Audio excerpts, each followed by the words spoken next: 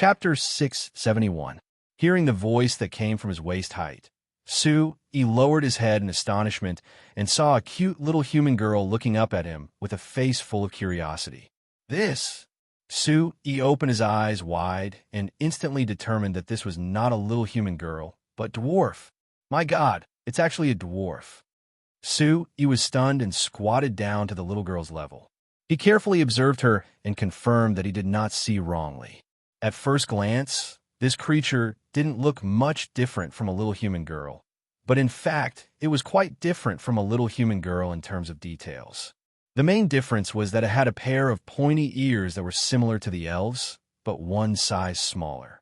Coupled with their slightly short stature and obviously large and bright eyes, they were definitely exactly the same as the halflings recorded in the literature.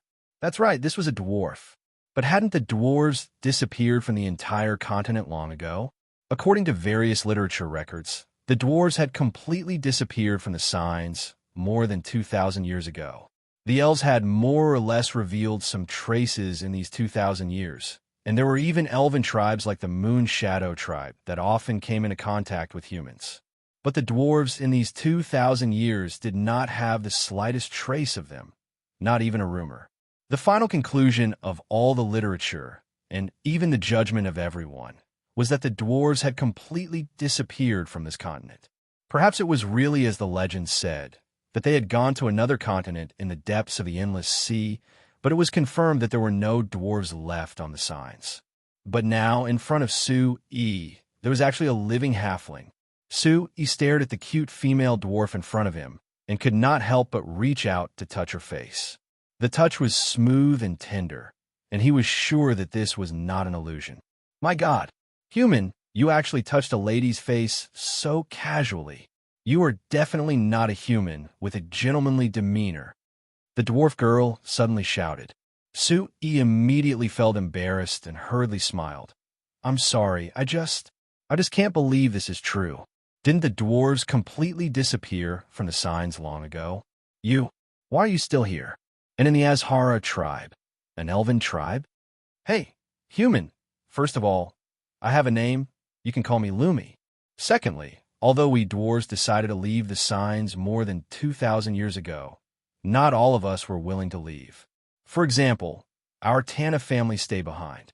At this point, the female dwarf who called herself Remy lowered her head slightly, her face full of sadness. But now, I'm the only one of the Tana family who is still alive. The others are all dead. He looked at the female dwarf who was acting like she was a little girl and didn't know what to say to comfort her. Although the dwarves, their lifespan was not much different from the elves. Their actual lifespan was far longer than that of the elves. Although this female dwarf looked like a 10-year-old human girl, her actual age was probably 100 or 200 years old. Thinking of this, he suddenly thought of another question. Lumi, you just said that the dwarves decided to leave the signs. That is to say, they really went to another continent outside the endless sea like the legends say? Lumi shook her little head. I don't know. As for the existence of another continent outside the signs, it was only a conjecture made by the elders of the tribe based on their observations of the signs. The elders said that we don't actually live on a flat piece of land, but it is very likely that we live on a very large sphere. Therefore, the signs shouldn't be the only continent in this world, and there might be another continent at the far end of the endless sea. It's just that the elders aren't sure if this continent is really there. Su Yi's eyes suddenly widened, his hands grabbing Lumi's shoulders and shaking her. You mean, the dwarves didn't actually disappear? Instead, they went to another continent? Lumi was a little dizzy from being shaken by Su Yi, and it took her a while to come back to her senses. She nodded blankly. Yes, but I can't be sure. That's great. He stood up excitedly and spun around a few times, unable to suppress the smile on his face. That's great. So the dwarves really didn't disappear, and they still exist in this world. Other continents are nothing. Now that I even have a ship, I can find them sooner or later. Seeing Yi walking in circles, Lumi looked up in a daze. Elder Undine and Elder Lysania on the side were also a bit surprised. Although the dwarves were very rare, But it shouldn't make Sue-y so excited after hearing about the dwarves, right? Sue-y spun around for a while and finally calmed down. His smile faded, and he squatted down to look at Lumi and asked seriously, Lumi, can you be sure which direction your people left the signs? Or to be more precise, which port did they leave from? Lumi shook her head. I don't know the exact location, but the elder said that according to speculation, the other continent should be to the west. So my people went to the west. West. Sue-y turned his head to look at the west, and thought that it was just right if they left from the Shinfei port in the Principality of Constantine. But then he thought of another question. Lumi, you said that your elder speculated that we didn't live on a flat land, but on a big ball. What's the basis? Lumi wrinkled her two short and delicate eyebrows, and thought for a while, and then shook her head again. I don't know. From Lumi's reaction, she really didn't know the details of the dwarves. But then again, it made sense. It had been more than 2,000 years since the dwarves left the signs, and Lumi was at most 100 or 200 years old, so it was normal that she didn't know these things. Speaking of which, human, why are you so excited to see me? Lumi suddenly asked, do you think I'm a dwarf? Sue-y smiled. You can say that, but it's not just because you're a dwarf. More importantly, it's because of your dwarves' knowledge of magic machines. Do you understand what I mean? Lumi's eyes lit up. Of course I understand. Human, you're the president of that new flyer, right? It's the Chamber of Commerce that invented a bunch of strange magic machines. Yes. You've heard of me? Sue-y asked with a smile. Of course. If I didn't know about the magic machines of New Flyer, I wouldn't have begged Undine to bring you here. Lumi nodded. Hey, human, I've checked the strange magic machines of New Flyer, and I think they're very special. In many ways, they're not worse than the magic machines of us dwarves. Just not worse. Sue-y couldn't help but smile, thinking that this dwarf was quite confident. New Flyer's magic machines were made by combining the complete mechanical knowledge from Earth and the magic knowledge from signs, but Lumi didn't have a high opinion of them. Lumi seemed to have seen through Sue-y's thoughts and giggled. Human, the magic machines of New Flyer were actually invented by you, right? Sue-y shrugged. Most of the credit should go to the researchers of our company. I just came up with an idea, that's all. Having an idea is the most important thing. Lumi suddenly reached into her bosom and took out a piece of paper, handing it to Sue. Seeing that you invented the magic machines, I can allow you to look at this blueprint. Blueprint? Sue-y took it puzzled. When he opened it, he found that it really was a blueprint, and it was a blueprint of a standard mechanical structure. After looking it over, Sue-y immediately judged it. This seems to be the blueprint for a magic airship. Lumi gave a strong nod. She even tiptoed to pat Sue-y's shoulder as she said in a voice of praise, You really are talented in magic machines. I didn't see wrong. Sue-y was speechless. He shook his head and ignored the proud Lumi, as he seriously looked over the blueprint in his hand. Looking over it seriously, he could tell that the magic airship on this blueprint was very different from the magic airship of New Flyer. New Flyer's magic airship was focused on the mechanical side, and the magic side was mainly used as a driving force. But the magic airship on this blueprint was focused on the magic side, and the mechanical side was mainly used to complete the structure. As for the driving force of the magic airship, it was completely based on magic. This design made the structure and driving force of the magic airship a bit simpler, because it was all based on magic. But relatively speaking, this kind of magic airship had a high requirement for magic and consumed a lot more magic. In terms of explosiveness and ease of control, this design was much better than the magic airship of New Flyer.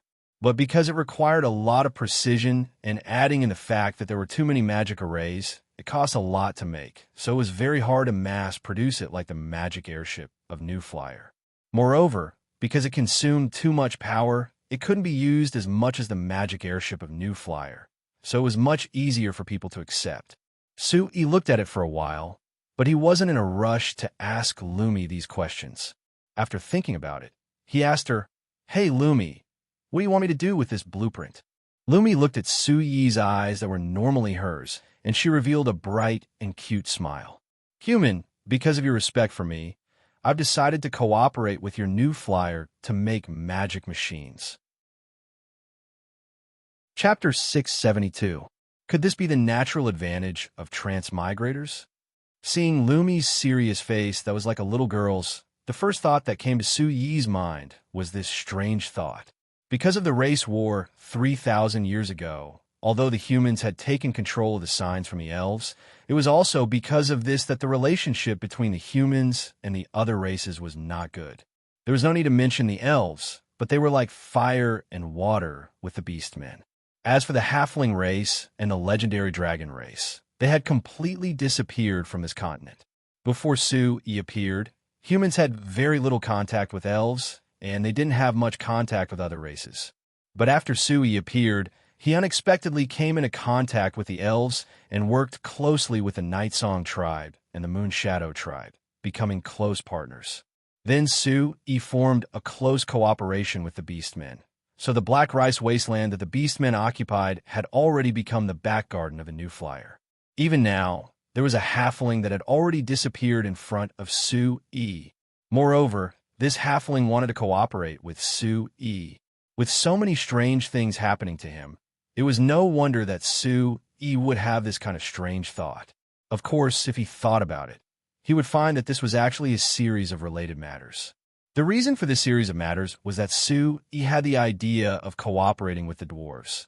So he went to the dwarf tribe and met Agnes. Then he came into contact with the Night Song tribe and finally succeeded in cooperating with the Night Song tribe. Everything that happened after that was logical. Even if this halfling suddenly appeared in front of him, it was also because of this matter. Su Yi looked at Elder Undine and Elder Lysania, who were talking to each other on the side. He thought that Elder Undine must know that he had a close relationship with the other elves. So she took the initiative to call him here and let the halfling Lumi come into contact with him. The reason why Lumi was willing to contact him and cooperate with him was because the new flyer also produced magic machines, so they had the same specialty as the halflings. Lumi, I welcome your idea very much. Being able to obtain the help of the halflings who have a long history in magic machines. Our company's magic machine research will definitely develop. But Su Yi paused before asking, Lumi, you chose to cooperate with our company. What do you want from us? It can't be that you just want to study magic machines, right? Nonsense. Aren't you a merchant? I'm talking business with you. Lumi said loudly and confidently. Lumi said in a loud voice, I want to cooperate with your company because I want you to make a magic boat that can go to the depths of the endless seas. A magic boat that can go to the depths of the seas? Su Yi looked at Lumi in surprise before understanding after thinking about it. If my guesses aren't wrong, you want to go to the depths of the endless seas to find your clansmen? Lumi nodded as her expression became sad. The others of my family are all dead. There's only me left. There's no meaning in staying on the signs at all. So I want to see if I can go to the depths of the endless seas to find my clansmen on the other continent. Seeing the sad and lonely look on Lumi's face, Su Yi gave a sigh in his heart. Although the elves were rare on the signs, Su Yi knew of 3 tribes that had over 5,000 people. As for the halflings, he only knew of Lumi. Not to mention an entire tribe, they couldn't even gather a single family. Moreover, in the past 2 years, there hadn't been any news of the halflings on the signs, so perhaps Lumi was the only halfling left on the continent. This kind of loneliness, it could be imagined. Did you have this idea after knowing that our company has made the magic boat? Su Yi asked. Yes. Although I haven't seen your company's magic boat, I've asked Undine to gather quite a bit of information on your company's magic boat. I know that your magic boat is made of steel, so it's very strong and very big. I think that this kind of boat will be able to sail far on the seas without a problem, so it should be able to help me find my clansmen. Lumi replied, Thank you for your praise of our magic boat. But Lumi, to be honest, with our company's current research on the magic boat, I don't think that it has enough power to travel the deep seas. Lumi's eyes popped out, and she looked a bit anxious. This still isn't enough? Back then, my clansmen only cooperated with the dwarves and casually built some iron ships before going to the sea. There were many clansmen back then, so they could take some losses, but Lumi, you only have one person. Do you understand what I mean? Seeing Su Yi's serious eyes, Lumi was stunned. Human, are you worried about me? Su Yi was stunned. I'm just thinking about it from a safe point. Look, sailing the seas isn't a simple matter. The dangers on the sea are unpredictable. So to be safe, we have to be fully prepared before proceeding. You are alone now, and if anything should happen to you, and you should meet with misfortune on the sea, it would be the end of all. Isn't that right? Lumi looked at Su Yi in a daze for a while before suddenly coming forward. She opened her arms to hug Su Yi as she happily said, "The elder was right. Not all humans are bad." "Great, human." "No, you're called Su Yi, right?" "Su Yi. You're a good person. I like you. I just wanted to take out a part of my clan's magic machine knowledge to cooperate with you, but now I'm willing to share my clan's research with you." Seeing the happy smile on Lumi's face, Su Yi didn't know whether to laugh or cry. He was just being cautious as a mechanical engineer, so he raised his concerns to Lumi, but he never thought that Lumi would be moved. But of course this was a good thing. So Su Yi didn't explain himself and said with a smile, "Is that so? Being able to obtain your trust, that is my honor. But Lumi, I have to remind you that it will take a long time to develop a magic boat suitable for sailing the seas, and it will take a lot of time to prepare for sailing the seas. Adding it all together, it will take at least 5 years. Are you willing to wait?" Lumi gave a strong nod. "Of course I'm willing. I've already waited 100 years, so what if I wait another 5 or 10 years? She really is at least 100 years old." This strange thought flashed in Su Yi's mind as he discussed the details of their cooperation with Lumi. In the end, both sides reached an agreement. Lumi would join the Magic Research Institute of New Flying Chamber of Commerce, mainly in charge of the magic boat research. It was a good thing that the new flyer had just started the ocean transport business, so they were lacking talents in this area. Lumi was very interested in the ocean transport business, so this cooperation could be considered a happy one.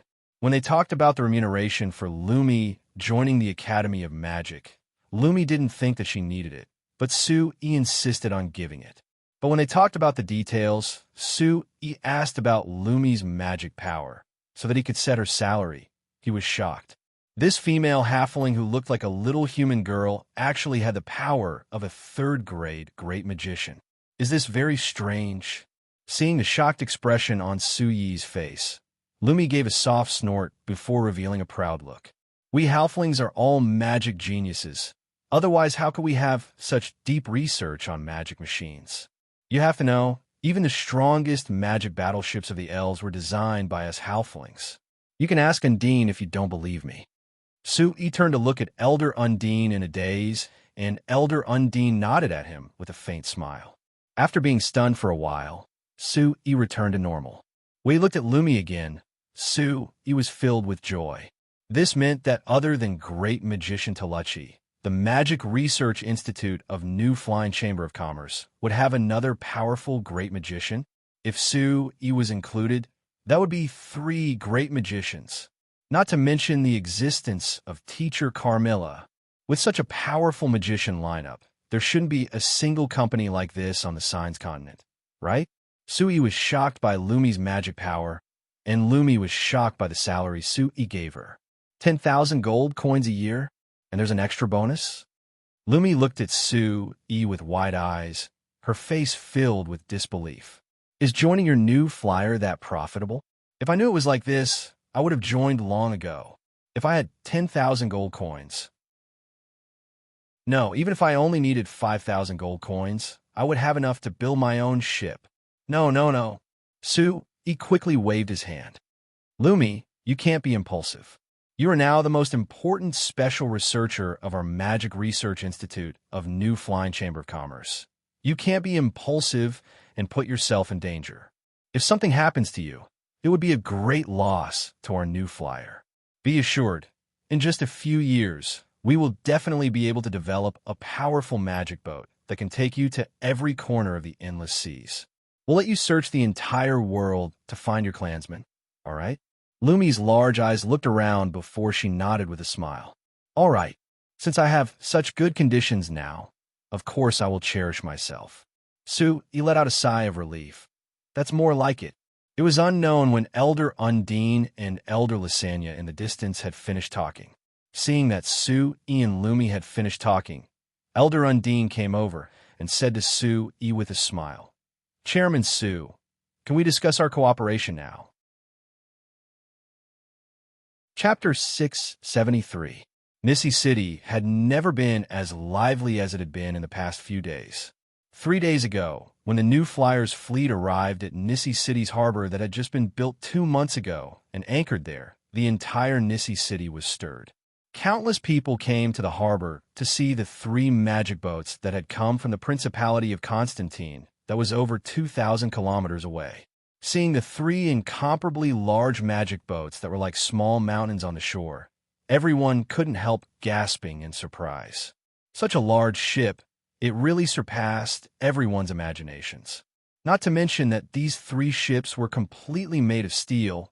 There wasn't any wood on the outside at all.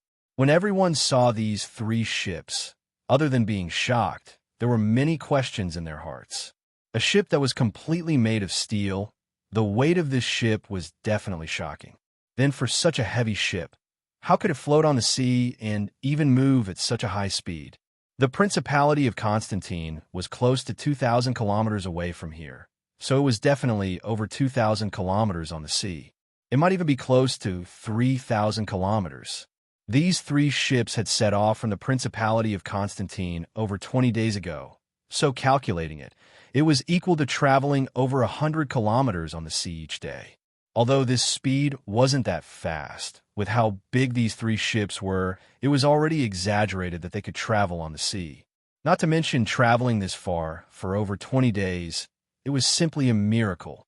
The onlookers were even more shocked when they saw with their own eyes how the sailors were constantly moving the goods from the 3 ships. Although from the huge appearance of these 3 ships, it could be inferred that the cargo capacity of these 3 ships must be very exaggerated. But when the people saw with their own eyes that the sailors did not stop at all and had not finished moving the cargo of these 3 ships for 3 days, they still felt that it was inconceivable. Although it was only 3 ships, based on this situation, the cargo on these 3 ships was equivalent to over 100. No, it was equivalent to over 1,000 horse carriages transporting cargo at the same time. It was no wonder New Flyer had invested several million gold coins to build this harbor with Misty City, to be able to transport such a terrifying amount of cargo at once. There was no doubt that it saved New Flyer a large amount of manpower, resources, and time. When they saw the terrifying cargo capacity of these 3 magic boats, there were many people who had ideas. Captain Narvel, good morning.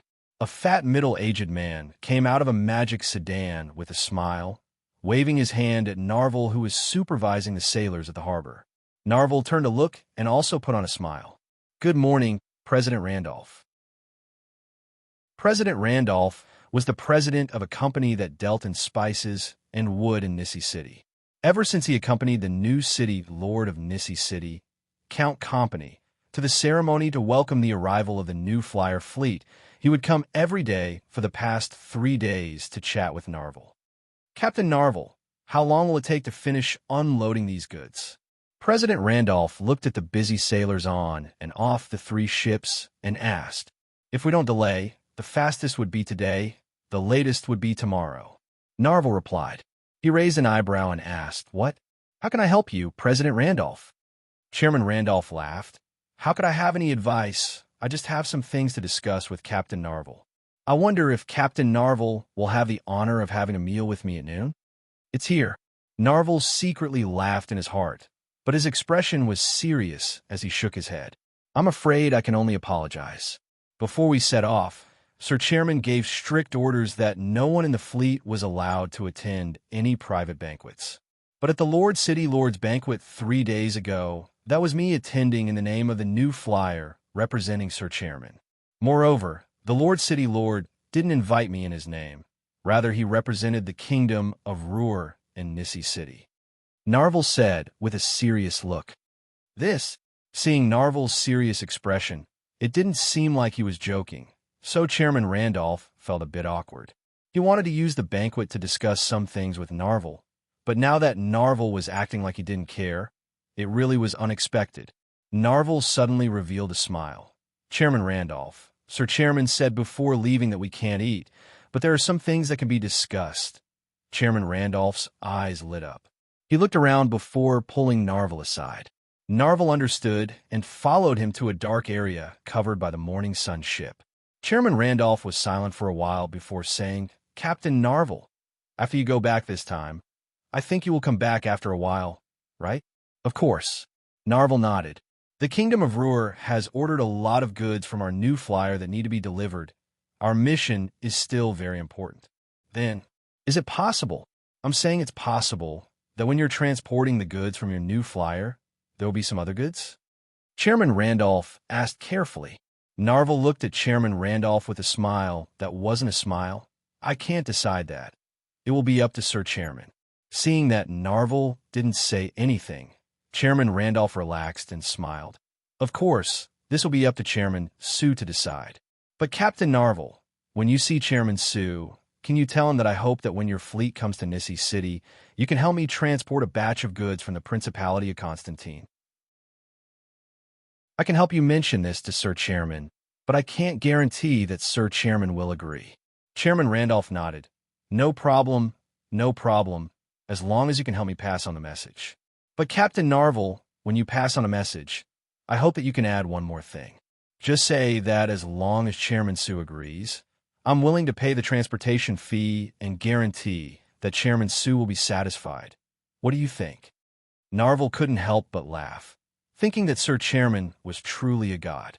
Before setting off, he had specially told Narvel about this situation and told him how to deal with it. Thus, Narvel pretended to think about it.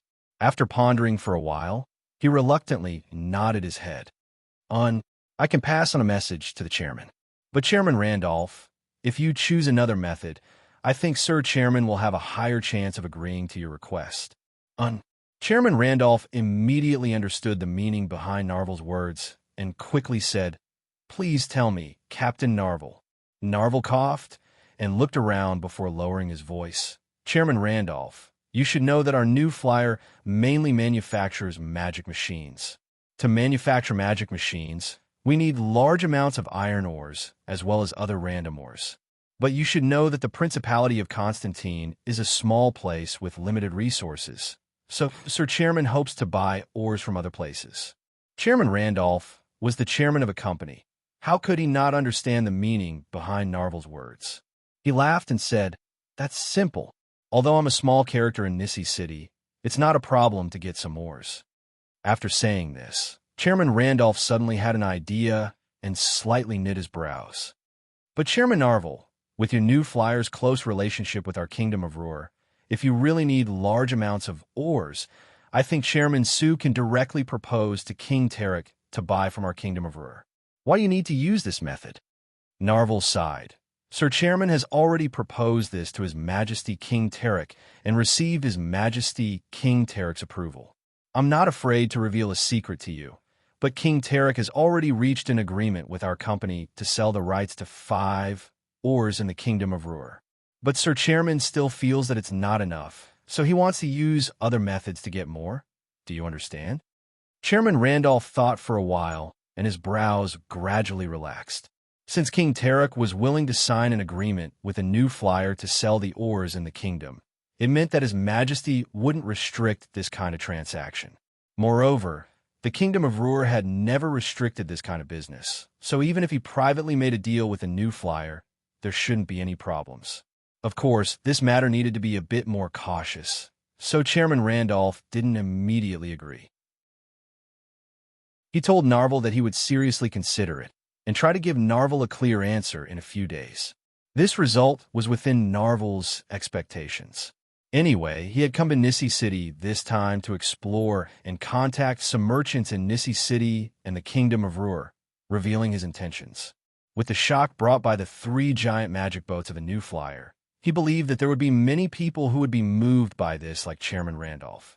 But to be honest, Narvel didn't understand why Sir Chairman wanted ores this much. Although the Principality of Constantine wasn't rich in ores because of the limited area, it was enough to satisfy the needs of the new flyer, and there was even a large surplus. But the chairman didn't seem to be satisfied at all. Not only did he ask Narvel to explore every island that was large enough, he also told him to put on a show like this when he reached Nissi City. However, other than Thunderbolt Island, there weren't many islands along the way, and there weren't many oars on them. I don't know if Sir Chairman will be disappointed after I report this to him. Narvel shook his head and gave a sigh. After seeing Chairman Randolph get into the magic sedan and leave the harbor, he came out of the shadows. When he was about to turn back to instruct the sailors to work harder, he suddenly saw a very familiar magic sedan quickly coming out of the harbor. This pure white magic sedan stopped beside the morning sun, and when the door opened, it revealed Su Yi's tall figure. Narvel was surprised. When he was about to go over, he found that the door on the other side opened and a little girl who was around 10 years old came out. Narvel was stunned. Sir Chairman, when did he have such an old, illegitimate daughter? Chapter 674. After being stunned for a while, Narvel finally reacted and quickly ran to Su Yi's side. Sir Chairman, why are you here? Su Yi smiled at him. I had something to do in the kingdom of Ruhr. It's not that far from here. I received news that your fleet had arrived, so I came to take a look. After saying this, he turned to the 3 magic boats and asked, How is it? Was the trip smooth? Narvel laughed. With the goddess of luck's care, although there were some small problems along the way, it was very smooth overall. Moreover, Narvel gave a cough and lowered his voice. Sir Guild Leader, a few days ago, we discovered a very valuable island in the open sea less than 200 kilometers away from here. Very valuable? Seeing Narvel's expression, Su Yi instantly understood. Then what is the situation on the island now? Narvel made a reassuring gesture. There's basically no problem. I'll report the specific situation to you later. Su Yi nodded. I'm assured in the things you do, but I don't have time to take care of this matter right now. You take care of it first and report the details to me after we return to the Principality of Constantine. Narvel thought about it and felt that the situation on Thunderbolt Island wasn't urgent, so he wasn't in a rush to report to Su Yi, so he gave up. But there was another matter that he had to tell Su Yi as soon as possible. Hearing Narvel talk about the matter that Chairman Randolph had come to discuss, Su Yi revealed a faint smile. He patted Narvel's shoulder and praised, You've done very well. Tell Chairman Randolph that our new flyer can consider his request to transport the goods. As for the specifics, I hope that he can personally come to the Principality of Constantine to make a decision. It's not good to make a rash decision now. As for the minerals, it's fine as long as he does his best. There's no need to force him. Narvel was a bit surprised. Sir President had clearly placed great importance on this matter before he set off. So why did he put on an indifferent expression now? Seeing the doubt in Narvel's heart, Su Yi smiled and explained, There are some changes in the cooperation with the Kingdom of Ruhr. If nothing unexpected happens, our company will be able to obtain a very high amount of mineral resources from the Kingdom of Ruhr, so we don't need to rush the private transactions. Of course, I don't mean that we don't need to do these things, but we need to continue doing them, because our Chamber of Commerce's demand for mineral resources is endless. Do you understand what I mean? Understood. Narvel nodded his head and then asked curiously, Sir Chairman, is it because the Kingdom of Ruhr needs something from our company that they are willing to give in? More or less. Su Yi smiled.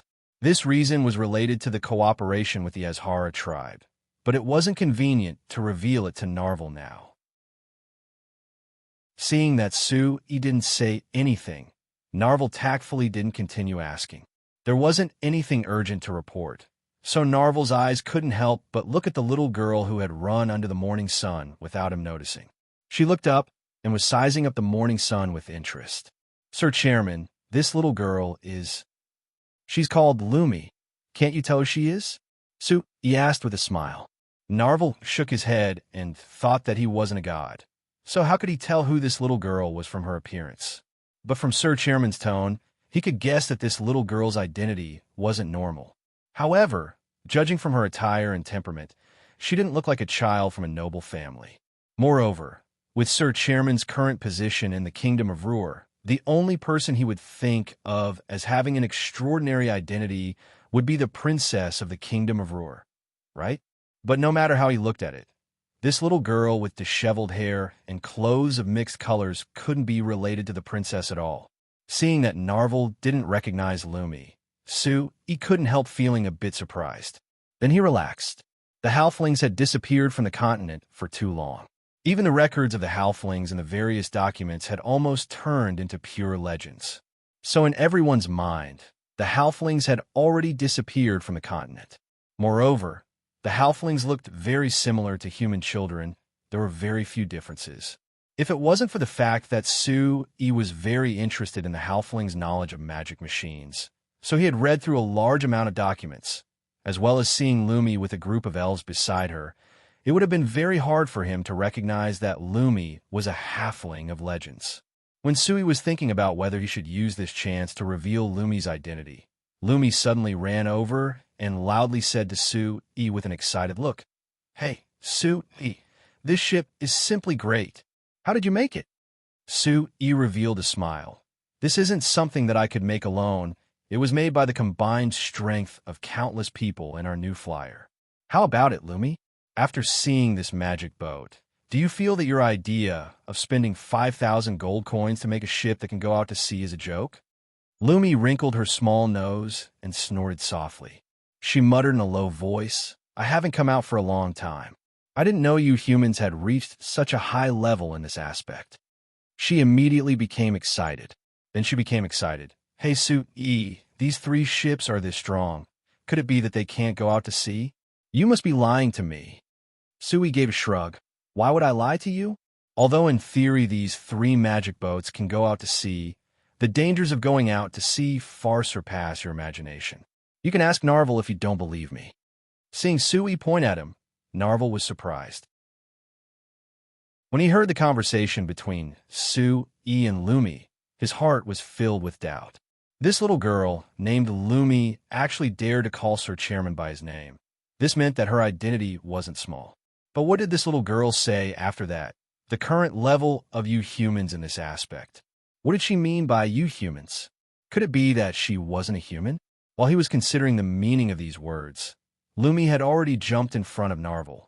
She looked up at him and asked, "Hey, you're called Narvel, right?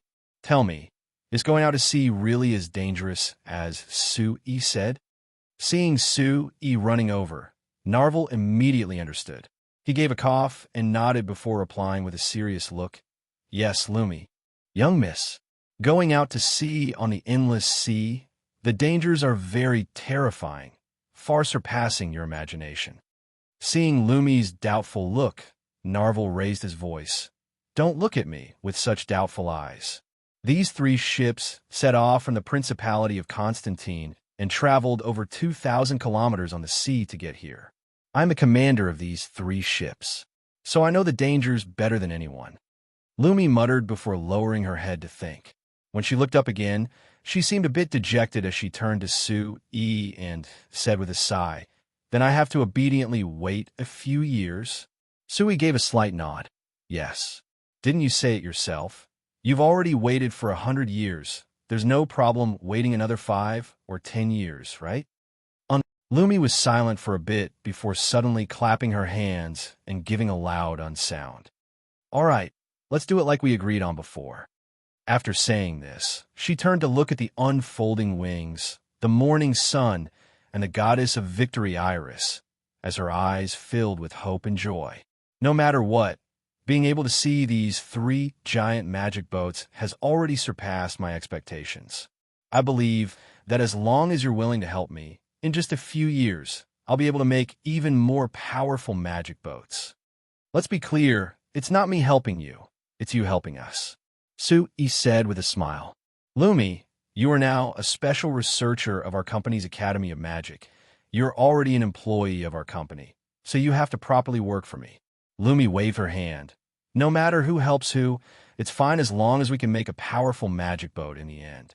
As long as I can accomplish my dream, I'll do anything you want me to." Sui revealed a faint smile. "Relax, developing a stronger magic boat is one of the goals of our company.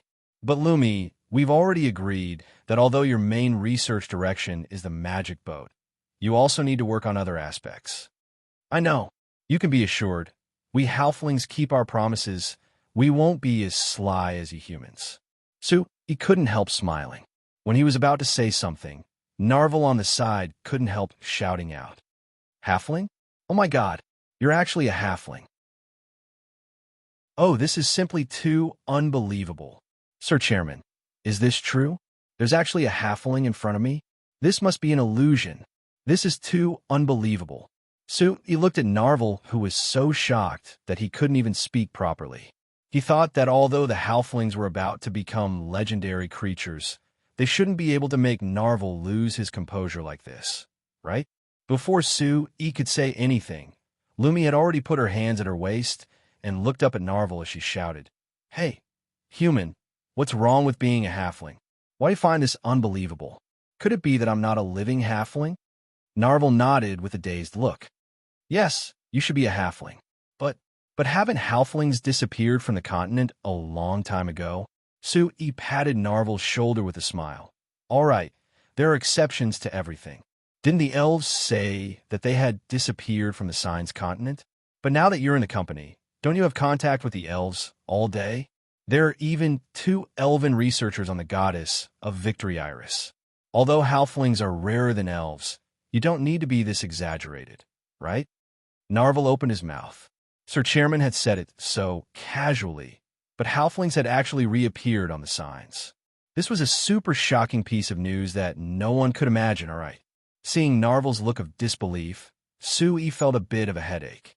When he brought Agnes to Banna City to appear in public a few years ago, it had created an unimaginable and terrifying sensation. Even a New Flyer company's normal work had been seriously affected for a long time because of the crowd surrounding Agnes. If he brought Lumi back now and announced it to everyone, based on Narvel's reaction, the effect would be several times stronger than Agnes. Seeing Lumi, who was still dissatisfied with Narvel's exaggerated reaction and angrily puffing out her cheeks, Sue-E gave a bitter laugh in his heart. To cooperate with other races, this was one of the consequences that had to be borne. Chapter 675. Sue-E and New Flyer had to bear the consequences of cooperating with other races, and it wasn't just the sensational effect. It was different from the sensational advertising effect that would increase the fame of the Frestec Chamber of Commerce. There were many other effects that could easily cause damage to the Frestec Chamber of Commerce. For example, one of the problems that had always plagued New Flyer was that there were too many other races employed by the company. Even though this gave the company a huge advantage that other companies couldn't compare to, it also greatly increased the difficulty of management. Even among humans, there were different groups, not to mention that even their races were not the same. This problem wasn't obvious when New Flyer wasn't particularly large, but now that New Flyer had more than 300 magic machine factories of various types under its control, the total number of employees under its name had exceeded a shocking 100,000. Both human and other race employees had increased substantially, and this problem was becoming more and more serious by the day. Of the 100,000 employees of New Flyer, humans still made up the absolute majority. There were more than 80,000 people in total. As for the other races, there were more than 8,000 dwarves, 15,000 orcs, and only 3,000 elves. Moreover, most of them weren't actually under New Flyer's jurisdiction. Therefore, in terms of numbers, the human employees completely crushed the other race employees. However, only a small portion of the elven employees were directly employed by New Flyer, so it was negligible. The dwarven employees, on the other hand, occupied a large number of skilled workers and even mechanical engineers due to their talent in forging and smelting. Their status was much higher than most human employees. Because of Sue-Yi's high standards for skills, these dwarven employees had always been given preferential treatment in New Flyer. Even though the dwarves were honest and easy to get along with, this special treatment made many human employees feel that it was unfair and dissatisfied. Dissatisfaction would naturally erupt after a long time. Thus, when Sue-Yi returned to the Principality of Constantine from the Kingdom of Ruhr, he unexpectedly encountered something unexpected. There was actually a worker strike within New Flyer. Listening to Kennard's report, Sue-Yi's expression was very strange. He wasn't angry. Instead, He felt that this matter was truly too absurd. It was completely unexpected. He was treating his workers much better than any other company in signs, yet they still wanted to go on strike. It had to be known that before the new flyer appeared, the highest salary the other companies could get was just a few gold coins. After the appearance of the new flyer, with the push of Sue E., the wages of the various companies in Banna City kept rising. Now, it was close to 20 gold coins on average. Such a month's income was almost equivalent to an entire year's income of a commoner family that had helped him in the past. How could they still be dissatisfied? Do they still want to go on strike in the name of better treatment? Sui wasn't really angry. He just felt that it was a bit inconceivable. He didn't even have the thought of being angry. Before this, he had never heard of any company's workers going on a large-scale strike. They didn't even dare cause trouble. This was because it wasn't easy to get a job in a company, so everyone cherished it. But now, perhaps it was because the magic machine industry driven by the new flyer had given people too many jobs, allowing them to easily obtain good jobs, so they didn't cherish it like before. Even if they didn't work in the new flyer, there were many other companies in the magic machine industry that needed large amounts of workers. The workers that came out of the new flyer were all skilled and had rich work experience.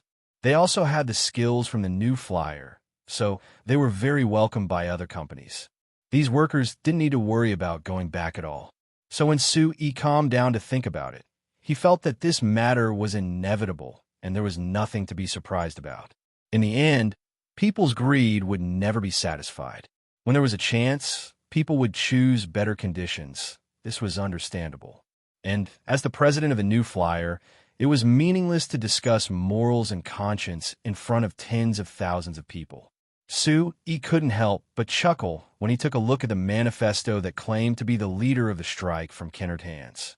This declaration claimed that the human employees of the Chamber of Commerce would be treated at the same level as the other alien races in the Chamber of Commerce, and that the Chamber of Commerce would treat humans and other alien races fairly. It seemed reasonable, but in fact, it was just greed. Kennard, how do you plan to deal with this? Sui suddenly asked. Kennard knew that Sui was using this opportunity to test him. He pondered for a moment and replied, I originally planned to meet this worker leader and have a talk with him. We'll discuss the conditions. If we can reach an agreement, then it's fine. If we can't reach an agreement, then we'll consider the next step. Sui shook his head. That's not good. Kennard wasn't surprised and asked in return, what's not good? First, our company doesn't have enough production capacity. If we negotiate with these workers, it will definitely drag on and affect production. I can do my best to reduce the negotiation time. That's exactly what the workers want. We'll definitely be forced to agree to some unreasonable conditions. But if we don't agree, we can't afford to drag it out more than the workers, Sui said. Secondly, if there's a first negotiation with the workers, there will be a second. It'll only get harder and harder to deal with in the future. Then, Sir President, you don't want to negotiate with the workers? But we can't afford to drag it out. Kennard frowned. Sui knew very well that with Kennard's ability, he definitely had a way to deal with it. But his decision this time was completely different from Kennard's, so he directly rejected Kennard's plan. If we can't afford to drag it out, then let's not drag it out. Sui looked at the declaration in his hand and smiled. He waved his hand and made a chopping gesture. All the workers who are participating in the strike are dismissed. Kennard looked at Sui in shock. He almost couldn't believe his ears. Sir President, there are more than 18,000 workers who are participating in the strike. You want to dismiss them all? Then our company's production won't just be affected. It might even be completely paralyzed.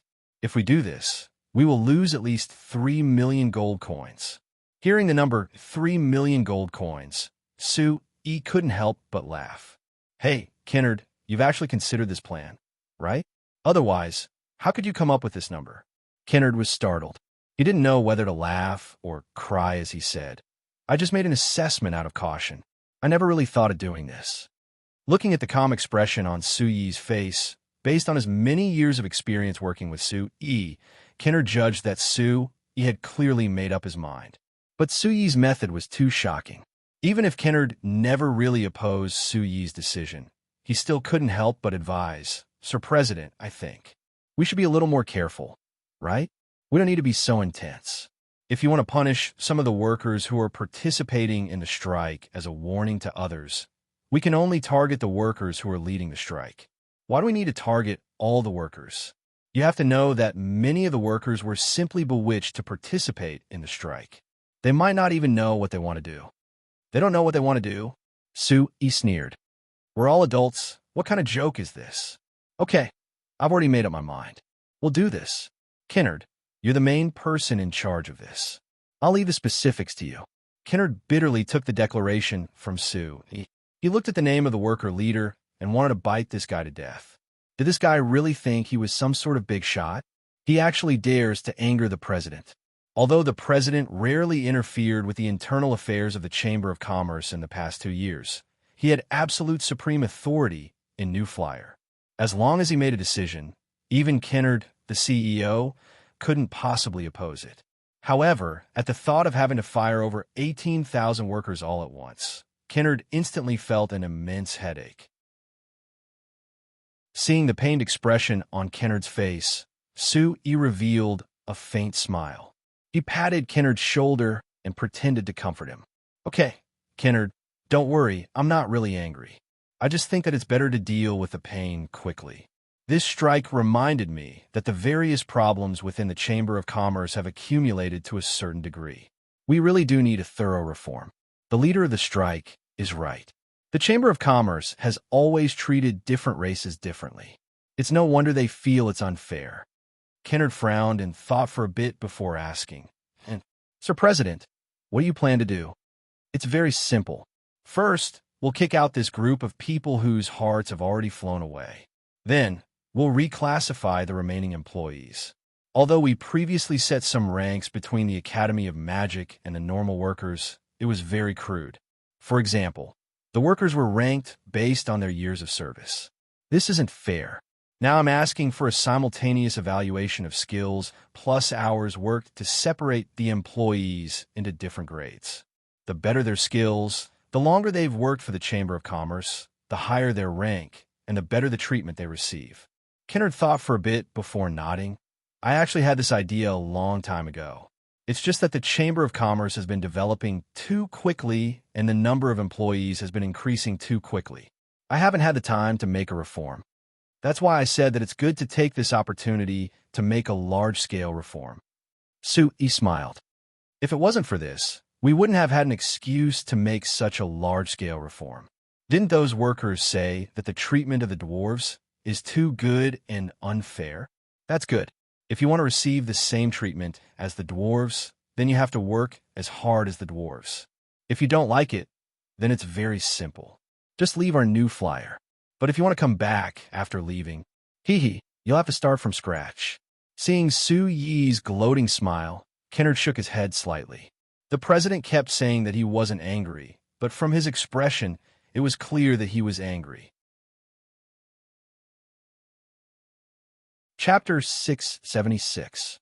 When news of New Flyer's mass layoff spread, it immediately shocked everyone in the nearby countries. Although it was normal for companies to fire workers that they didn't need, for the Frestec Chamber of Commerce to fire 18,000 workers at once, this was something that had never happened before. Many people's first reaction when they heard this news was that New Flyer was done for. Because under normal circumstances, a company would only engage in mass layoffs when they were in a declining state. When a company was on the rise, they would only recruit a large number of employees to ensure that their business continued to grow. But before this, the Frestec Chamber of Commerce had been openly recruiting workers. Even half a month ago, New Flyer was still using all its channels to recruit employees in the Principality of Constantine and the surrounding countries. So why did they suddenly fire so many employees in one go? Was it just because of the Frestec Chamber of Commerce's strike? If they fired so many employees just because they went on strike, that would be too strict. For a while, because of the Frestec Chamber of Commerce's strike and large-scale layoffs, the people of the surrounding countries began to fiercely discuss this matter.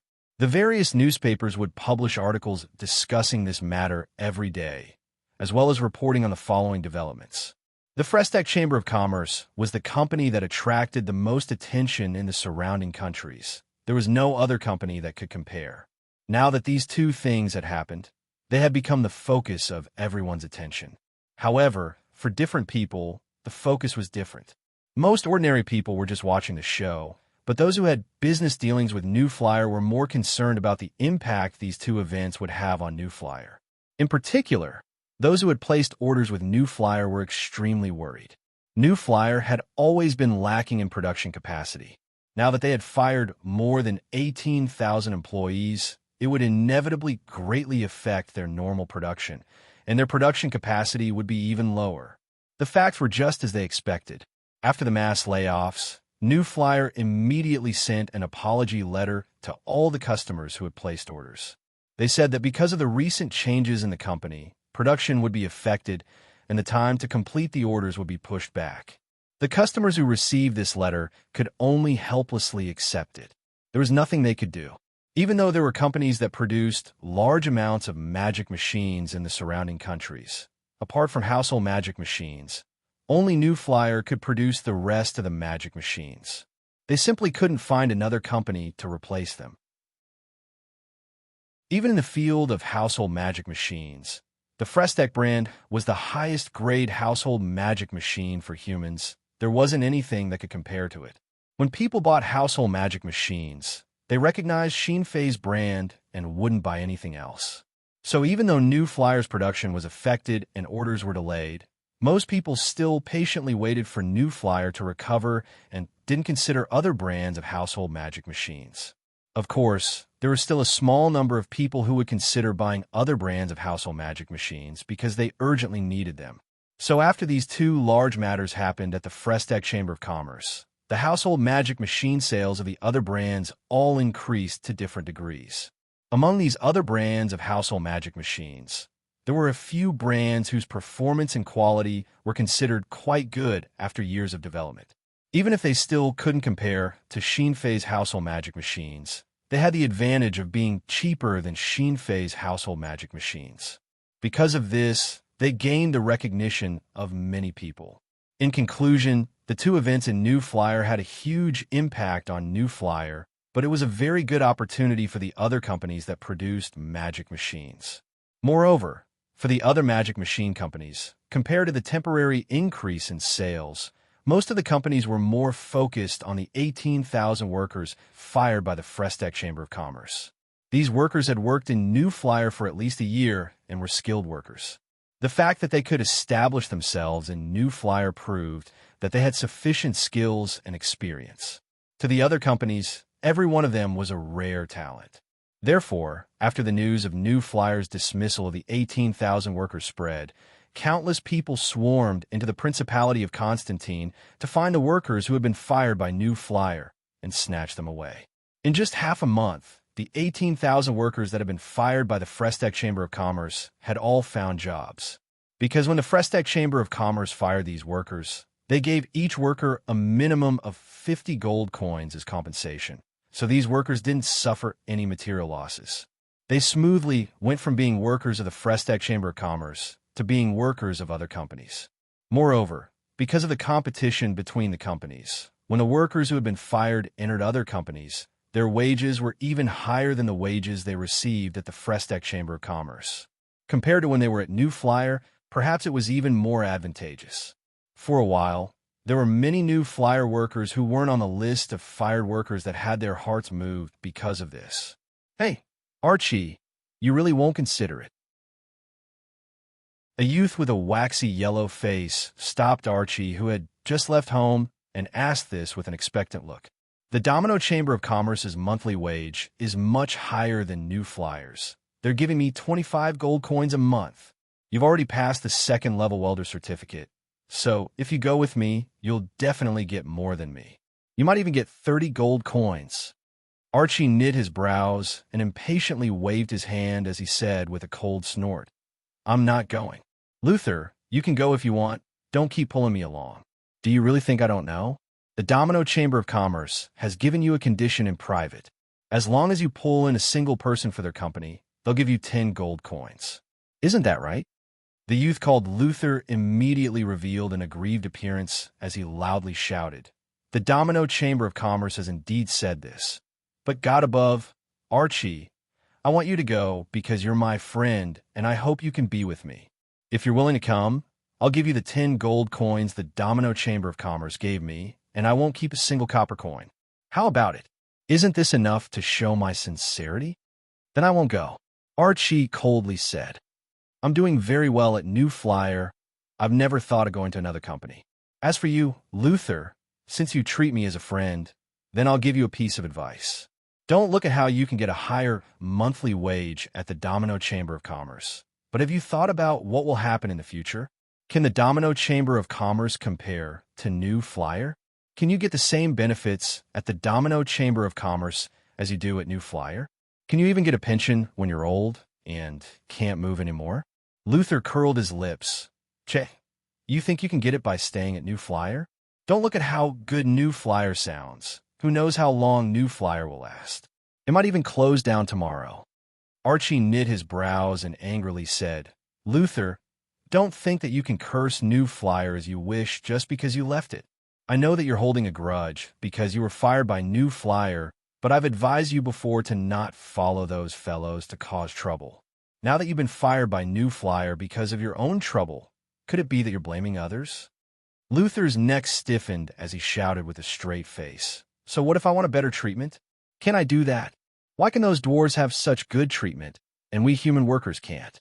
If it was up to me, it's Sir Chairman being biased.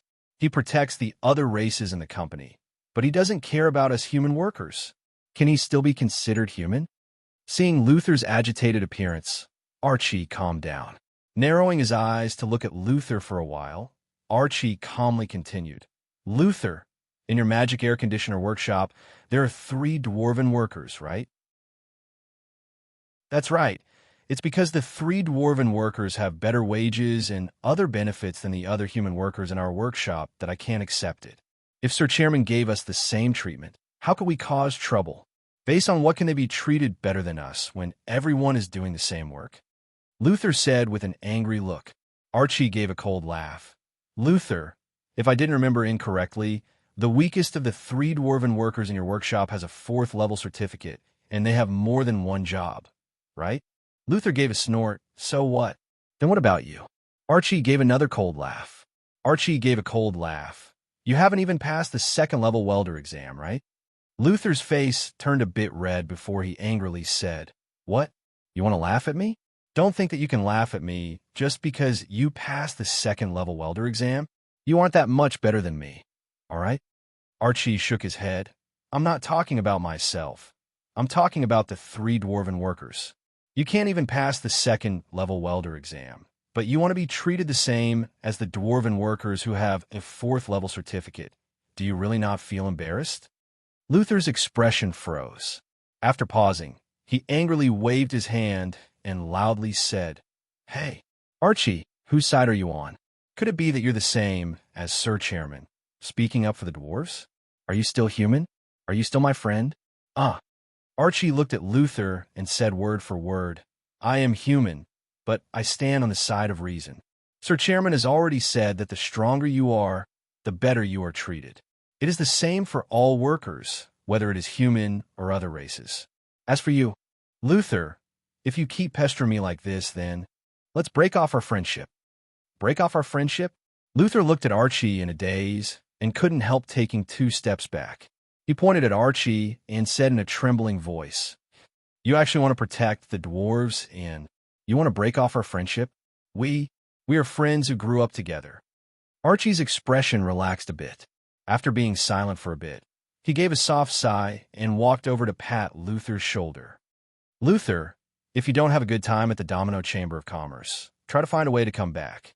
Believe me, New Flyer has more prospects than any other company. Being assured here is much better than being in any other company."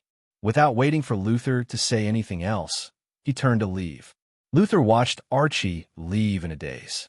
After a while, a trace of anger filled his heart, and he gave a strong snort before turning to walk in another direction. The Domino Chamber of Commerce had agreed that as long as he could pull in a worker from New Flyer, They would privately give him 50 gold coins as a reward. If Archie didn't agree, he had to quickly find someone else. Chapter 677. Archie turned a corner and saw Luna, who had been waiting for him ahead of time. Luther wants you to go to the Domino Chamber of Commerce with him again. Luna slightly knit her brows. Looking in the direction Luther left in, she couldn't help shaking her head. You didn't agree, right? Of course not. Archie replied with a smile. If I really agreed, my father would have broken my legs. Luna revealed a smile. A while ago, Ophelia heard that Luther wanted Archie to leave New Flyer and flew into a rage. He warned Archie that he definitely couldn't agree, otherwise he would break his legs and chase him out of the house. Ophelia always thought that it was the appearance of a New Flyer that changed their family's lives, so he loved the New Flyer very much. Normally, he didn't even allow others to say a single bad word about the New Flyer or Chairman Sue in front of him. He even said many times that he would stay in a New Flyer for the rest of his life and wouldn't go anywhere. Ophelia was very angry about the workers' strike a while ago, calling them all ungrateful bastards. If Archie really dared to agree to Luther's invitation and run to the Domino Chamber of Commerce, Ophelia might really chase him out of the house. Of course, even if she didn't consider Ophelia's love for the New Flyer, just based on her own point of view, Luna didn't think that leaving the New Flyer was a good choice. Even if the other companies were using this chance to poach the skilled workers of the New Flyer, giving them high wages and even doubling it, Luna didn't think that this was a good thing. Even if she could get a higher wage from the other companies, so what? Compared to wages, Luna cared more about the other benefits of a New Flyer. For example, when Luna gave birth last year, she couldn't work for half a year. If it was any other company, they would have sent Luna home or even fired her. But the New Flyers sent Luna home to rest and even gave her paid leave. This meant that she could peacefully prepare to give birth while still receiving a wage. Although it was just a basic wage of 10 gold coins a month, it made Luna feel that the Frestac Chamber of Commerce was much more humane compared to the other companies. What's more, New Flyer would regularly send people to check on Luna. At the same time, they would send her some daily necessities from time to time, saying that it was special care for her during her pregnancy. Luna had never heard of any other Chamber of Commerce being able to do this. When she gave birth, Luna used her identity as an employee of New Flyer to enter the hospital set up by New Flyer. She enjoyed free delivery and medical care. Just this part alone saved Luna at least 20 gold coins.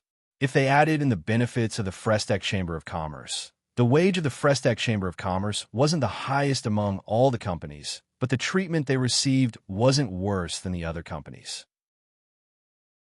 As for caring for the workers, other than the Amsterdam Chamber of Commerce's chairman being close to Chairman Sue, the other chambers of commerce couldn't compare to New Flyer at all. Thinking of this, Luna's eyes were a bit confused as she said with a sigh, I really don't know what Luther and those people are thinking. They had such a good life in New Flyer, but they had to cause trouble.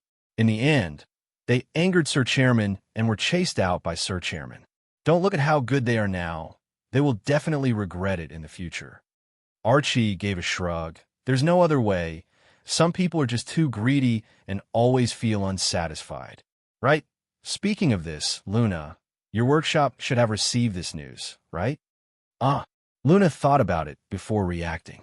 You're talking about the matter of forming a workers' union? Our workshop also received it. I really don't know what Sir Chairman is thinking. Tell me, if those people angered him before, now that he has chased them out, this matter is considered over. Why would he create a workers' union? He also wants the union to give their opinions. Isn't this just finding trouble for himself? Archie knit his brows with a confused look on his face. Luna reached out a finger to poke Archie's forehead. How could you guess Sir Chairman's thoughts? But I feel that. Those people causing trouble should have reminded Sir Chairman, making him pay more attention to the thoughts of us normal workers.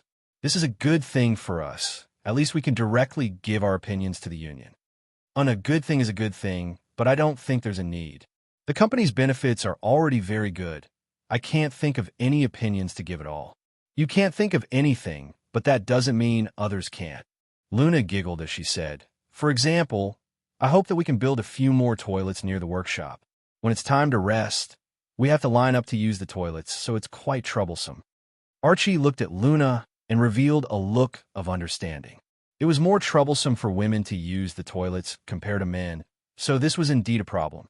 Sir Chairman has always been generous in this aspect, so I think this idea will definitely be passed. Archie revealed a smile as he looked up at the sky. "All right, it's getting late. Let's quickly go to work. As for opinions, we'll talk about them when we meet them at work." Luna nodded before following Archie to the New Flyer industrial area in the distance. It was the morning rush hour, and the road from the living area to the industrial area was filled with New Flyer workers in uniform. The workers were gathered in groups of 2s and 3s, taking advantage of the free time before work to talk to each other. If one listened carefully, they would find that everyone was talking about the large layoffs. Regarding this large layoff, the remaining workers all had the same opinion. They all felt that the workers who went on strike were reaping what they sowed. Now that they were fired by the company, it was their own fault and they weren't worthy of sympathy. Moreover, most of these people had found new jobs in other chambers of commerce after being fired, and most of them had obtained higher salaries. This made many of the remaining workers envious. Of course, most people were still as clear-headed as Archie and Luna.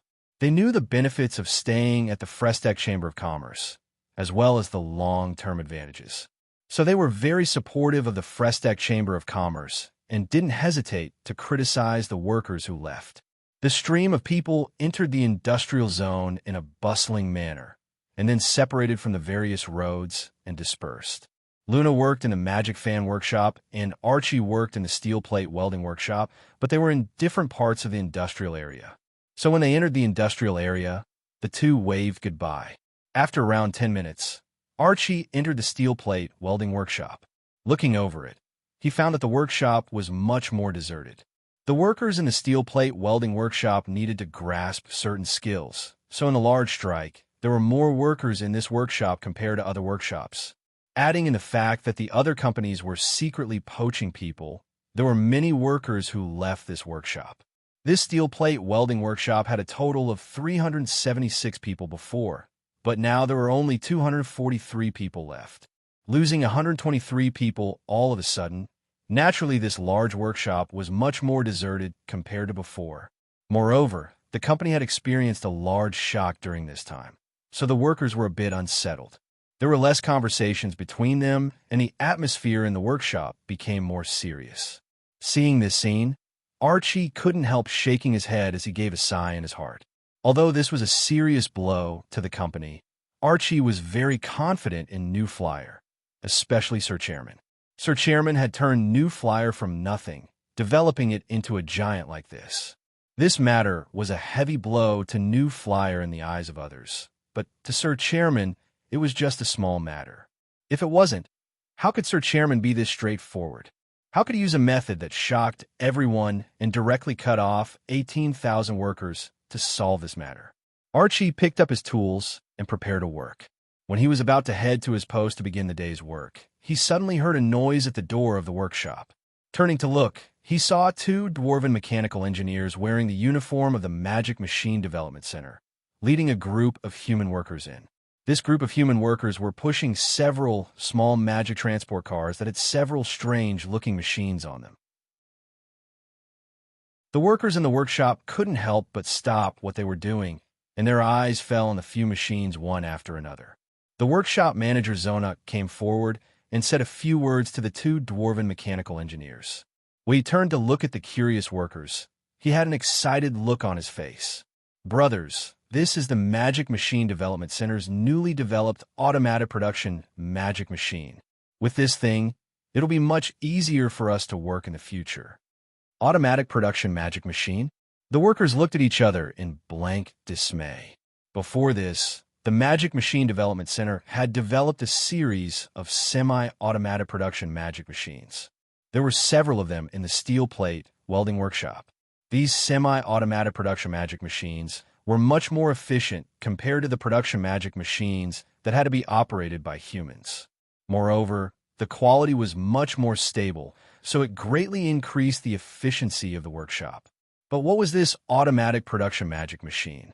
The so-called automatic production magic machine was even more advanced than semi-automatic production magic machines. This meant that they didn't need humans to operate them at all. This is too unimaginable. Chapter 678.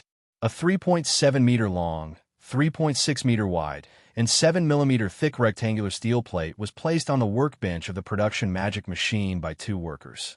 Then a worker pressed a button, and the workbench was raised by 10 centimeters before being sent under the stamping stake. It stopped when the left corner was 37 centimeters above the ground. The stamping stake fell down, and the steel plate slightly bent under the large pressure of the stamping stake. When the flat steel plate formed a faint curve, the stamping stake was raised up. The conveyor belt on the workbench sent the steel plate forward again, and the stamping stake fell down again, repeating the work from before. After repeating this several dozen times, the steel plate had already bent into a perfect semicircle. When the semicircle steel plate was sent out by the conveyor belt, Lumi, who had been waiting on the side, immediately charged over. She reached out her little hand to touch the steel plate, carefully looking it over before turning to look at Sue-E with a look of surprise. God, it's actually a perfect curve. Just how did you do it? Sue-E revealed a faint smile. You have to ask Sanchely about this. He is the one responsible for developing the core magic array of this automatic magic punch press, so he is more clear on the principles behind it than me. Sanchely, standing beside Sue-E, laughed before waving his hand. He pointed at Camby to his right and said, I only designed a few magic arrays. If it wasn't for Camby's skills, being able to perfectly realize my ideas, it wouldn't have any use at all. Camby cracked open his mouth and laughed heartily. He wasn't modest at all, but he raised his arm and patted Sanchely's thigh. Sanchely's magical array is truly miraculous. Otherwise, this machine wouldn't be so powerful. Lumi waved her little arm and loudly said, I don't want to waste time listening to you flatter each other. I just want to know, what is the principle behind this automatic magic punch press? Why was it able to stop at a specific place so precisely and work so precisely so many times in a row? There isn't even a single error? Sanchely and Camby looked at each other before turning to Sue-E. Although the two of them were very shocked when they heard the chairman introduce this dwarf named Lumi. However, after interacting with each other for so many days, the two of them had gotten used to it. Now they knew that Lumi had been hired by Sue-E as a special grade researcher for the Magic Research Institute of New Flying Chamber of Commerce. But the information on the automatic production magic machines was a high-level secret of the company. Even if Lumi was a special grade researcher, she wasn't qualified to know this. Sure enough, Sue-E smiled and said to Lumi, Lumi, it's very troublesome to explain how this works. I can't explain it in a short time. If you're interested, I have several books on mechanical theory that I have compiled. You can take a look at them. After reading it, I believe you'll understand most of it. Is the knowledge in the book the reason why you were able to invent these strange magic machines? Lumi asked in return. Although it's not very accurate, the foundation is indeed this mechanical theoretical knowledge. Sue-E smiled. Your halfling race's research on magic machines is mainly focused on magic, while the magic machines produced by our Chamber of Commerce are mainly in mechanical design. After you read these books, you will understand the difference. It's this amazing. Lumi looked at Sue-E with a curious gaze. All right, you can show it to me later. All right. After Sue-E agreed, he looked around before saying to Sanchely and Camby, you two stay here and keep monitoring the automatic production magic machines. If there are any problems, immediately report back. Then he waved his hand at Lumi. Lumi, the automatic production magic machines won't run away. So let's go to the shipyard to take a look. The engineers there have some questions about the magic ship blueprint you gave them. Oh. Lumi nodded and reluctantly left the automatic production magic machines. When she passed by Camby, she suddenly stood on her tiptoes and raised her head to look at Camby's head. Then she said with a dejected sigh, AI, it's been close to 100 years, and I still haven't grown taller. Sue-E, Sanchely, and Camby didn't know whether to laugh or cry. This Lumi was clearly over 100 years old, so why was she still behaving like a child?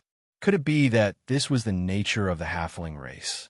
The shipyard wasn't far from here, so Sue, E, and Lumi only took a few minutes to walk over. When they saw Lumi, the human, dwarf, and elf engineers in the shipyard all charged over and surrounded Lumi. "Hey, Lumi, look, I found that there is a problem with the blueprint you gave me. I've calculated that if this part is designed like this, when the speed of the magic-powered ship exceeds 50 kilometers per hour, the impact force may cause this part to receive excessive impact and ultimately cause excessive wear and tear, greatly reducing the lifespan of this part. Also here, take a look. If it's designed according to the function of the magic array, this one-side right-angle plate design will cause hindrances and the magic array won't be able to display its effects. So I suggest that we either remove this one-side right-angle plate or redesign it to display the effects of the magic array." The two of them are talking about minor problems, but the one I've found is a major problem. Look, if this magic array is embedded here, it will cause a small overlap with the magic array as the core of the magic array. Although this range isn't large, I've calculated that if the magic ship encounters a special situation, such as strong waves, the power output magic formation and the water magic formation used for stability need to operate at maximum power, which will be very serious. It will easily cause the two magic arrays to lose their effects. In such a critical situation, this accident may cause the entire magic ship to lose control. Hey, you're not the only one who's found a major problem, okay? The problem I've found is also very serious. Lumi had a blank look on her face as she listened to the engineers talking about the various problems they've found. For a moment, she was stunned. A week ago, when she took out the blueprint of the magic ship, she was very confident, because this blueprint was the result of thousands of years of research on magic machines by the halflings. It was one of the highest-level blueprints of the halflings. She thought that with this blueprint, she would be able to establish her authority among the other magic ship engineers in New Flyer. The more important thing was to gain the recognition and respect of the halfling magic machines from these engineers. At that time, these engineers had indeed been shocked by the various exquisite designs on the magic ship blueprint, praising it very much.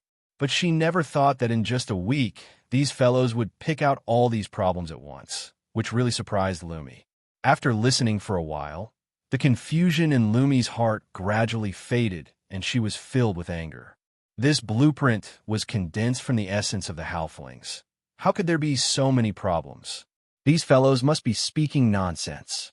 However, when Lumi took the blueprint and seriously discussed each problem with the engineers, she was immediately overwhelmed by the detailed data and experiment results that the engineers took out. Lumi never thought that these engineers would make several hundred calculations just because of a small problem, while also doing over 100 model experiments. Because of this foundation, the data they gave were all very perfect. No matter how small the problem was, it was completely exposed and Lumi couldn't refute it at all. It's no wonder New Flyer can only make so many strange magic machines, and there are very few problems. This kind of research spirit really is too terrifying. While Lumi was praising in her heart, she couldn't help looking back at Sue. The reason why these engineers could develop this kind of research spirit was clearly because of the strict requirements that the chairman of New Flyer had for them. While she was depressed that there were so many problems with the blueprint she took out, Lumi was also very excited. New Flyer had such a strong research team. It was no wonder they could make 3 giant steel ships like the Unfolding Wings, the Morning Sun, and the Goddess of Victory Iris. With this foundation, the Frestec Chamber of Commerce could develop a magic boat that could truly sail the seas, which was a goal that could be realized. Thinking of riding an even bigger magic ship and sailing across the seas, sailing thousands of kilometers, even tens of thousands of kilometers, finally finding her clansmen who had disappeared for 2,000 years on the other side of the endless seas, showing them the results of her even more outstanding magic machine research in New Flyer. Making her clansmen sigh in admiration, Lumi's heart was filled with a burning passion. Seeing Lumi discussing with the engineers in the shipyard, Sue couldn't help smiling. Lumi had been a new flyer for close to a month now, but she couldn't integrate well. Now that she had experienced this matter, she could find her shortcomings and she could get to know the other engineers better. This was something that Sue-E was very happy to see. Thinking about it, Sue-E gave up the idea of spending an afternoon with Lumi in the shipyard. He silently left and returned to the new flyer's administrative headquarters in the center of the industrial district. When he opened the door to the CEO's office, he saw Kennard looking at a report in his hand with a worried look. Seeing Sue-E come in, Kennard shook his head with a bitter smile. "Sir Chairman, we really met a big problem this time." Chapter 679. "Oh," Sue-E asked in surprise. "What big trouble? Is there a bigger problem than dismissing more than 18,000 workers all at once?" Kennard looked at Sue-E with a bitter expression. "Sir Chairman, strictly speaking, this big trouble was caused by the large-scale layoffs." "What is it specifically? Tell me about it." Kennard handed the report in his hand to Sue. "This is the current situation of orders that I just calculated. Take a look." Sue-E took a look and found that the data on the report showed that New Flyer's orders had decreased slightly. But this was expected. After all, even if New Flyer had a huge advantage over other magic machine companies, it was impossible for them to monopolize the magic machine market. This was because New Flyer's large-scale layoffs had greatly affected their production, making it so that many buyers who had placed orders couldn't receive their goods on time. Even if New Flyer's products were better than other magic machines, in order to obtain the magic machines they needed, there were still many buyers who chose to order from other magic machine companies. "Is there a problem?" Sue-E asked Kennard in confusion. Kennard gave a bitter laugh. "Sir Chairman, you still haven't noticed? This is our current order statistics, but if you look at the time, you'll find that in the past month, our company has received orders that have decreased by half compared to last year. This means that many buyers have lost confidence in our company. This is a very serious problem." Sue-E gave a faint smile and didn't look nervous at all. "Lost confidence in us? That might not be the case. I feel that they have just lost their patience. As long as our company's production capacity is restored, I'm sure that they will turn around and order from our company again." Kennard shook his head and sighed. "Sir Chairman, it will take a lot of effort to take back the market that we've already lost, and the results might not be good. Look, from the order statistics, our markets in the Kingdom of Ruhr, the Mirando Duchy, the Drake Duchy, and the newly opened 3 small duchies have shrunk quite a bit. According to my calculations, the losses caused by the shrinkage of the market have already exceeded 2 million gold coins. In addition to the 26 million gold coins that we paid when we dismissed the 18,000 workers, our losses in this matter have already exceeded a terrifying 5 million gold coins." Looking at the resentment in Kennard's eyes, Sue-E shrugged. He thought to himself, as the CEO of the New Flyer, Kennard is under a lot of pressure. With such a huge loss, it's no wonder that he would feel so much pressure and blame me. However, Sue-E did not regret his decision. After using a thunderous method to dismiss the 18,000 workers who were on strike, the Frestac Chamber of Commerce's situation quickly stabilized. The workers in the various factories under the company had all returned to their normal working conditions. Although the atmosphere was a bit more serious compared to before, it had increased their work efficiency. Adding in the automatic production magic machines that Sanchely had developed, the efficiency of all the factories had greatly increased. Sue-E believed that if the workers had more time to adapt, the efficiency of the factories would be much higher compared to before they fired the 18,000 workers, which would increase the company's overall production capacity. All right, in order to solve this problem, the losses can't be avoided. Instead of delaying it and letting this problem exist, it's better to solve it before it affects the company. Although we've lost over 5 million gold coins this time, compared to the positive effects of solving this problem for the company, I feel that this 5 million gold coins is worth it." Sue-E said with a serious look. Kennard was silent for a bit before slowly nodding. Even if he felt pain for the company's losses this time, as the CEO in charge of administrative matters, he was more clear than Sue-E on just how serious the problem behind this strike was. Although Sue-E's method of solving it was too intense, It was the most thorough way to solve the problem.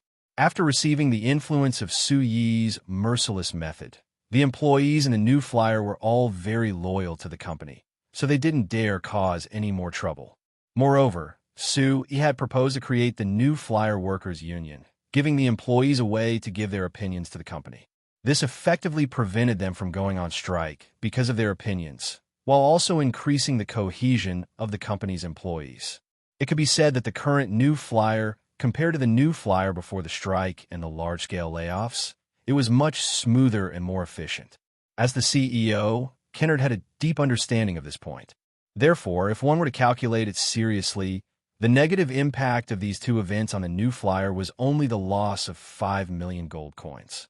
Even if these losses were serious for many companies, for many smaller companies that didn't have that much profit, and even for many first-class companies, for the current Frestec Chamber of Commerce, it wasn't a serious loss that they couldn't accept. New Flyer was now fully developed in several surrounding countries, and its products could be found in almost every part of every country.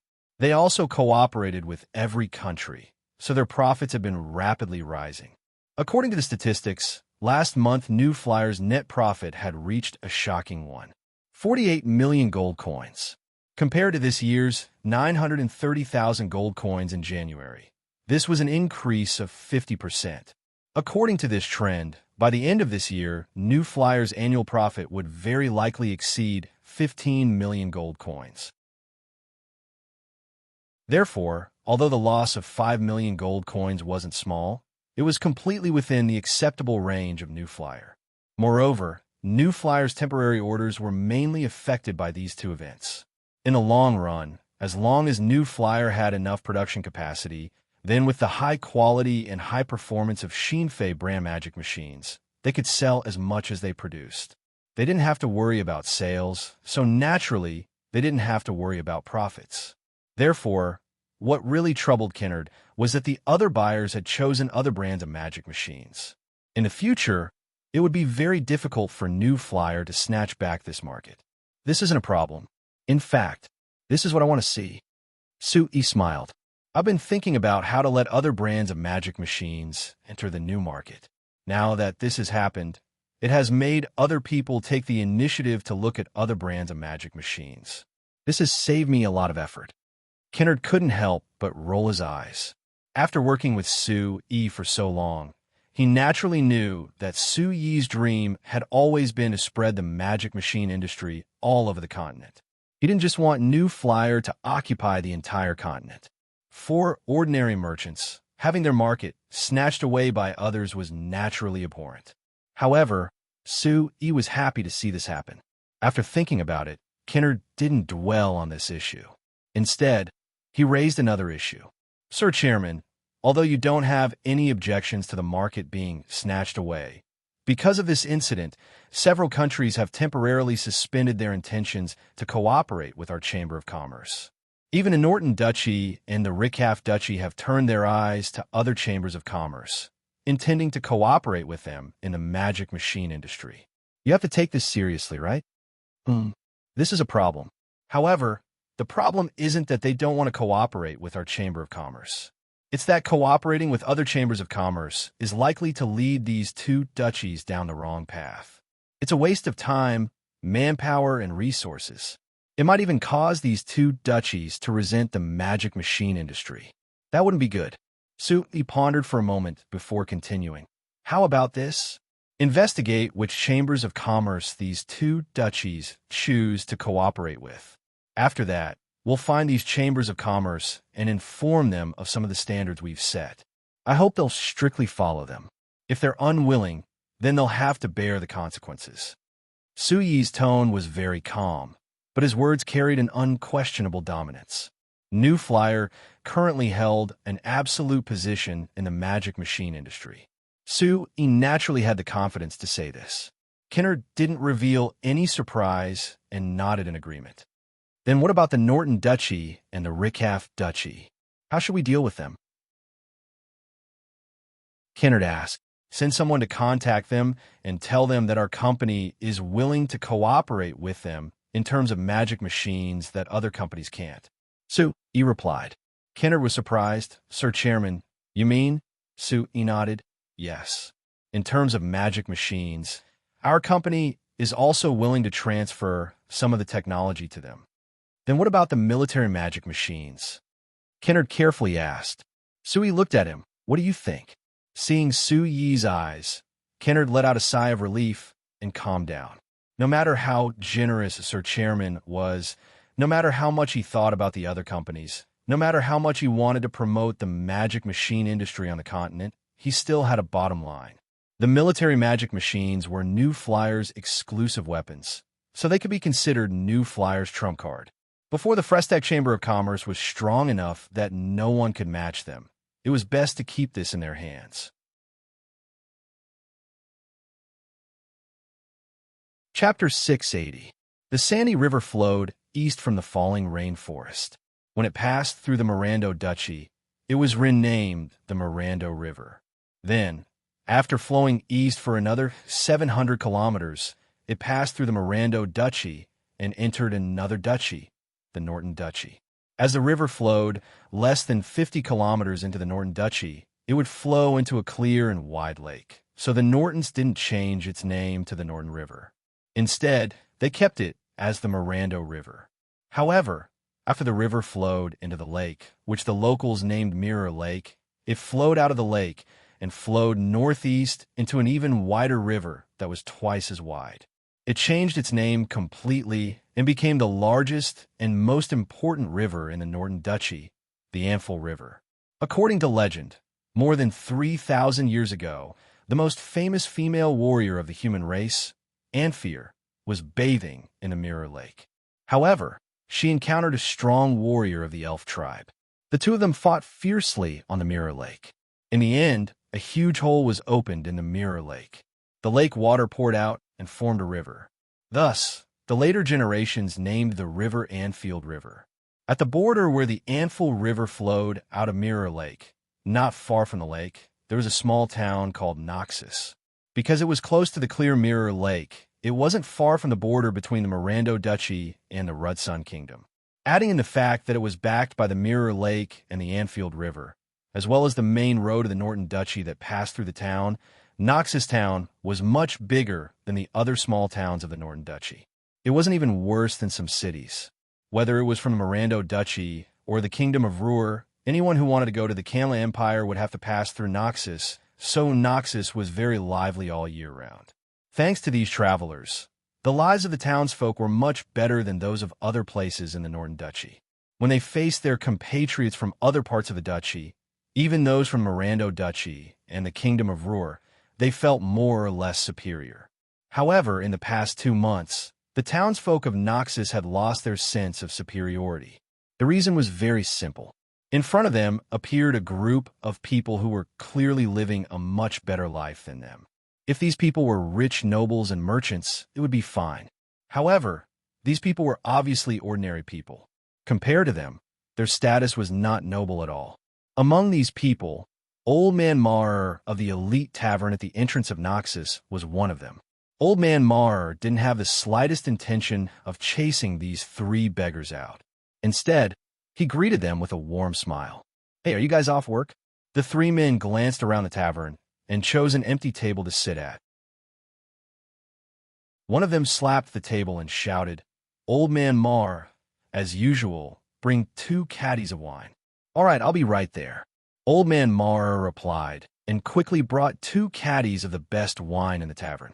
He then brought 2 plates of cooked beef and walked over with a smile. After putting down the dishes, Old Man Marr asked, What is it? Don't you need to work in the afternoon? Why are you here to drink in the middle of the day? The 3 men chuckled. The one who spoke just now waved his hand and said, I heard that some important person's caravan is going to pass through today. The supervisor said that the road will be temporarily paused to make way for the important person. Once the important person passes, we will start work tomorrow. So it's like this. Old Man Marr nodded and was a bit curious. I wonder who this important person is. They actually stopped the Amsterdam Chamber of Commerce just to let him pass. They have a lot of face. I heard that it's an important person from the Canla Empire who came from the Kingdom of Ruhr and plans to return to the Canla Empire. As for who it is, I don't know. From the Canla Empire? then it really is an important person. No wonder. Old Man Mar muttered and turned back to the counter. Just as he tidied up, a few shadows flashed by the door and a few men with dirty clothes came in. Seeing these men with the same clothes as the three men from before walk in, Old Man Mar immediately went up to greet them with a smile. These Amsterdam Chamber of Commerce workers were generous and never caused trouble because they were drunk. It could be said that they were the most welcome guests in all the taverns and restaurants in town. Even if they were a bit dusty because of the road construction, as long as the gold they took out was real, it wouldn't stop Old Man Mar from giving them the most sincere and warm smile. However, when he was free, Old Man Mar would always mutter in his heart. He didn't know where this Amsterdam Chamber of Commerce came from. Why would they give their workers such good treatment? Old Man Mar had once taken the time to go to the road construction site to observe. He found that most of the workers were doing simple manual labor. Other than the work that he didn't understand and the occasional strange machine that he didn't know what to do, there didn't seem to be any difficulty. Moreover, these workers had very fixed working hours, from 8 in the morning to 12 in the afternoon, and from 2 to 6 in the afternoon. There was also a set day of rest every week. This kind of work was already considered very easy for Old Man Mar. But the Amsterdam Chamber of Commerce had given these workers a shocking wage. From a number that a drunk worker had spat out, one could tell that on the Embark Chamber of Commerce's road construction site, the lowest level worker could earn over 15 gold coins a month. As for the slightly higher level workers who needed to operate the large-scale construction magic machines, they could earn a shocking income of over 20 or even close to 30 gold coins a month. It had to be known, Old Man Mar had been running this tavern in Knoxtown for many years. He woke up early and went to work late every day, almost never resting. He only earned around 300 to 400 gold coins a year. While these workers were doing such easy work, their annual income was not much less than his. As for the ordinary townsfolk of Noxus, they were several times stronger. So in the month that the Amsterdam Chamber of Commerce had built the road outside of Knoxtown, there were many young people who wanted to join the Amsterdam Chamber of Commerce. It was a pity that the Amsterdam Chamber of Commerce came from the Lampari Kingdom that was over 1,000 kilometers away. According to the rules, they couldn't casually recruit citizens of the Norton Duchy as workers, so they rejected everyone's requests. But it said that the mayor was currently applying to the high level of the duchy to allow the Amsterdam Chamber of Commerce to recruit local workers in the Norton Duchy. Moreover, it said that the road that the Amsterdam Chamber of Commerce was building in the Norton Duchy would pass through the entire duchy and would even enter the Canla Empire. The entire project would take a year and a half, which meant that they would stay in the Norton Duchy for a year and a half. It was very likely that the duchy would reach an agreement with the Amsterdam Chamber of Commerce, allowing them to recruit local workers. Thinking of this, Old Man Mar had an idea. He came to the table of the three men from before and sat down in an empty chair. He said to the three of them with a smile, "There's something I want to ask you about." The three of them often came to this tavern to drink, so they were very familiar with Old Man Mar. They nodded when they heard this. "Speak, what is it?" Old Man Mar thought about it and considered his words before asking, "The work that you're doing, are there any requirements?" "Requirements?" The three of them looked at each other before giving a shrug. "There aren't any requirements. It's fine as long as you have strength and stamina. Of course, it's different for different jobs. The three of us are different. I'm mainly in charge of mixing the concrete, controlling the proportions of the materials, and operating the magic concrete mixer. The two of them are in charge of paving the road, so they need to know how to operate the magic vibrator. They need to level the road, which requires a bit of experience and skill. Oh, then if a new person enters your company, what can they do?" Old Man Mar asked again. That person looked over Old Man Mar and said with a smile, "What? Old Man Mar, do you have any relatives who want to work for us?" Old Man Mar laughed. "I have a nephew from far away who is interested. Do you think that's fine?" The three of them shook their heads. "We can't decide that. We have to ask the manager. But I've heard the manager mention that the company hasn't finished negotiating with your Norton Duchy yet. If you want to recruit local workers, you'll have to wait a bit." "It's like this," Old Man Marr lowered his head to think before going back to the counter to cut another plate of cooked beef. He placed it on the table of the three of them and said with a smile, "Then if there's any news, I'll have to trouble the three of you to keep an eye out for me. Let me tell my nephew as soon as possible." The three of them looked at the plate of cooked beef on the table that was clearly more than a normal plate and laughed. "Relax, we'll definitely tell you if there's any news." One of them paused before suddenly thinking of something and saying, "Old Man Marr, you can tell your nephew that there's no need to rush and he doesn't need to come to our Amsterdam Chamber of Commerce. Although we earn quite a bit from the construction site, it's very dirty and tiring. It's not that good of a job, so he might not be used to it. That's still better than him staying at home all day or farming." Old Man Marr said with a smile, "Young people, what's there to be afraid of? That's right. But when I left the Lampari Kingdom, I heard that New Flyer was about to invest in your Northern Duchy. With your Noxus town in this position, New Flyer definitely won't let it go. When New Flyer comes, you won't have to worry about jobs anymore." New Flyer? Old Man Marr frowned as he thought for a bit. "I think I've heard quite a few people mention this Chamber of Commerce. What? Is New Flyer that amazing? Why is it that when they invest here, we don't have to worry about jobs? Amazing? Haha, New Flyer isn't just amazing." That person's face was filled with pride, as if he was bragging about himself. "Let me tell you, as long as New Flyer is willing to invest in 1 or 2 factories in your town, I can guarantee that your town will completely change. Do you know Ampriston Town in the Mirando Duchy that's closest to our Lampari Kingdom? It's because New Flyer invested there that the town is about to become Ampriston City." "Really?" Old Man Marr was skeptical. New Flyer was only a chamber of commerce. How could it be so powerful? Chapter 681. After the busiest time of the afternoon, Marr finished cleaning up the tavern and found that there were no customers. After thinking about it, he closed the door and decided to give himself an afternoon break. After leaving the tavern, he went straight to the Amsterdam Chamber of Commerce's construction site. His little sister had been worried about his nephew and had asked him several times, asking him to help her investigate the situation of the Amber Chamber of Commerce. That way, his nephew would have a chance to enter this company and obtain a high salary. So, of course, Old Man Marr had to put in a bit more effort. When he arrived at the construction site, he found that it was just as the three people had said. The entire construction site was on holiday. Apart from a few workers, the rest of the workers had disappeared without a trace. Looking at the scorching sun above his head, Old Man Marr guessed that the workers were sleeping during the holidays. He looked around and locked his eyes on the workers on duty.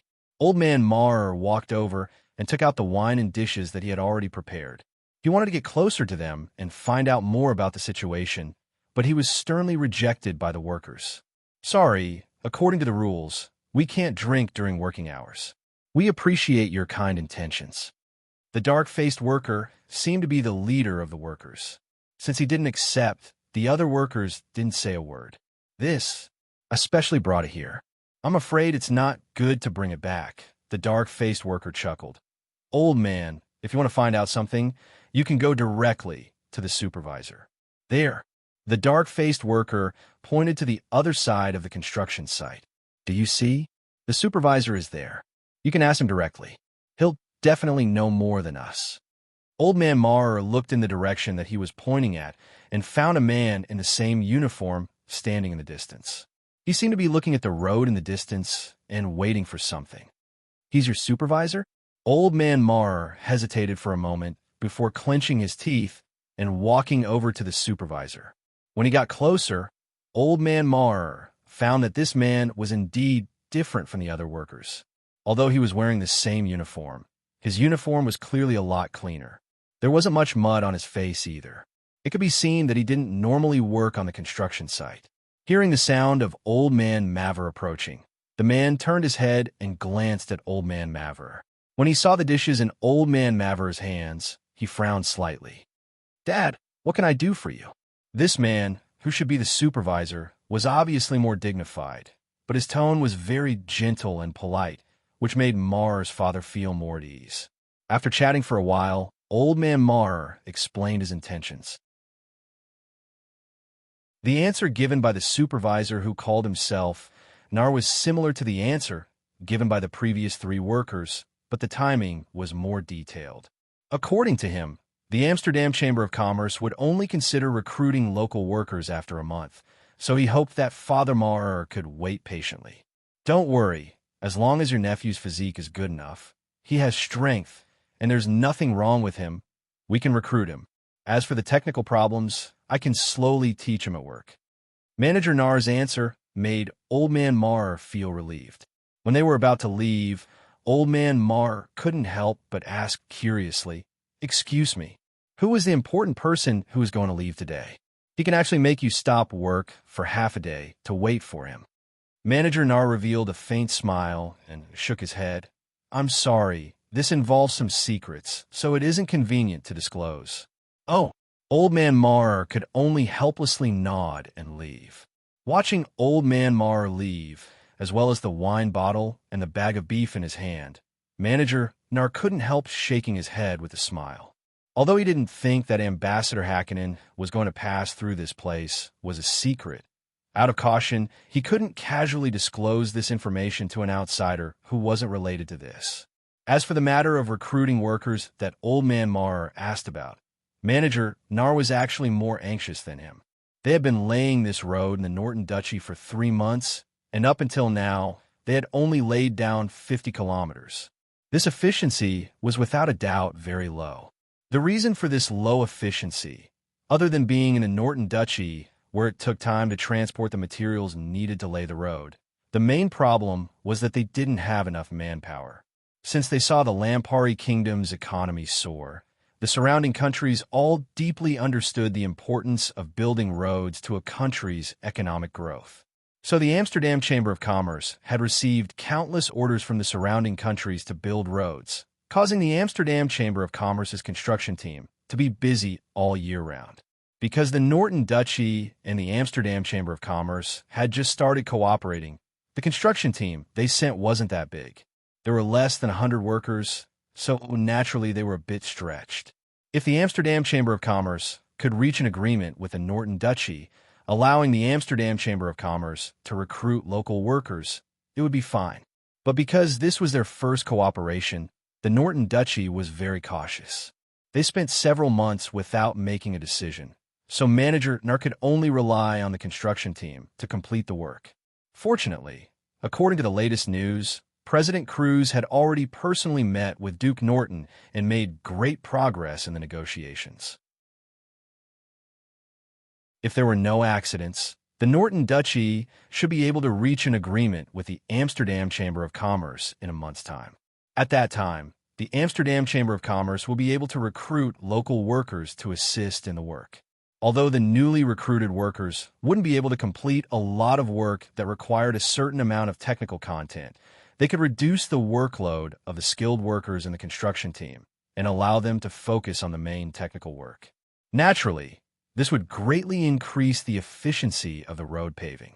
It's already so difficult to cooperate with the small Norton Duchy. If we cooperate with the Kamla Empire, wouldn't it be even more difficult? Manager Nar frowned as he thought about these problems while continuing to look at the road that had already been repaired. After about half an hour, a black dot appeared at the end of the road, and a moment later, it turned into a huge convoy. Feeling the rumbling sound of wheels rolling on the road, Manager Nar was greatly surprised. Although he had already heard that Ambassador Hakkinen would bring back many things when he returned to the Kamla Empire, he never would have thought that Ambassador Hakkinen would bring a motorcade of large transport magic cars.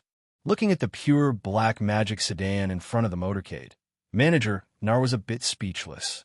This Ambassador Hakkinen seemed like he was used to driving in the Kingdom of Ruhr. He never thought that other places would have smooth roads like the Kingdom of Ruhr, allowing the magic sedan to drive through. For example, in the Norton Duchy, even if they were paving the road that was known as the best road in the Norton Duchy, the road condition was still very bad. Even if the magic sedan could drive on it, it would definitely be very bumpy.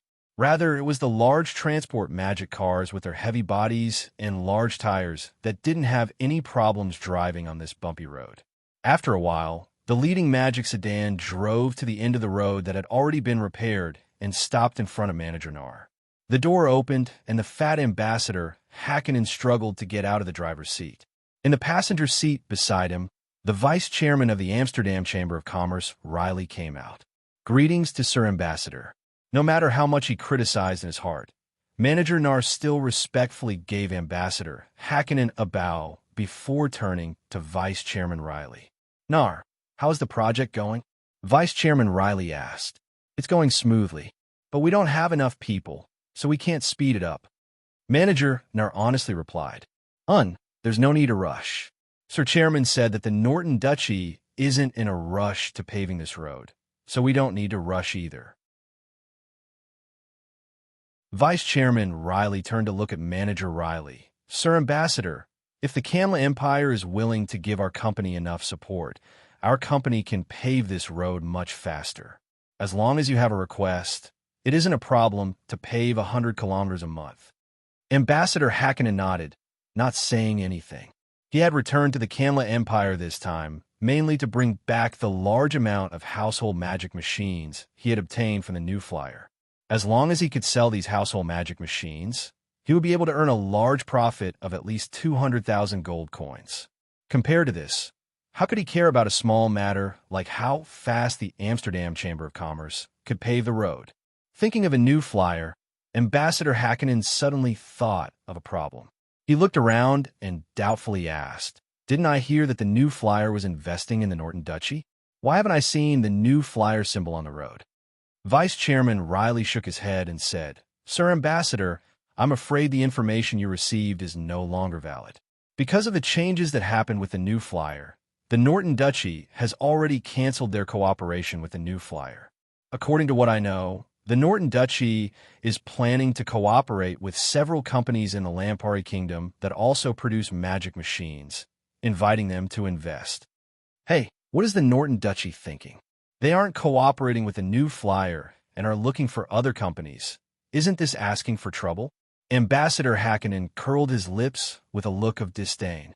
I think that Duke Norton's brain has suddenly gone bad, right? Vice Chairman Liss and Manager Nar looked at each other with smiles. After this Ambassador Hakkinen received benefits from the New Flyer, he really was thinking about the New Flyer. Perhaps if the Amsterdam Chamber of Commerce wanted to cooperate with the Kamla Empire, they should invest more in Ambassador Hakkinen.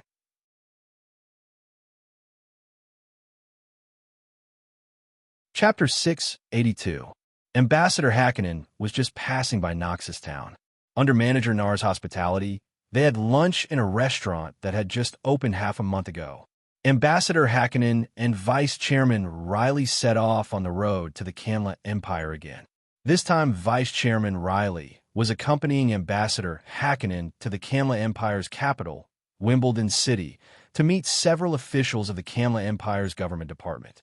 The Amsterdam Chamber of Commerce was trying to use Ambassador Hakkinen's relationship to make the Kamla Empire realize the convenience and necessity of roads.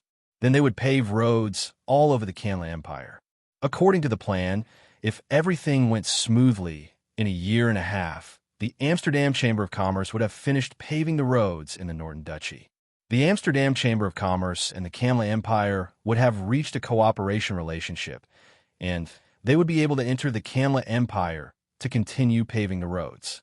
But that was a matter of a year later, so Manager Nar didn't need to worry about it for now. After sending Ambassador Hakkinen and Vice Chairman Riley off, Manager Nar came to the Clear Mirror Lake to the northwest of Noxus Town. Not far from the entrance of the Anfield River, there used to be a small pier in the Mirror Lake.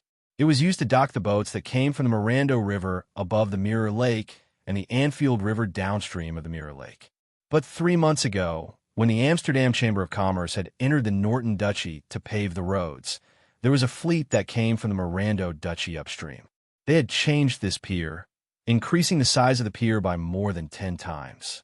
During this time, the cement, steel bars, and large amounts of construction magic machines that the Amsterdam Chamber of Commerce had used to pave the roads here, other than a portion that came from the Mirando Duchy, most of them came from the Mirando River into the Clear Mirror Lake before being unloaded from this pier. This time, Manager Nar came to this pier to receive the batch of construction materials that had been set to arrive today. However, When he arrived at the dock and waited for a while, he was surprised to find that there was a majestic fleet of at least 20 ships coming from the upper reaches of Mirror Lake. What surprised him even more was that this fleet was made up of the new flyer less than 4 months ago, the medium transport magic boats that hadn't been popularized yet. This medium-sized transport magic boat far surpassed the old wooden boats and was several times faster. Once it was released, it was welcomed by the river transport companies of the surrounding countries. However, the only one who could obtain this medium transport magic ship from New Flyer was the Lampari Kingdom's Porter Chamber of Commerce. When the Porter Chamber of Commerce bought 30 medium transport magic boats from New Flyer, they had quickly seized a large amount of the Lampari Kingdom's river transport business in just a few months. They had gone from a small company in Banda City that was about to go bankrupt to a first-class company in the Lampari Kingdom. When the Amsterdam Chamber of Commerce transported materials to the Norton Chamber of Commerce because it was far away, they had to go through the Porter Chamber of Commerce each time. So manager Nar wasn't surprised at all. But there weren't that many materials sent each time. It would only take 1 or at most 2 medium transport magic ships to take care of it. Why were there over 20 of them this time? It had to be known.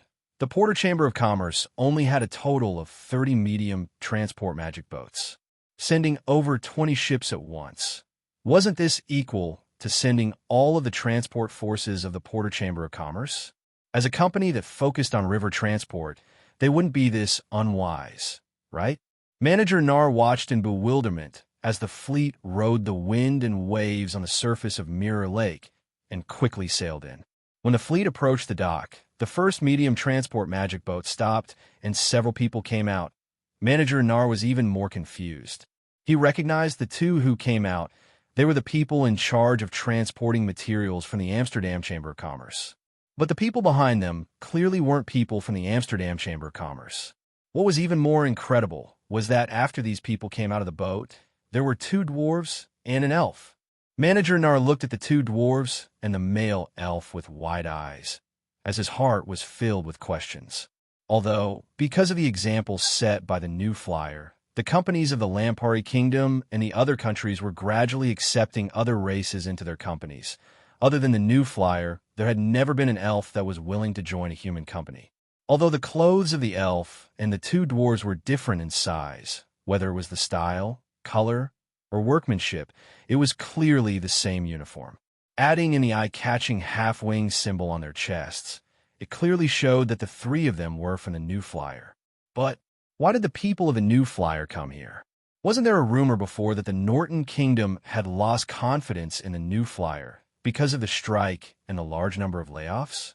They gave up on cooperating with the New Flyer and turned to cooperate with the other companies of the Lampari Kingdom? Manager Nar was filled with doubts. When the 2 people in charge of transporting materials from the Amsterdam Chamber of Commerce came over, he quickly pulled them to the side to ask them. After a while, he finally understood what had happened. It turned out that the Porter Chamber of Commerce had sent such a large fleet, sending over 20 medium transport magic boats to the Norton Duchy. Other than transporting materials to the Amsterdam Chamber of Commerce, the main reason was to transport materials for the Ankh Magic Chamber of Commerce. The Ankh Magic Chamber of Commerce was the new partner that the Norton Kingdom chose to cooperate with after giving up on the New Flyer. According to the agreement between the Ankh Magic Chamber of Commerce and the Norton Duchy, the Ankh Magic Chamber of Commerce would invest in 3 household magic machine factories near Noxus Town. They would be a magic fan factory, a magic light factory, and a bicycle factory. Because this investment wasn't small for the Ankh Magic Chamber of Commerce, the Ankh Magic Chamber of Commerce placed great importance on it. Chairman Ankh Aaron had personally come to deliver the materials. As for the 2 dwarves and 1 elf that the New Flyer had sent, there were also 3 human engineers. Their role was to help the Ankh Magic Chamber of Commerce finish building these 3 factories. On the surface, this was because the Ankh Magic Chamber of Commerce didn't have enough experience in foreign investments, so the New Flyer had sent people to help them. But according to the private conversation between Manager Nar and Ankh Aaron, he learned that the 3 factories the Ankh Magic Chamber of Commerce were building had to be built according to the standards set by the New Flyer. The people that the new flyer had sent other than to help, their main role was to supervise. Manager Nar didn't feel that there was a problem with this. The new flyer had always promoted their standards and hoped that the other magic machine companies would follow these standards. Even if the other magic machine companies didn't care about the new flyer's absolute leading position and authority in the magic machine industry, they would have scruples about investing large amounts of manpower and research if they didn't follow these standards, so there wasn't a single company that wouldn't follow. So when the Ankh Magic Chamber of Commerce reached an agreement with the Norton Duchy and came to the Norton Duchy to invest in factories, Ankh Aaron even took the initiative to ask the new flyer to send people to supervise the construction of these 3 factories, not holding back at all. After understanding all of this, Manager Nar found it a bit funny. He really didn't know what the Norton Duchy was thinking. They didn't choose to cooperate with the new flyer and chose to cooperate with the Ankh Magic Chamber of Commerce. In the end, the Ankh Magic Chamber of Commerce had to listen to the arrangements of the new flyer. In the end, the Norton Chamber of Commerce couldn't avoid the new flyer.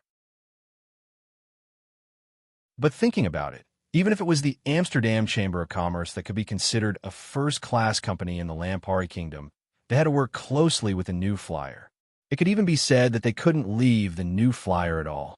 For example, the most important road construction project for the Amsterdam Chamber of Commerce, the cement, steel bars, and various magic machines all came from the new flyer. If they were missing anything, Manager Nar didn't know how to pave the road. Not mentioning work, just based on his daily life, just based on today, Manager Nar had used the magic stove, the magic fan, the magic air conditioner, the magic sedan, the various magic lamps, and the small magic water pump. These magic machines, which one of them didn't come from a new flyer. Thinking of this, Manager Nar suddenly felt a chill in his heart. So without knowing it, the Frestec Chamber of Commerce's products had already dominated his life? What shocked him even more was that he didn't resist these magic machines at all. On the contrary, if he were to lose these magic machines, he might not even know how to live anymore. I really don't know if this is a good thing or a bad thing. Manager Nar watched as the workers moved the goods out of the medium transport magic ship bit by bit.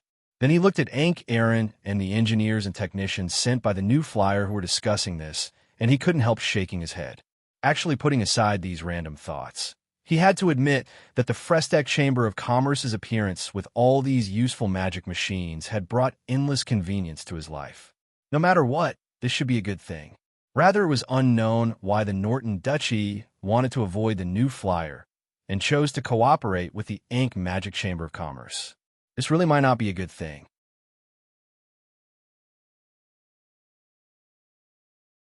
Chapter 683. While Manager Nar was worried about the Norton Duchy's decision, Su, who was 2,000 kilometers away, had just looked away from the Norton Duchy on the map with a relaxed expression.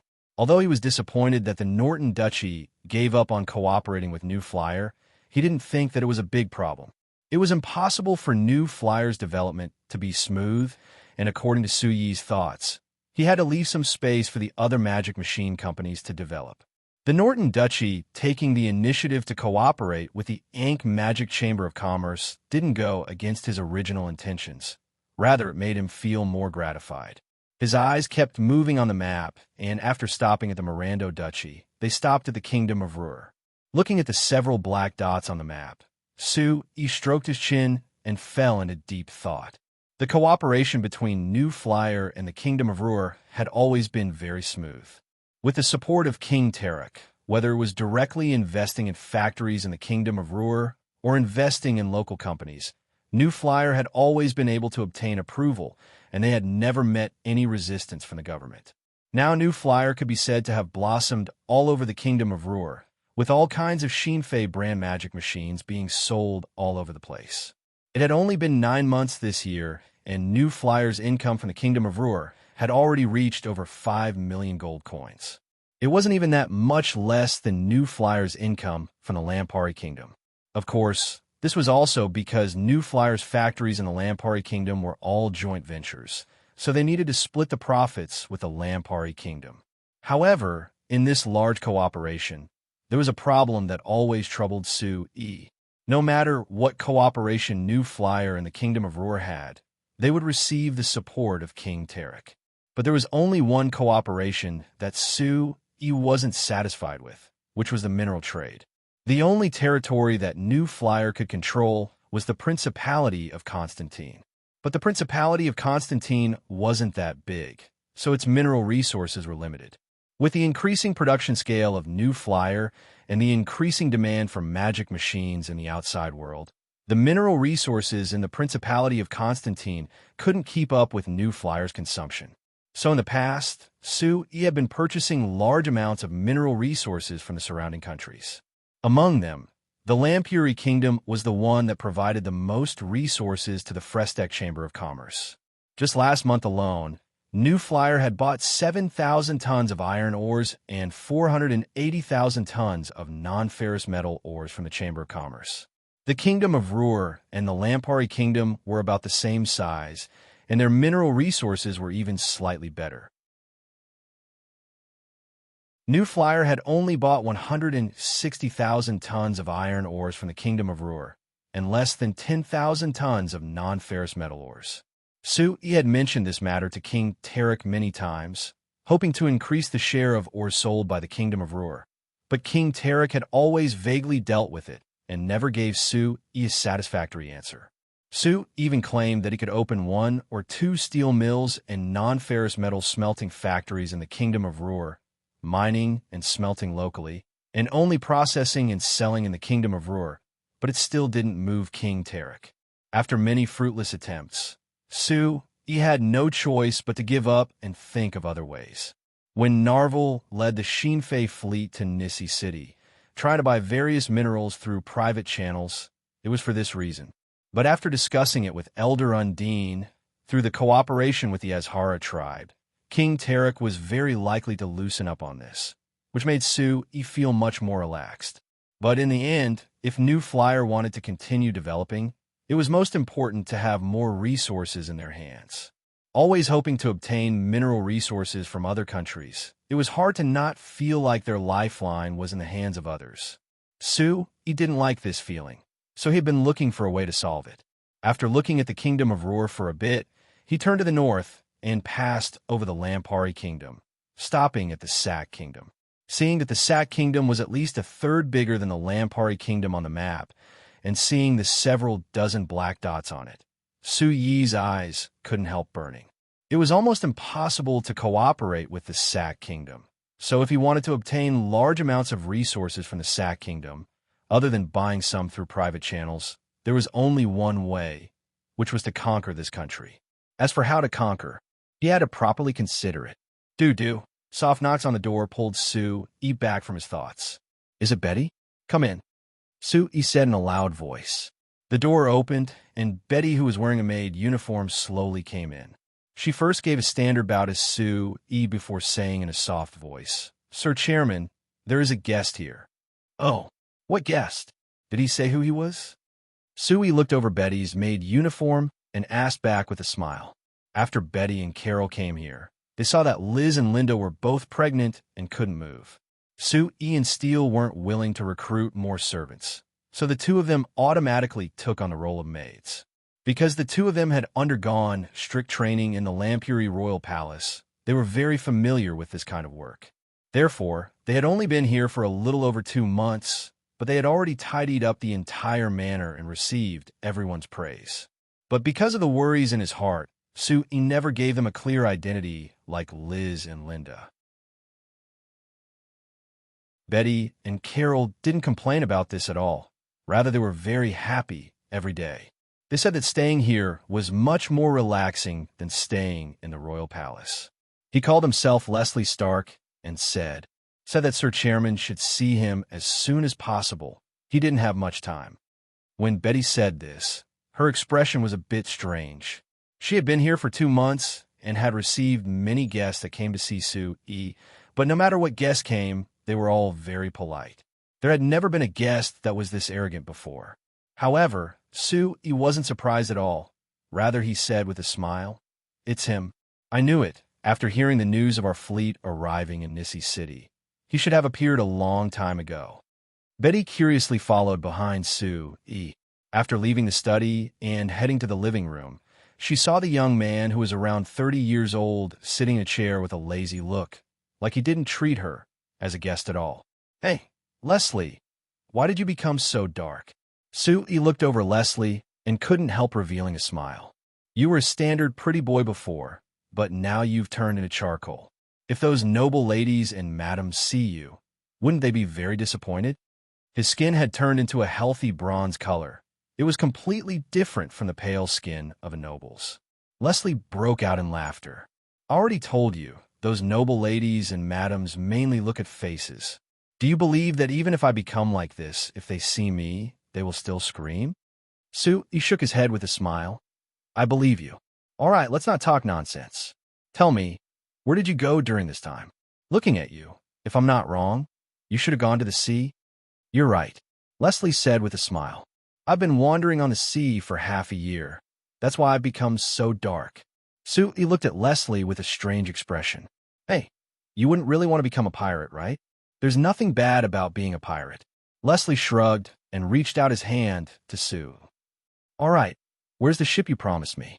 I heard that your Shinfei merchant fleet sailed over 2,000 kilometers on the sea from the Principality of Constantine to the Kingdom of Ruhr. With this technology, there shouldn't be a problem with the ship you promised me, right?"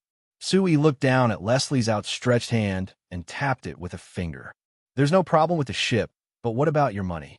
A large magic boat that can sail from here to the Kingdom of Ruhr costs over 2 million gold coins, and our company has only made 3 of them. Are you certain you can take out 2 million gold coins?" 2 million gold coins? Leslie was stunned. "Hey, Sui, are you trying to scare me? It's just a ship. It's actually this expensive?" Sui laughed. "It seems like you haven't seen the 3 ships yet. No wonder you asked this question. I dare guarantee that if you saw them, you wouldn't ask such a stupid question." Leslie knit his brows, but he wasn't angry.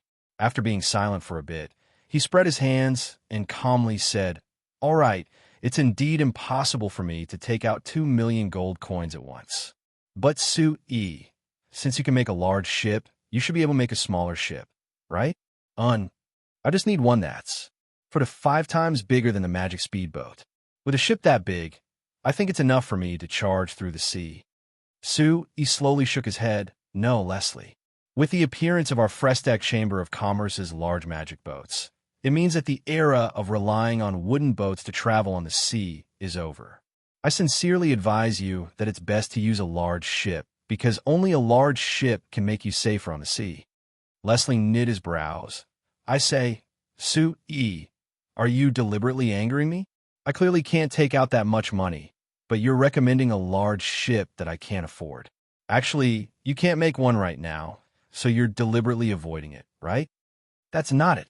I have a ship, and I can give it to you even if you don't have enough money. But, what? You want to use me?"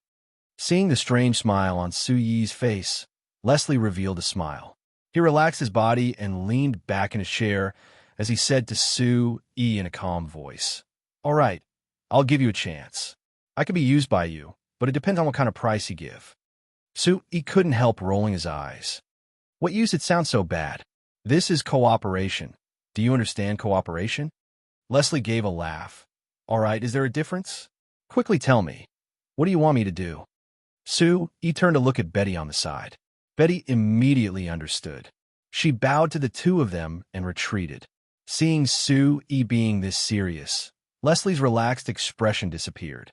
He sat up and looked at Sui. Sui gave a cough and said in a deep voice, "Leslie, I don't oppose you being a pirate, but if you want to be a pirate without any foundation, you're simply sending yourself to death. And then, what do you think?" Sui laughed, revealing a smile that was filled with enticement. "Actually, our new flyer guards are building an armed fleet. Are you interested?"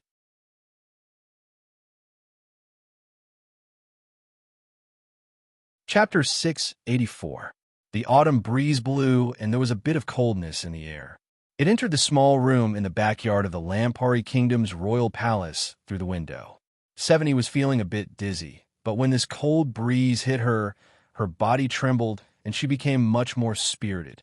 If it was before, she would have felt that this breeze came at the right time, allowing her to be spirited and efficiently take care of government affairs.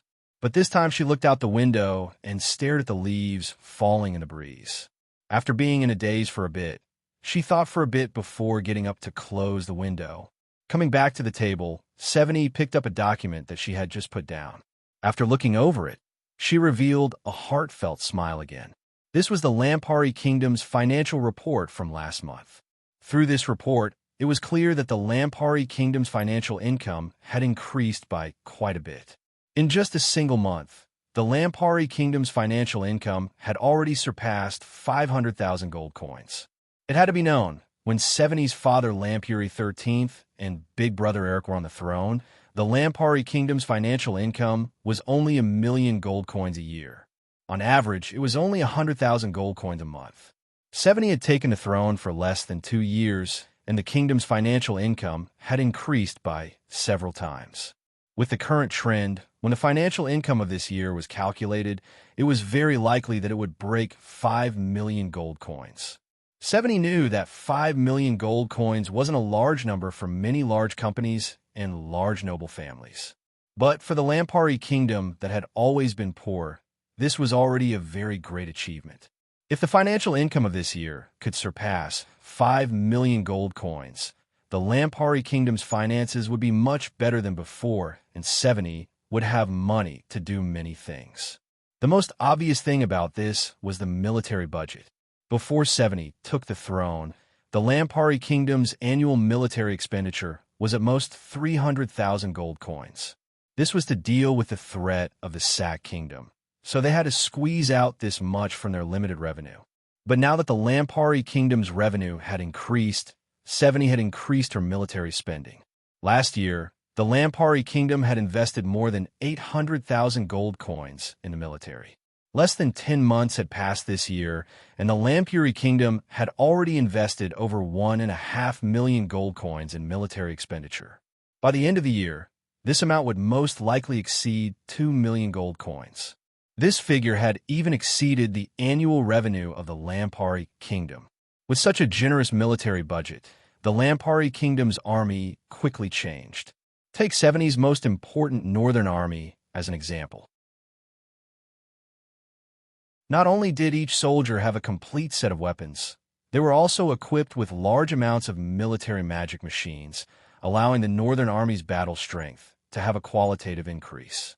Starting in the second half of last year, the Northern Army had been fighting back against the Sack Kingdom under 70's orders. Since the first move in the past year, the Northern Army had attacked the border many times.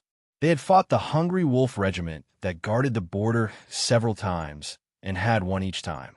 The Sack Kingdom's Hungry Wolf Regiment had over 50,000 elite soldiers, but in these battles, over 10,000 of them had been killed by the Northern Army. There was even a large group of elite soldiers under the Hungry Wolf Regiment that had been wiped out. Since the Lampari Kingdom was founded, the Sa-Air Kingdom had always had the advantage over the Lampari Kingdom. They had never been like this, being bullied by the Lampari Kingdom without being able to fight back at all. Because of the Northern Army's achievements, all the newspapers of the Lampari Kingdom had reported on them. For a while, the morale of the Lampari Kingdom's citizens was high. There were even people who shouted that they would march into the Sack Kingdom and defeat them, or even occupy the Sack Kingdom. But 70 was very clear that the Lampari Kingdom's army could keep winning was because of the large amount of military spending that increased the battle strength of the Northern Army. At the same time, there was another important reason, which was that they were equipped with large amounts of military magic machines, allowing the Northern Army to have an absolute advantage in terms of weapons. Although this made the Northern Army invincible on the battlefield, war wasn't limited to battles on the battlefield. There were many other factors that affected it. The most important thing that decided the final outcome of a war between two countries was the strength of both countries. Although the Lampari Kingdom had greatly increased the magic machine industry after 70 took the throne, gaining large amounts of benefits and increasing their national strength, the Lampari Kingdom had been weak for too long. But the Lampuri Kingdom had been weak for too long. It was impossible for them to suppress the Sack Kingdom in less than 2 years. 70 never thought that it would be this easy to defeat the Sack Kingdom. She was very clear that for the Lampari kingdom, the most important thing was to maintain their rapid development and quickly accumulate their national strength. When the Lampari kingdom became strong, it would be natural for them to defeat the Sac kingdom. But to achieve this, there was a very important prerequisite, which was to have the full support of the new flyer.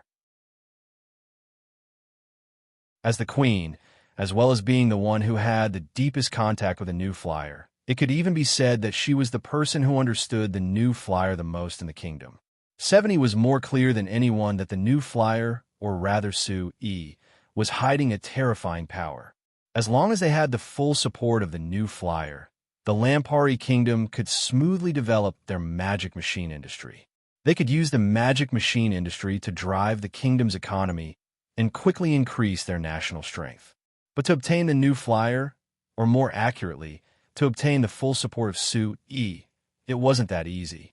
What made 70 happy was that if Sue considered this problem from the perspective of the new flyer, there was no difference between the Sac kingdom and the Lampari kingdom. They were all partners that could be cooperated with. Anyway, the Shinfei brand magic machines were welcomed everywhere. But Sue had always supported 70. He never considered cooperating with the Sac kingdom. So to 70, other than being her personal friend, Sue could be considered the Lampari kingdom's most important ally. Thinking of this, 70 rubbed her stomach and her expression became a bit strange. After being in a daze for a bit, she slowly shook her head and gave a sigh. When she was about to continue reading, there was a knock on the door. "Come in," 70 replied, and after a while, a maid came in. "Your Majesty, Lord Duke Festelin and Lord Count Samo are here." Seeing the familiar face of this maid, 70 couldn't help thinking of Betty and Carol who she had given to Sue, so she couldn't help being stunned.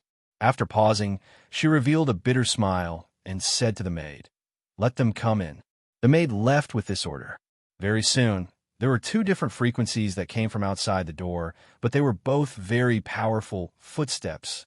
When the door was opened, Duke Festelin, who had a high prestige in the Lampari Kingdom's army headquarters, known as the Lampari Eagle, and Samo Count, who had just returned to Anvilmar City from 70 City yesterday, came in together.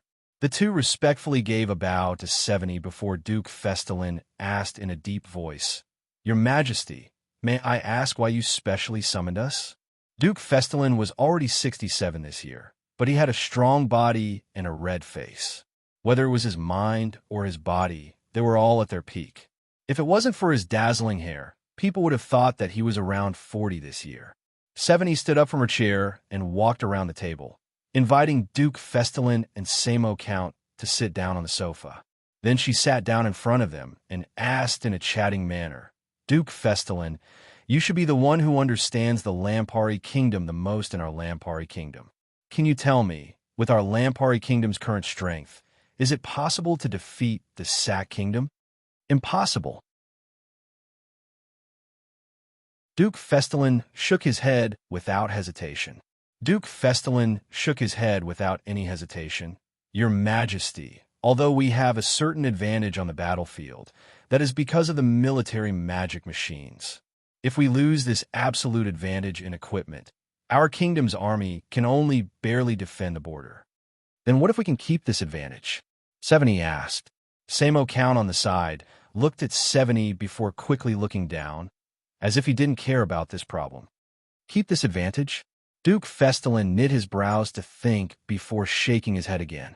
"It's still impossible.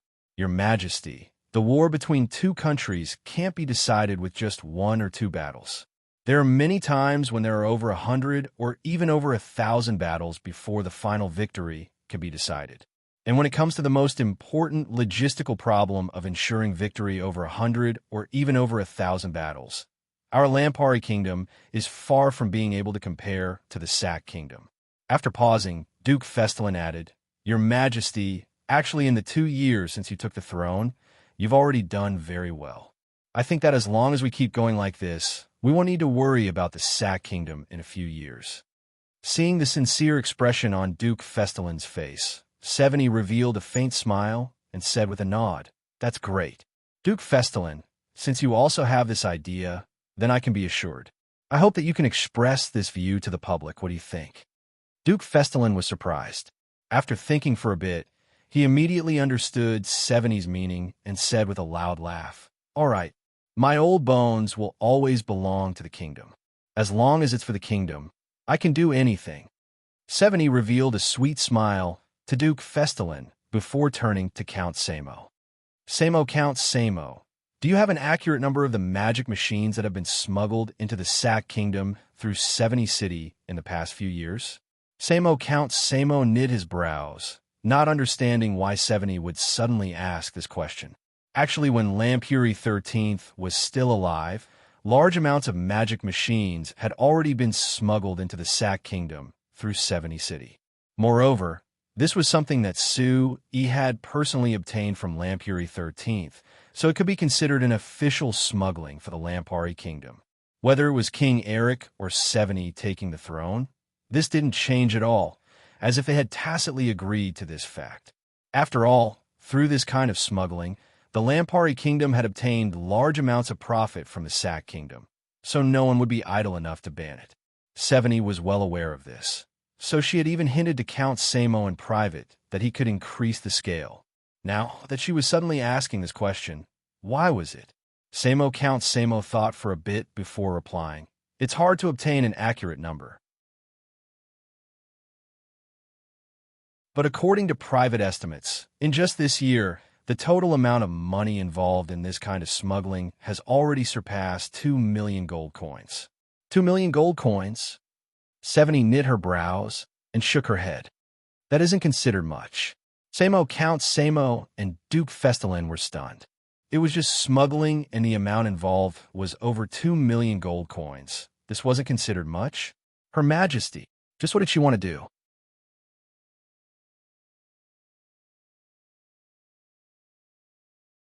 Chapter 685. This is naked betrayal. Hines slapped the Lampuri Weekly in his hand onto the table as he angrily roared out. Sui looked at the large headline on the front page of the Lampuri Weekly and revealed a smile. Why do you say this? Is there a need to ask this? Hines looked at Sui in disbelief. Our new flyer supports the Lampari Kingdom, and now the Lampari Kingdom wants to cooperate with our enemy, the Sack Kingdom. Isn't this betrayal? Moreover, this time, they didn't just betray our new flyer. They also betrayed the citizens of the Lampari Kingdom. The Sack Kingdom is the Lampari Kingdom's enemy. Why would they cooperate with them at this time? He shook his head with a faint smile. No, Hines, your thoughts are too narrow. There are no eternal enemies between countries. It isn't strange for them to cooperate. Then again, you didn't clearly see what was going on with this piece of news, right? The Lampari Kingdom and the Sack Kingdom are only opening a free trade area. It's far from being a true cooperation. Moreover, based on what I know about the conditions of the negotiations, the Lampuri Kingdom's side actually gained a large advantage. Conditions? Hines doubtfully looked at Sui. After thinking about it, he couldn't help asking, "Hey, Sui, are you clear on this matter?" "Of course." Sui nodded with a faint smile. "Because I was the one who suggested this to Seveni. I was even the one who suggested this free trade area to her. Do you think I'm clear on this?" Hines looked at Sui in a daze. After a while, he said in a daze, "You're saying the cooperation with the Sack Kingdom was your idea? It's not wrong if you say it like this." But Seveni felt that the Lampari Kingdom would gain many benefits from this, so she agreed to my idea. Speaking of which, for her to be able to complete this matter in such a short period of time, she's really outstanding. Hines frowned and stared at Sui for a while before slowly shaking his head. "Sui, although you often do things that I don't understand, this time, isn't this too unreasonable? Not to mention the hatred between the Sack Kingdom and the Lampari Kingdom. Just based on the matter of the Sack Kingdom working with Duke Wine to attack our new flyer, we shouldn't discuss cooperation with the Sack Kingdom. Let me repeat, this is not a simple cooperation. If we really have to talk about it, this free trade zone is a place for our new flyer and the Lampari Kingdom to plunder the wealth of the Sack Kingdom. Do you understand?" Sui said. Hines shook his head. "I don't understand.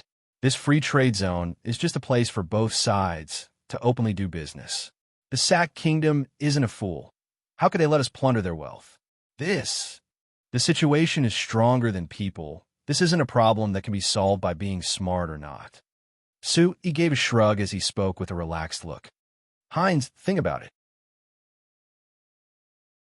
In this free trade zone between the Sac Kingdom and the Lampari Kingdom, what kind of business is the easiest to do? Or I'll be more direct. What do you think the Sac Kingdom wants from the Lampari Kingdom, and what does the Lampari Kingdom need from the Sac Kingdom? Heinz knit his brows to think for a bit before his eyes suddenly lit up. I understand. The Sac Kingdom definitely has a special need for magic machines. Because the Lampari Kingdom and the Sac Kingdom were enemies and blocked each other, the Sac Kingdom could only buy some magic machines through smuggling. Now that the free trade zone has been opened, the people in the Sac Kingdom who want to buy magic machines definitely can't wait. So to say this free trade zone is used to dump magic machines into the Sac Kingdom. I'm certain that the people of the Sac Kingdom are no different from the people of the Lampari Kingdom and the Kingdom of Ruhr. They have long desired magic machines. Now that both sides are finally open to trade, the Sac Kingdom will definitely have a large demand. Sui said with a smile. It's just like how Banta City and the surrounding cities wanted the magic machines of our company. Heinz nodded before asking. But the people of the Sac Kingdom aren't stupid. They will definitely limit this, right? This is the meaning of opening this free trade zone. Sui laughed. Sui said with a smile. According to the agreement between the Lampari Kingdom and the Sac Kingdom, in this free trade zone, the two countries are completely free to trade, so neither side can limit this at all. So even if the Sac Kingdom wants to limit the influx of magic machines, they can't do anything. This is very strange. Why would the Sac Kingdom agree to this condition? Heinz asked in a confused voice. The reason is very simple. First, the Lampari Kingdom's northern army has fought the Sac Kingdom's army many times and won all of them. So the Sac Kingdom is facing a large amount of pressure. Now that the Lampari Kingdom is suddenly willing to stop fighting with the Sac Kingdom and do business with both sides, of course the Sac Kingdom can't ask for anything more. That is also true. Second, the Sac Kingdom has been longing for various magic machines for a long time. Because of the Lampari Kingdom's blockade and our company's targeting, the Sac Kingdom has never been able to obtain the technology. Now that they can freely trade with the Lampari Kingdom, if they buy large amounts of magic machines from the Lampari Kingdom, perhaps they can make magic machines that belong to them. Perhaps they can even buy the technology from the Lampari Kingdom. That's impossible. The Lampari Kingdom will definitely limit the technology. Heinz shook his head. Otherwise, if they teach the Sac Kingdom how to make their own magic machines, wouldn't they be raising a tiger? Sui shook his head. Although this wasn't wrong on the surface, 70 had indeed made preparations for this and had made restrictions. But with the temptation of benefits, the Lampari Kingdom would definitely have some magic machine technology that would flow into the Sac Kingdom. This couldn't be completely restricted, so Sui proposed to 70 to sell a small part of the magic machine technology to the Sac Kingdom. Of course, this magic machine technology was limited to household magic machines. It didn't touch on the production magic machines at all, so it was impossible for it to touch on the military magic machines. Although this could allow the Sac Kingdom to grasp some of the magic machine technology, and they could even develop their own technology, Sui wasn't worried about this. In the end, the Frestech Chamber of Commerce had an absolute advantage when it came to magic machine technology, which was much stronger than the other companies. As long as the Frestech Chamber of Commerce controlled this technology, the Sac Kingdom wouldn't be able to touch it.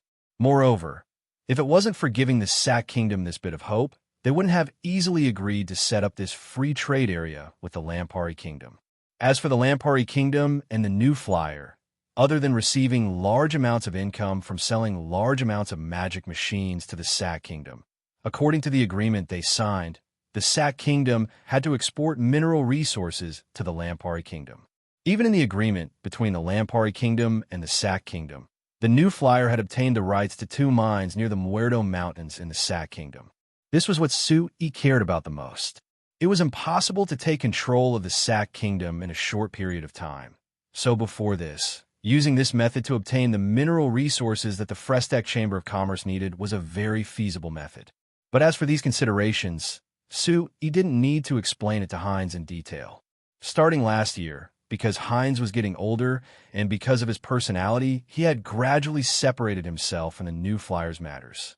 Although he was still the vice chairman of a New Flyer, he didn't participate in any management or planning at all, so he was in a half-retired state.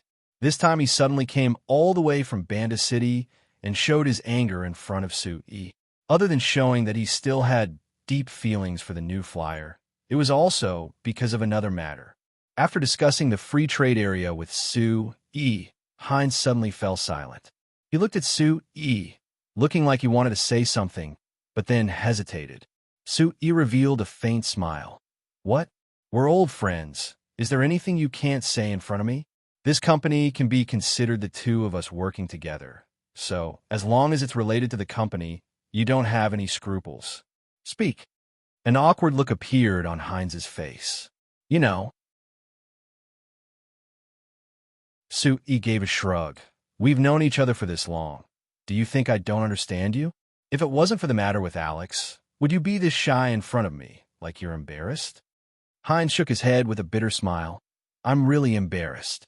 Alex did those kinds of shameful things before, and you're still willing to let him work in the company. So, I'm already very apologetic. Now. All right, old friend, you don't need to say anything, I understand." Sue patted Hines's shoulder with a smile before turning to take a document from his desk and giving it to Hines. "Here, I've already arranged everything. I think Alex should be satisfied." Hines was stunned as he took the document and found that it was an appointment document. He opened it and saw that Alex was appointed as the captain of the New Flyer transport team's second team, mainly responsible for the transport goods between the New Flyer and the Kingdom of Ruhr. This was a position that was rich in benefits. Sue had given Alex this position. It could be said that he was already giving Alex preferential treatment. Hines closed the document and looked at Sue with excitement. Just as he was about to speak, Sue raised his hand and stopped him. "All right, let's not talk about formalities between us. Tell Alex to do a good job. As long as he performs well, I'll consider letting him work in the branch in Karaka. As for what happens after that, it depends on his specific performance." Hines nodded. Good. I'll definitely teach this kid a lesson. If he dares to make any mistakes, I'll break his legs myself." Sue smiled, thinking that Alex's wrongdoings in the past were enough to send him to prison for the rest of his life. If it wasn't for Hines's face, how could he have lived peacefully for the past few years and still have the hope of making a comeback?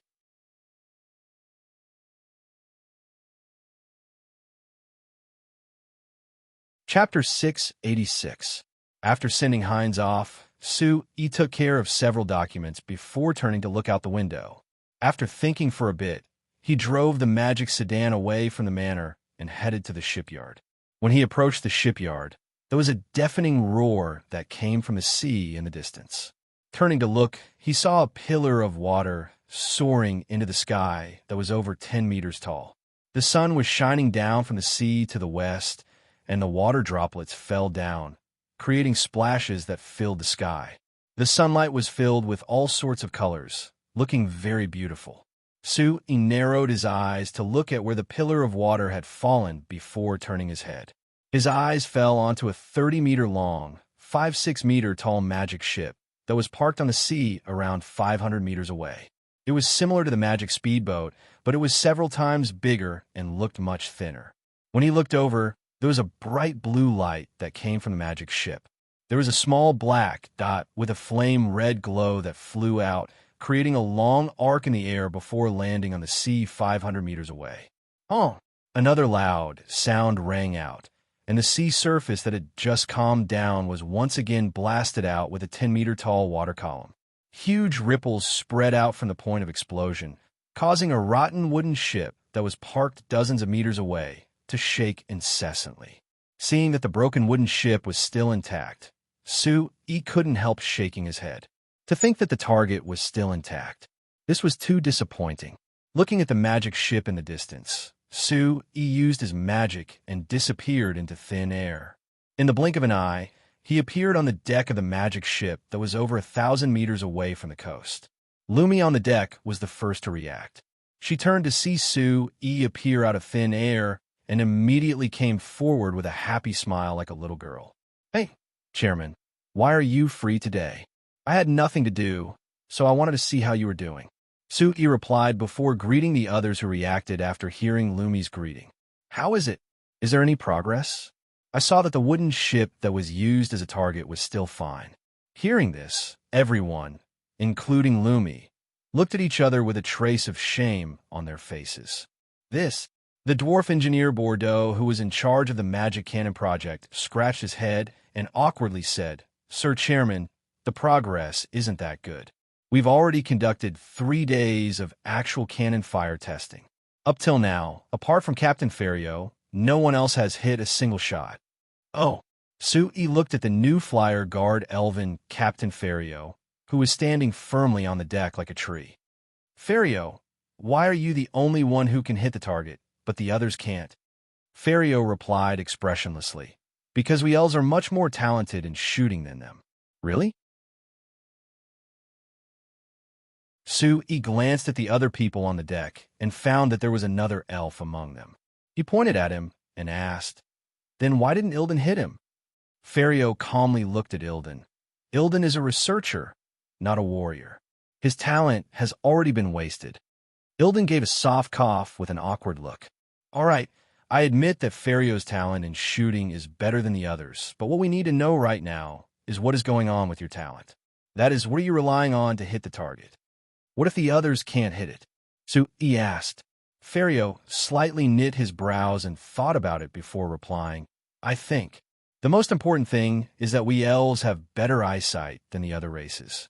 Secondly, because we elven warriors are proficient in bows and arrows, we are used to correcting the trajectory of the arrows. Actually, I didn't hit the first few shots, but after shooting a few times, I figured out the pattern and hit the next few shots." Sue immediately turned to Bordeaux and said with a frown, "Since Ferrio has figured out the pattern, why don't you ask him for advice and improve based on his experience?" Bordeaux helplessly spread his hands. "Sir Chairman, this is the innate talent of the elves. There is nothing that can replace it." "No, I don't think so." Sue shook his head. "The advantage of the elves' eyesight can be solved by adding improved telescopes to the magic cannon. As for Ferrio's summary of the pattern, did you forget what I said? The so-called pattern is actually the process of adjusting the data." Bordeaux's expression changed. "Sir Chairman, your meaning is to have us and Ferrio keep experimenting with the cannon and then calculate and adjust the data?" "Nonsense," Sue snappily said. "Could it be that you've been developing magic machines for this long and you still don't understand this?" Bordeaux rubbed his head and muttered, "This is our first time developing the magic cannon. We're not familiar with it yet. Then get used to it as soon as possible." Sue glared at him. He left him and the other engineers and researchers working with Ferrio on the ship's magic cannon, while he pulled Lumi to the side. "Hey, Lumi, how have you been in the shipyard during this time?" Sue asked. "Very good," Lumi replied with a grin. Lumi replied with a smile. "Everyone is very good to me, and there are many people here who can talk to me about magic machines. I'm very happy." "Is that so? That's good." Sue nodded. "But you're the only halfling here. Do you still feel lonely?" A sad look appeared on Lumi's face as she lowered her head. "There are times when I do feel lonely, but I've been like this for close to 100 years, so I'm already used to it." Then she became spirited again. "But that's fine. After being in the shipyard for this long, I believe that we can make a magic ship that can easily sail the seas. When the time comes, as long as I drive the magic ship to another continent, I'll be able to see my clansmen. That'll take at least several years. Before this, have you thought about the possibility of seeing your clansmen ahead of time?" Sue asked with a smile. What do you mean?" "Lumi, last time you said that the last time you heard about your clansmen was 2,000 years ago when they left signs. Is that right?" "It's like this, what about it? But I've found in the various documents I've read during this time that after the great halfling migration 2,000 years ago, there were scattered rumors about halflings. Although these are only rumors and there is no concrete evidence, after seeing you with my own eyes and discovering your existence, I thought of a possibility. What possibility? As if she could hear the hidden meaning in Su Yi's words, Lumi's large eyes lit up. Look, you and your family didn't choose to leave signs and chose to stay.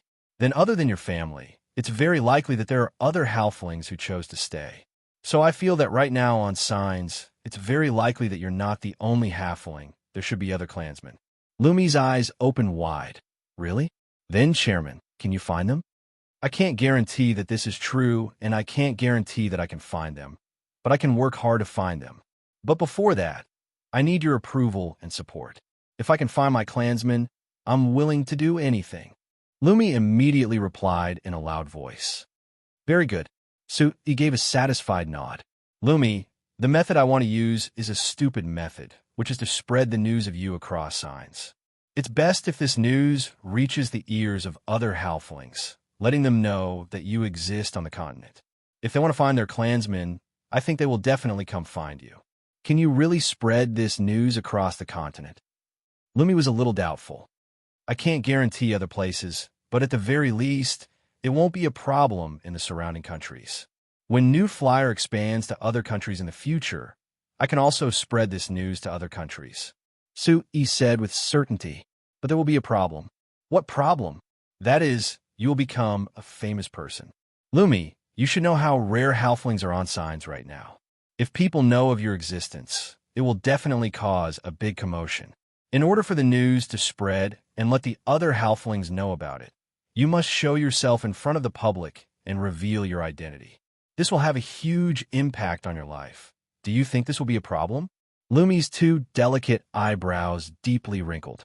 Although she didn't understand the troubles of being a famous person that Sui mentioned, but when she thought about how she would be treated as a rare object by many humans, she felt that this scene would definitely be troublesome.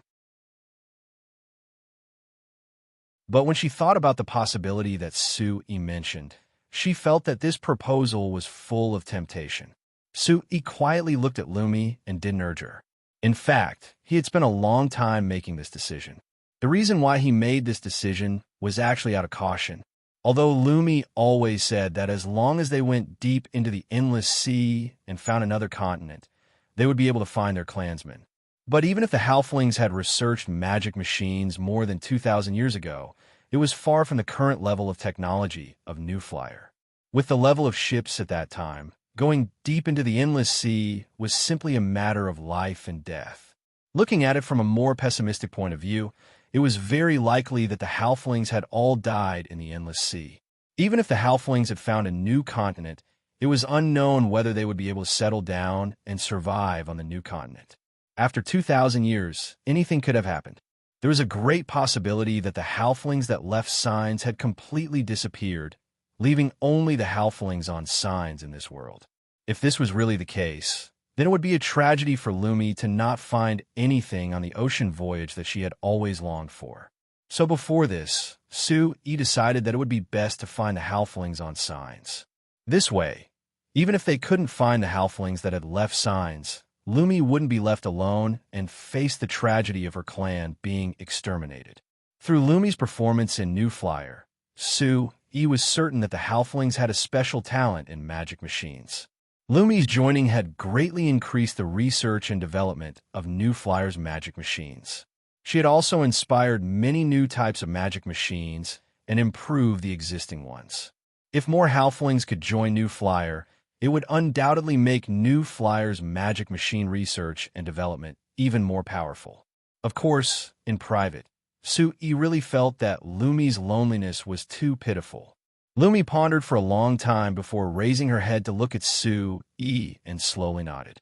Okay, President, let's do it. If you can find the other halflings, I will be very grateful. Sui smiled and patted Lumi's shoulder. Don't worry, I believe you will not be lonely. Lumi gave a heavy in, and a smile appeared on her little face. Sui suddenly smiled. Since you have agreed, then from tomorrow onwards, you will report to Steel every day, understand? Lumi was stunned. Why do I have to report to Steel? Because you will be a star in the future.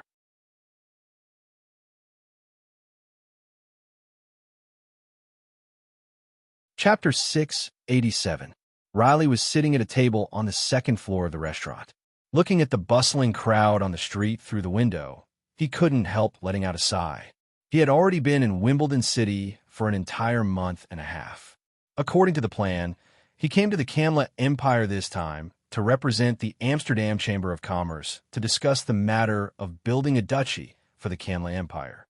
He and Chairman Cruz thought that this matter would be easy since Ambassador Hakkinen had come with him this time. With Ambassador Hakkinen's identity, he should be able to smoothly open a deal in Wimbledon City and quickly reach an agreement with the Camla Empire. However, reality was completely out of his expectations. Even if Ambassador Hakkinen was the younger brother of the Camla Empire's emperor, he didn't have any real power in the Camla Empire, and his position wasn't as high as Riley imagined. Through the contact between Ambassador Hakkinen and the nobles in Wimbledon City, Riley could see that although these nobles would give Ambassador Hakkinen face to meet Riley, when it came to specific matters, they would use a very tactful tone and firmly reject him. It was very clear that these nobles with real power didn't put Ambassador Hakkinen in their eyes at all. Naturally, they wouldn't treat the matter of the road that he bragged so seriously about as a serious matter. There were even some nobles who looked at Riley with eyes filled with doubt, like they were treating him as a swindler. In the beginning, Ambassador Hakkinen was very active in bringing Riley to meet the nobles in Wimbledon City. He even brought him to several nobles' gatherings, allowing him to meet quite a few nobles. But because these nobles had the same attitude, Ambassador Hakkinen felt that it wasn't interesting, so he gradually stopped caring about this matter, and his enthusiasm quickly faded. In the last half a month, Ambassador Hakkinen rarely met with Riley. Whenever Riley mentioned the matter of the road, he would always give a perfunctory laugh. At this point, Riley naturally knew that Chairman Cruz had bet on the wrong treasure. This Ambassador Hakkinen wasn't reliable at all. There were many times when Riley regretted it. If the Amsterdam Chamber of Commerce had entered the Camla Empire through official channels and discussed cooperation with the Camla Empire, the effect would have been much better than now. After all, the benefits of the roads were very obvious. As long as the Camla Empire paid attention to this, Riley was confident in convincing the Camla Empire to accept this new thing. However, Riley and the Amsterdam Chamber of Commerce had left a bad impression on the nobles in Wimbledon, so it was very hard for them to cooperate. Are we in too much of a rush? Riley asked himself with a frown. Although the Amsterdam Chamber of Commerce could be considered a first-class company in the Lampari Kingdom and was famous in the surrounding countries because of their road and reinforced concrete building technology, the Lampari Kingdom and the surrounding countries were very small compared to the giant Camla Empire. The nobles in Wimbledon City had never heard of the Amsterdam Chamber of Commerce, so naturally they didn't put Riley and the Amsterdam Chamber of Commerce in their eyes.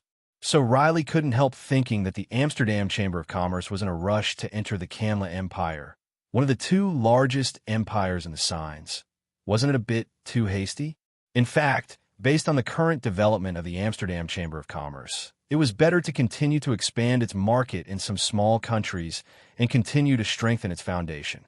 When the time was right, it would consider entering a super empire like the Camla Empire or the Malur Empire.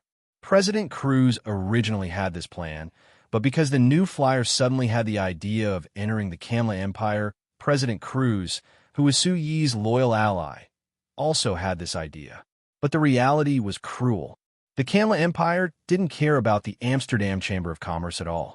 Every time Riley thought of this, he couldn't help but feel a trace of resentment towards Su Yi in his heart.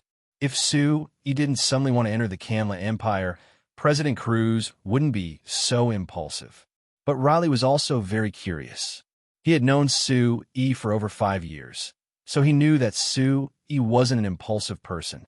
He had a detailed plan for everything he did, and he had very strong foresight. No matter what he did, even if the effects were normal at first, it would have a very strong effect that would shock everyone. This time he decided to let the new flyer enter the Camla Empire. It definitely wasn't on a whim. But when he thought of this, Riley changed his mind and found another fact that he didn't know whether to laugh or cry. He represented the Amsterdam Chamber of Commerce in Wimbledon City, but this wasn't related to the new flyer at all. Before Ambassador Hakkinen came back this time, He had specially gone to the New Flyer to bring back a large amount of household magic machines, filling over 20 large transport magic cars. In less than 10 days after Ambassador Hakkinen and Riley came to Wimbledon City, these goods had all been snatched away. According to the numbers Ambassador Hakkinen had confided to Riley in private, he had earned a large profit of over 200,000 gold coins from these household magic machines. It had to be known, Ambassador Hakkinen had stayed in the Kingdom of Ruhr for an entire year and had earned less than 30,000 gold coins from various sources. This time he had just sold a batch of household magic machines from the New Flyer, but he had earned such a terrifying profit. It was no wonder Ambassador Hakkinen had a smile that was like a flower blooming on his face whenever he mentioned the New Flyer and Sue. But Wimbledon City was known as the #1 city in signs. According to the statistics, there were a shocking 1.5 million permanent residents, and adding in the floating population, there were at least 2 million. Although Ambassador Hakkinen had brought back a large amount of household magic machines that filled over 20 large transport magic cars, after selling them all, it was like throwing a stone into a large pond. There weren't any changes at all. Riley looked out the window and found that although Wimbledon City was ridiculously big, being more lively than any other city he had ever been to, if he seriously looked at it, it wasn't that different from many other cities in the signs. There were rows upon rows of small buildings made of large stones and narrow roads that crisscrossed each other.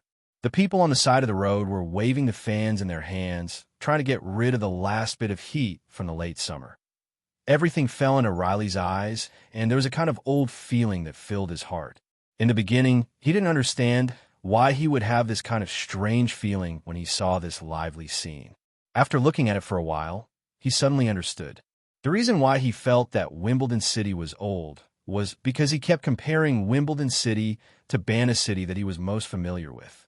In terms of scale, Banta City was clearly several times smaller than Wimbledon City. Moreover, because the New Flyer and the other companies had moved out, the liveliness had greatly decreased, and it wasn't as lively as before. But no matter when, Banta City would always be filled with vitality, and it was filled with a fresh feeling.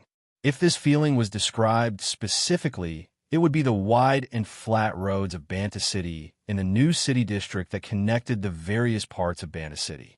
There are also the street lamps on the sides of the roads, as well as the public transport magic cars on the roads.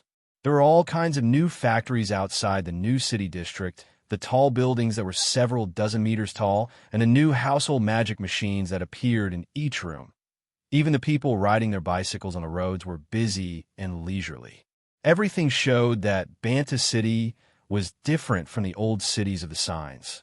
Yes, with the efforts of the New Flyer and the subsequent city lords, the current Banta City had already become a new city. It was even different from the other cities of the continent in all aspects. Moreover, in these different places, there was a message that was advanced. Or according to what Sue had said before, Banta City had already become a modern city and had already broken away from the old cities of the signs. Even compared to Wimbledon City, which was known as the biggest city of the signs, Riley's heart was filled with a sense of superiority. So what if it was big? Could it be more advanced than Banta City? On the continent, the only place that could compare to Banta City was Black Rice City on the Black Rice Wasteland and the New Flyer's main base in the Principality of Constantine. Thinking of this, Riley felt his mood suddenly become relaxed. These fellows from the Kamla Empire didn't know what was good for them, so he would just let them keep immersing themselves in this backwards mentality. The Kamla Empire didn't welcome the Amsterdam Chamber of Commerce, but there were many other countries that welcomed the Amsterdam Chamber of Commerce. This large and bloated empire would pay the price for its slowness sooner or later. Riley put down the wine cup that he had been holding for a while, and the anxiety and worry in his heart gradually disappeared. Turning to take a deep look at Wimbledon City outside the window, Riley made a decision in his heart. He would say goodbye to Ambassador Hakkinen tomorrow.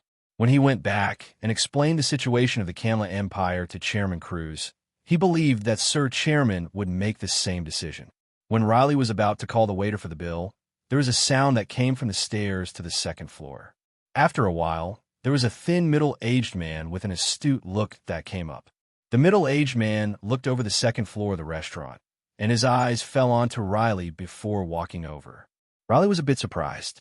After searching his mind, he confirmed that he didn't recognize this person. The middle-aged man walked in front of Riley's table and revealed a very polite smile to him. "Excuse me, are you the Amsterdam Chamber of Commerce's vice chairman, Riley from the Lampari Kingdom?" Riley was even more surprised. This middle-aged man had clearly come to find him after some investigation. "It's me. Is there something you need?" Riley carefully asked back. Receiving Riley's confirmation, the smile on the middle-aged man's face became even brighter. "Vice Chairman Riley, I came looking for you this time because I want to ask you about paving roads." Riley's mind was suddenly shaken. After coming to Wimbledon City for so long, this was his first time hearing someone take the initiative to show interest in paving roads. "Do you want to know more about Magic Machine Industry Empire? Open WeChat now and click the plus sign at the top right. Add a public account and search for Kitty Ann's Hongwenwei. Follow the public account and you won't miss any updates."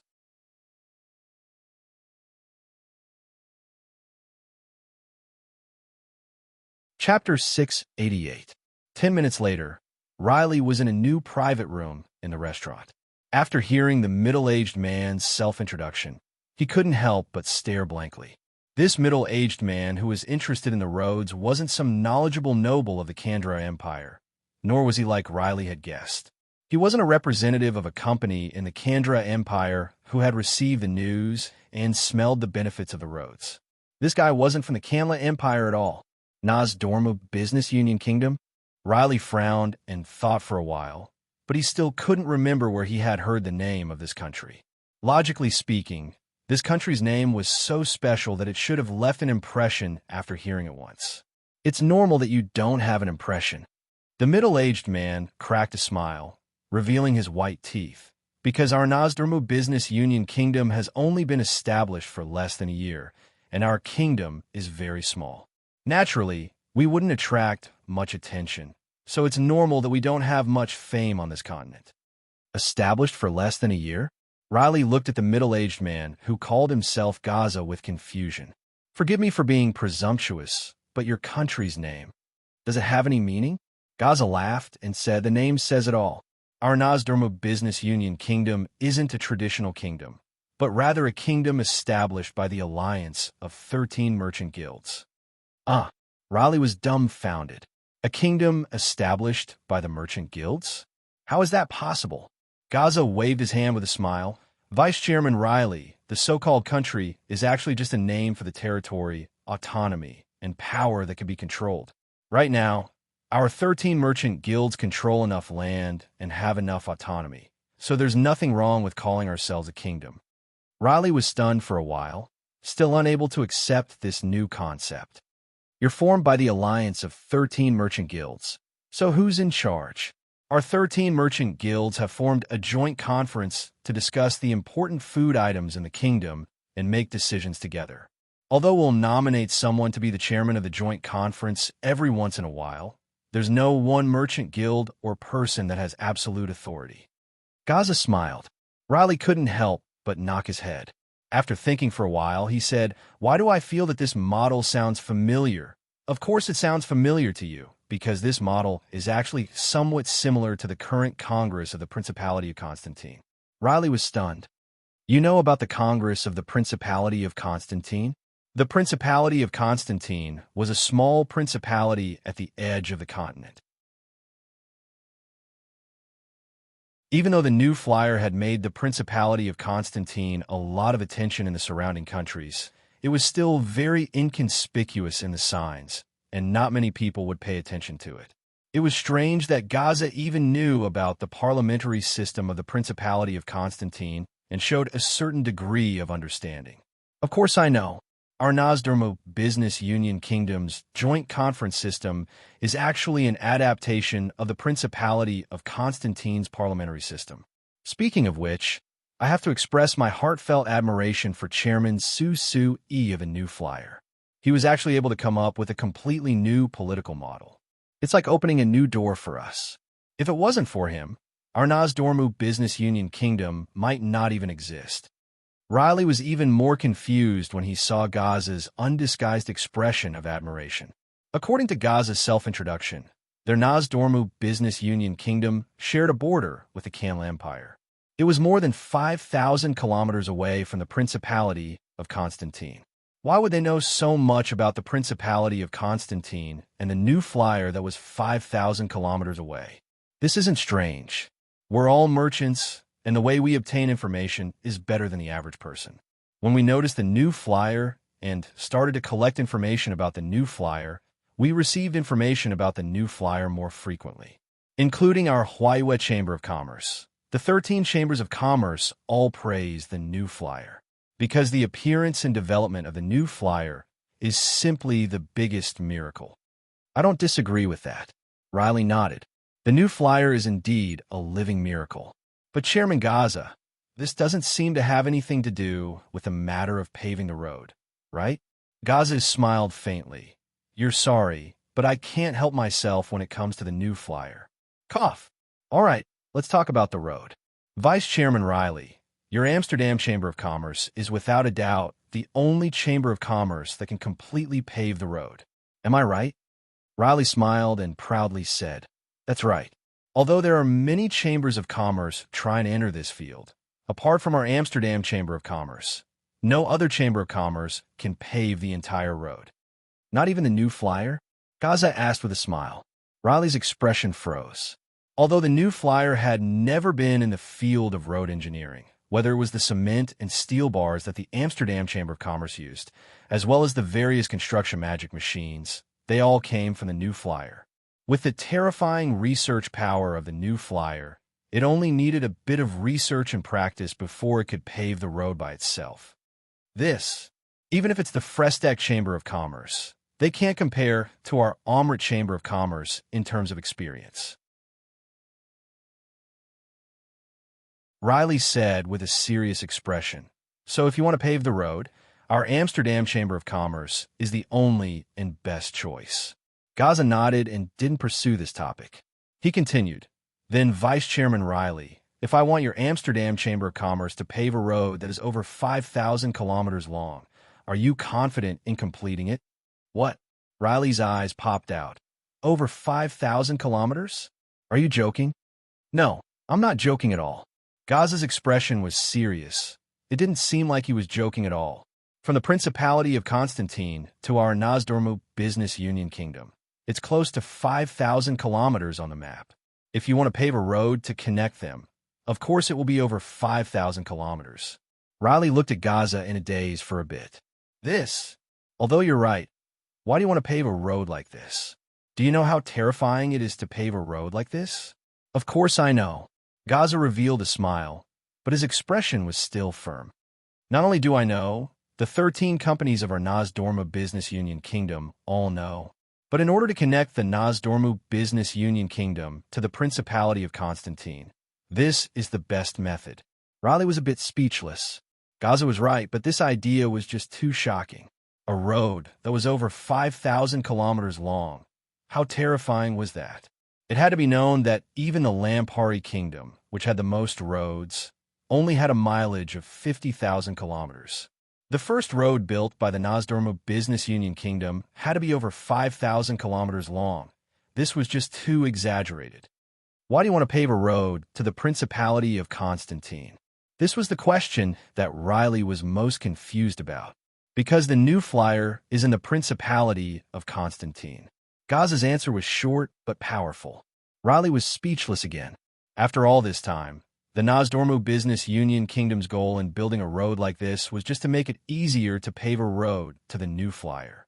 Is the new flyer really that attractive to you? Riley couldn't help but ask. Gaza glanced at Riley and smiled. Vice President Riley, if you can't see how terrifying the Xinfei Chamber of Commerce is, then I can only express my regret. Riley was speechless again. It had been over 5 years since he first came into contact with the new flyer. Now, he was being looked down on for not understanding the new flyer. This was simply comical. After thinking about it, Riley gave up on arguing with Gaza. Instead, he calculated in his mind and frowned. That's not right, President Gaza. Even if the Nozdormu Business Union Kingdom wants to build a road like this, it's not realistic. Oh, why is that? It's very simple. It's because according to the location of the kingdom you described, there isn't a place that borders the Stantine Duchy at all. There is the giant Kandra Empire and the Rudsun Kingdom in between. Because they wanted to build a road on the entire signs, the Amsterdam Chamber of Commerce had a deep understanding of the geography of the entire continent. How could a vice president like Riley not know about this problem? No, there's a road that connects the two. Gaza rummaged through his backpack and took out a rolled-up parchment. When he opened it, it was a map of the signs continent. Look here. Gaza's finger pointed at the bottom left corner of the map and the bottom right corner of the Kingdom of Ruhr. Then, he pointed westward and drew a crooked line near the endless sea. It was almost completely along the coastline, all the way through the huge Kamla Empire, and finally stopped at the bottom right corner of the Kamla Empire. This is where the Nozdormu Business Union Kingdom is located. Look, there is a long and narrow area between here and here that the Kamla Empire doesn't need. We can use this area to build a road. Riley's eyes swept over this line, and the corners of his mouth couldn't help twitching. President Gaza, forgive me for being blunt, but this idea is crazy. If my knowledge of geography is correct, the line you drew is completely on the mountain beside the coast. In other words, if we want to build a road like this, we have to dig through the mountain. Then cut it open, Jia Shah said with a smile. You're crazy. Riley finally couldn't help but yell. Do you know how much it'll cost to open a road from the mountain? Let me tell you, a normal road costs less than 5,000 gold coins per kilometer. But if you want to build a road, it'll cost more than 10,000 gold coins per kilometer, or even more. If we want to build a road of 5,000 kilometers, we'll need 50 million gold coins. Gaza smiled and pulled Riley to sit down. Don't worry, I'm not crazy. Of course, I have to admit that this plan is crazy. But Vice President Riley, I didn't say when the road would be built, right? Riley was startled. Then what do you mean? Gaza's smile revealed a trace of slyness. Actually, I just want to express our Nozdormu Business Union Kingdom's sincerity to New Flyer. Riley was stunned. He couldn't understand why this President Gaza, or rather the Nozdormu Business Union Kingdom he represented, would place such importance on New Flyer. It was to the point of madness. Was New Flyer really that important? Do you want to know more about Magic Industry Empire? Open WeChat now and click the plus sign on the top right corner. Add a public account and search for Kitty Ann's Hongwenwang. Follow the public account and you won't miss any updates.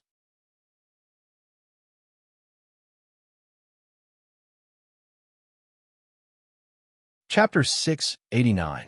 Building a road with a total mileage of more than 5,000 kilometers, and almost half of it had to be dug through the mountains, was an extremely difficult task, even on Earth with its highly advanced technology. Not to mention the difficulty of building the road, just the most basic problem, capital investment, was an almost impossible problem to solve. Riley's estimate of 50 million gold coins was already quite cautious. In fact, if they really wanted to build such a road, the total investment might even exceed 100 million gold coins. In the entire signs, only the Kamla Empire and the Malar Empire could afford such a huge investment. Apart from them, it was impossible for any other country or chamber of commerce to independently bear such an astonishing investment. The Nozdormu Business Union Kingdom couldn't, and neither could the New Flyer. However, when President Cruz told Sue the news that Riley sent back from the Kamla Empire, Sue unexpectedly showed a strong interest in this crazy plan. Seeing Sue carefully sizing up the huge and very detailed map of signs hanging on the wall of the manor's reception room, President Cruz didn't know whether to laugh or cry. Hey, Sue, you're not really planning to build such a road, are you? Why not? Sue turned his head. His eyes were bright, and his expression revealed a look of interest. Don't you think that if such a road is successfully built, it's equivalent to completely connecting the Principality of Constantine and the country to the east of Signs? You see, if this road is built, we can go to the east of the continent without passing through the Kamla Empire. We can even bypass the Kamla Empire and build another road to the north. That way, the entire continent can be connected. President Cruz smiled bitterly and shook his head. I say, Sue, although you've always had a lot of crazy ideas, this idea is too unrealistic. It would cost at least 100 million gold coins to build such a road. Can you afford it? I can guarantee that the Nozdormu Business Union Kingdom won't be able to take out that much money. Didn't President Gaza say that he didn't say when the road would be fixed? I am of the same opinion as him. This road needed to be repaired, but because the investment was too large, it was impossible to repair it in a short period of time. Of course, such a huge project couldn't be completed in a short period of time. Cruz, how long do you think it would take for the Amsterdam Chamber of Commerce to fix this project? President Cruz frowned and looked at the map. He thought for a moment and said, "It will take at least 10 years. And that's under the condition that we're trying our best to finish the project. Well, let's tentatively fix this road in 20 years. That way, the amount of money we need to invest every year won't be too shocking to the point that we can't afford it," Sue said. President Cruz couldn't help but sneer. "You make it sound like you can afford 5 million gold coins a year. Don't forget, your new flyer still needs money to do other things." I didn't say that we would start building it now, did I? Sue smiled faintly. The Nozdormu Business Union Kingdom can't rush this matter, and I don't need to rush at all, so this is only a plan. Of course, in order to express our sincerity, I have decided to build a coastal road from the Principality of Constantine to the Kingdom of Ruhr first. What do you think? President Cruz was stunned by Su Yi's jumpy thoughts. A coastal road from the Principality of Constantine to the Kingdom of Ruhr? President Cruz carefully looked at the map and slowly nodded. That's a good idea. Right now, there's only one road from the Principality of Constantine to the Kingdom of Ruhr, so it's not that convenient. If we build another road in the south, we can better connect the Principality of Constantine to the Kingdom of Ruhr. To put it bluntly, I hope that we can rely on this road to promote the development of the south of the Principality. Su said, "How much do you think this road will cost?" President Cruz pondered for a moment and shook his head. "I can't give you an accurate number without an on-site inspection. I can only say that it will cost a lot more than the current Stru road." "Okay, then let's confirm it. I hope you can come up with a suitable plan soon. Are you sure you want to build such a road?" President Cruz asked. "I'm sure." "Good. Then I will accept this project on behalf of the Amsterdam Chamber of Commerce." President Cruz nodded and suddenly changed the topic. "But Sui, can you agree to a request of mine? Speak." "In fact, I've already mentioned this request many times. Can you transfer the cement manufacturing technology to our Chamber of Commerce?" President Cruz's eyes were filled with expectation. Our Chamber of Commerce's projects are now far beyond the Lampari Kingdom and the surrounding countries. The furthest project is more than 2,000 kilometers away from here. However, we have to transport cement from your Frestec Chamber of Commerce each time, so the cost of this is just too shocking. So, okay. President Cruz looked at Su in amazement. You agree?" "Yes, I agree." Su smiled and nodded. "I can transfer the cement manufacturing technology to you, but you have to strictly abide by the standards set by our Chamber of Commerce." President Cruz's face was filled with disbelief. He had already mentioned this request to Su no less than 10 times. However, he had always been rejected by Su. Why did he agree so readily this time? "Because the time is right," Su replied with a smile. President Cruz couldn't help but frown. "What do you mean the time is right? What is it specifically?" However, Su didn't explain much, and President Cruz didn't ask more. Anyway, with Suyi's consistent style of doing things, since he agreed, he would never go back on his word. After thinking about it, President Cruz couldn't help but smile. The main business of the Amsterdam Chamber of Commerce was road paving and various construction projects. No matter which project it would use a lot of cement. Before this, the cement used by the Amsterdam Chamber of Commerce was exclusively provided by New Flyer. Although New Flyer had always had a good relationship with the Amsterdam Chamber of Commerce, and Su and President Cruz had a good relationship For such an important thing to be in the hands of New Flyer, it made President Cruz feel that his life was in someone else's hands. So he felt a bit uneasy. Now that Sue E agreed to transfer the cement manufacturing technology to the Amsterdam Chamber of Commerce, he let out a sigh of relief. The two chatted for a bit and quickly reached a preliminary agreement. The Amsterdam Chamber of Commerce would buy the cement manufacturing technology from New Flyer for 1 million gold coins.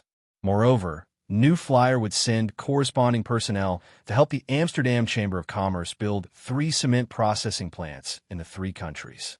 At the same time, they would provide a series of production magic machines for the cement. To put it simply, New Flyer would help the Amsterdam Chamber of Commerce independently manufacture cement. After discussing this, President Cruz asked Sue E with a bit of doubt, "Hey Sue E, why did you agree to this?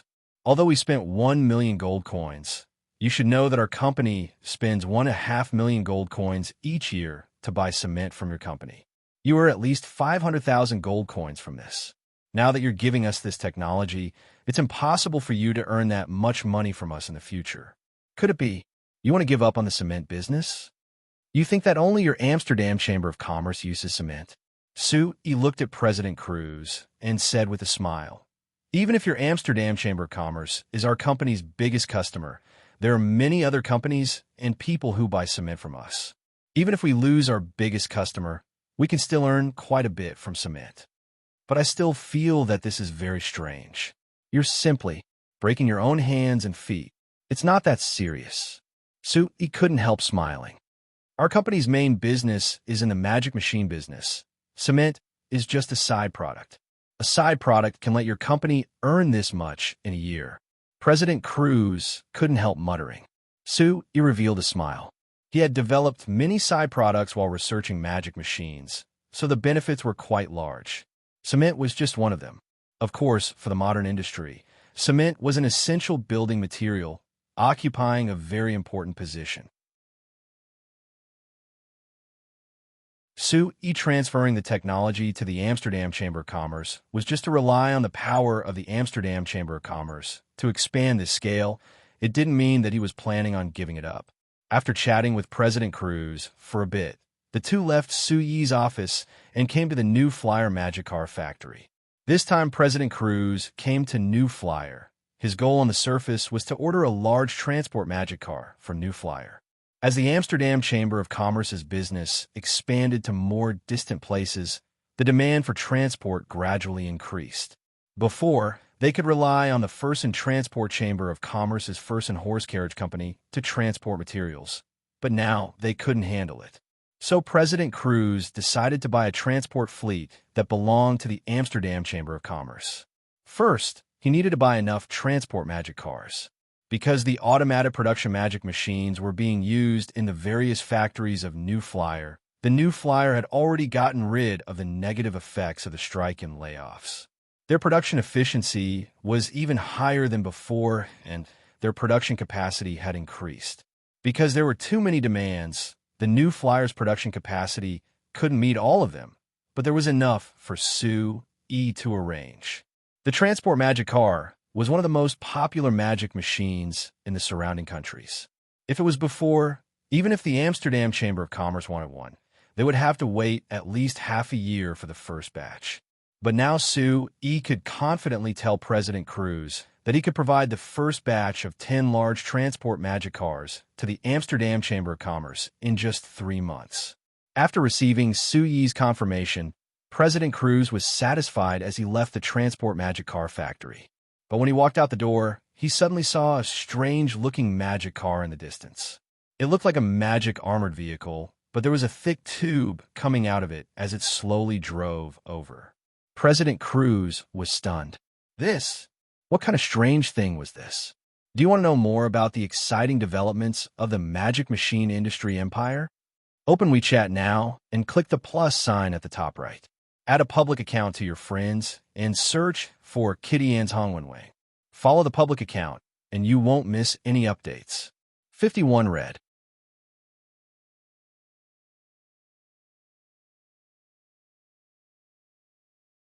Chapter 690. Chairman Cruz looked at Sue E with a doubtful gaze. But Sui acted like he didn't see the strange magic car at all. He waved his hand and calmly said, "Let's go." Seeing that Sui didn't explain at all, Chairman Cruz quickly thought of something. The surprised look on his face turned into a smile, and like he didn't see anything, he walked out of the New Flyer Industrial District with Sui with a smile. Watching Chairman Cruz get into the magic sedan and disappear into the distance, the smile on Sui's face disappeared. He turned to look in the direction of the magic car factory and knit his brows. After a while, Sui walked to the New Flyer's magic car test base that was to the northwest of the magic car factory. When he walked in, he saw several magic cars that were the same as the one Chairman Cruz had seen driving around the base.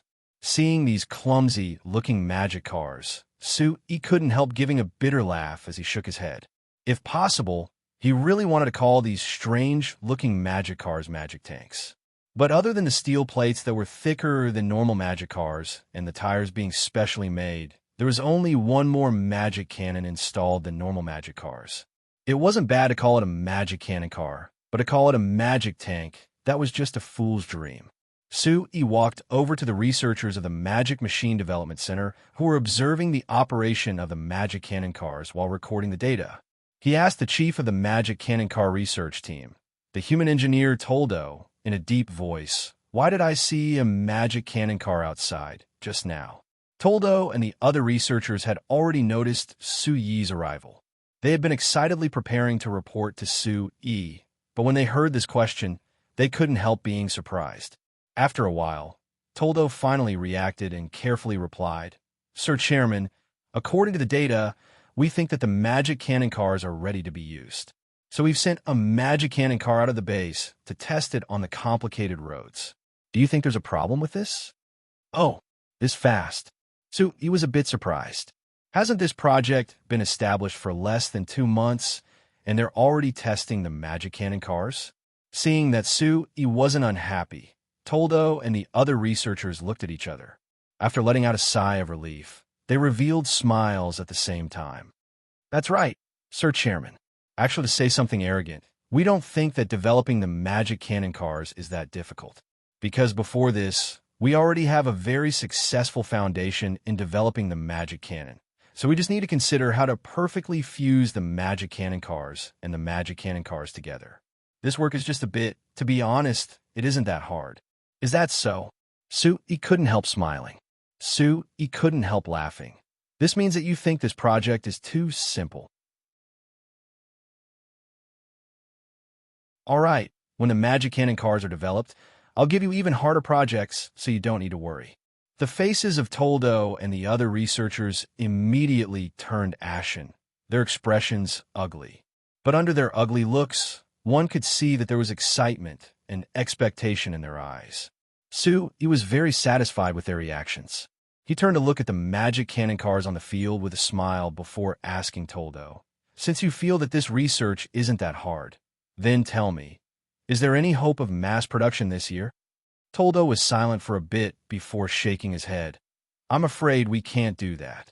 Sir Chairman, your request for the magic cannon cars is to be able to operate normally under any bad conditions, and the most important thing is to be able to display enough power.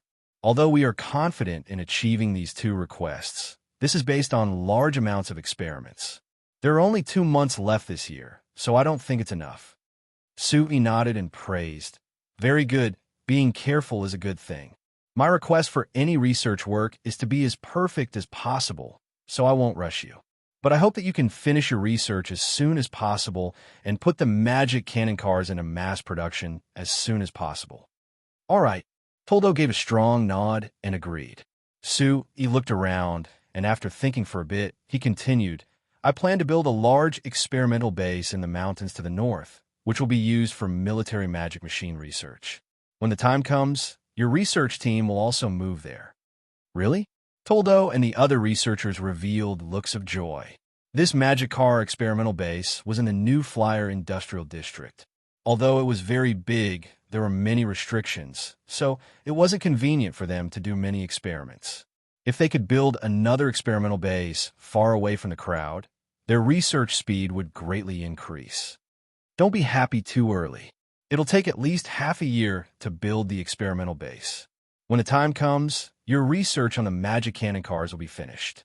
Su Yi's words made the joy on their faces fade quite a bit, but his next words made them excited again. Of course, the magic cannon cars are only the first step of your research. You will continue this research in the future because my goal is to develop a magic tank that can be invincible on the battlefield. After leaving the magic car experimental base, He thought about it before getting in his magic sedan and heading to the shipyard by the sea. Before approaching the shipyard, he found that the beach and the open space outside the shipyard were filled with people wearing all kinds of clothes. It was clear that they weren't new flyer employees. Su Yi's magic sedan came from afar and was immediately noticed by those with sharp eyes. It was unknown who shouted, but the crowd came and surrounded Su Yi's magic sedan. Is this considered reaping what I sowed? Su Yi gave a bitter laugh and helplessly opened the door to get out. Chairman Su, is Lumi here right now? That's right.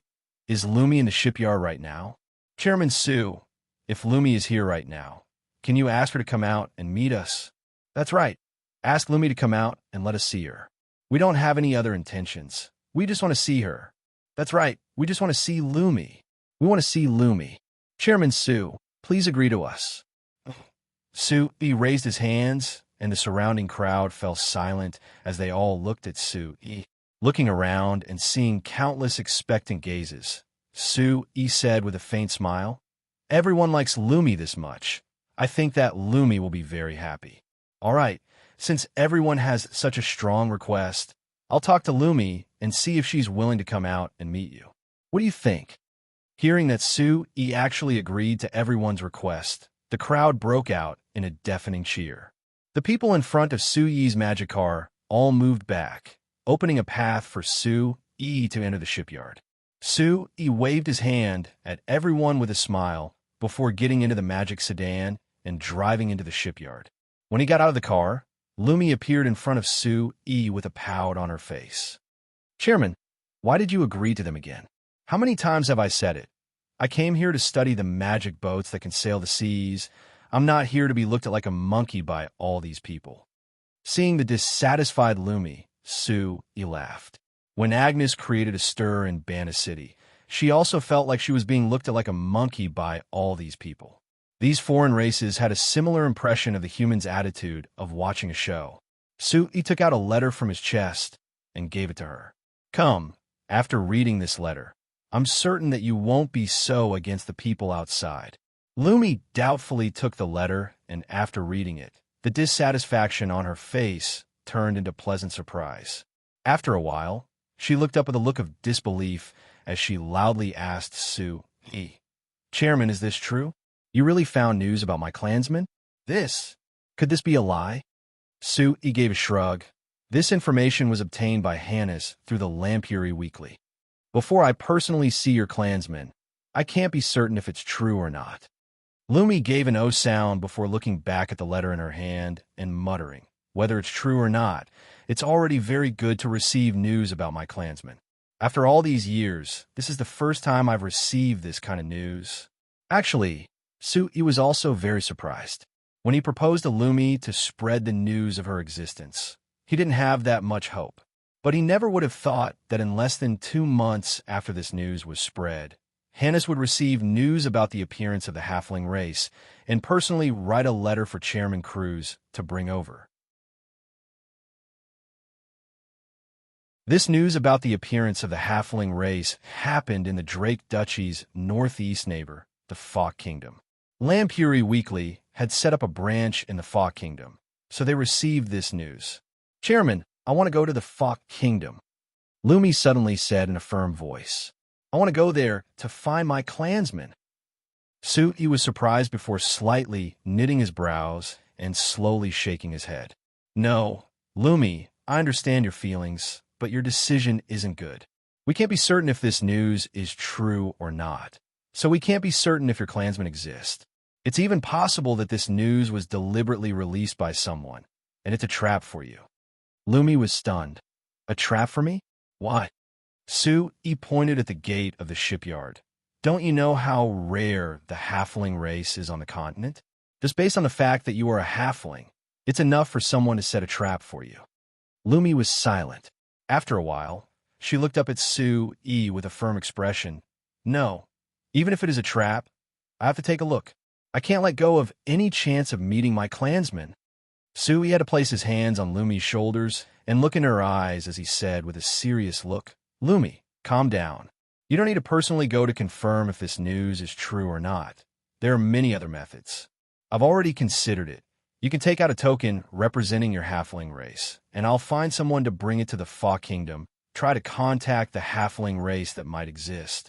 If this is true, I think that the halfling will come into contact with you. If it's false, you won't be in any danger.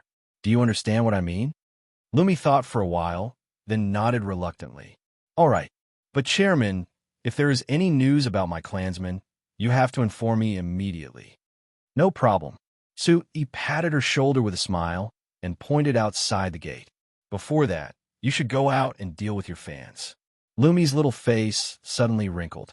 After hesitating for a while, she walked out with a bitter expression. Moments later, thunderous cheers resounded from outside the shipyard, shaking the entire shipyard. Sue E couldn't help shaking his head with a bitter smile. If this happened more often, perhaps the new flyer would become an entertainment company. Do you want to know more about Magic Industry Empire? Open WeChat now and click on the plus sign at the top right. Add a public account to your friends and search for Kitty Ann's Hongwenwei. Follow the public account and you won't miss any new updates. Dread.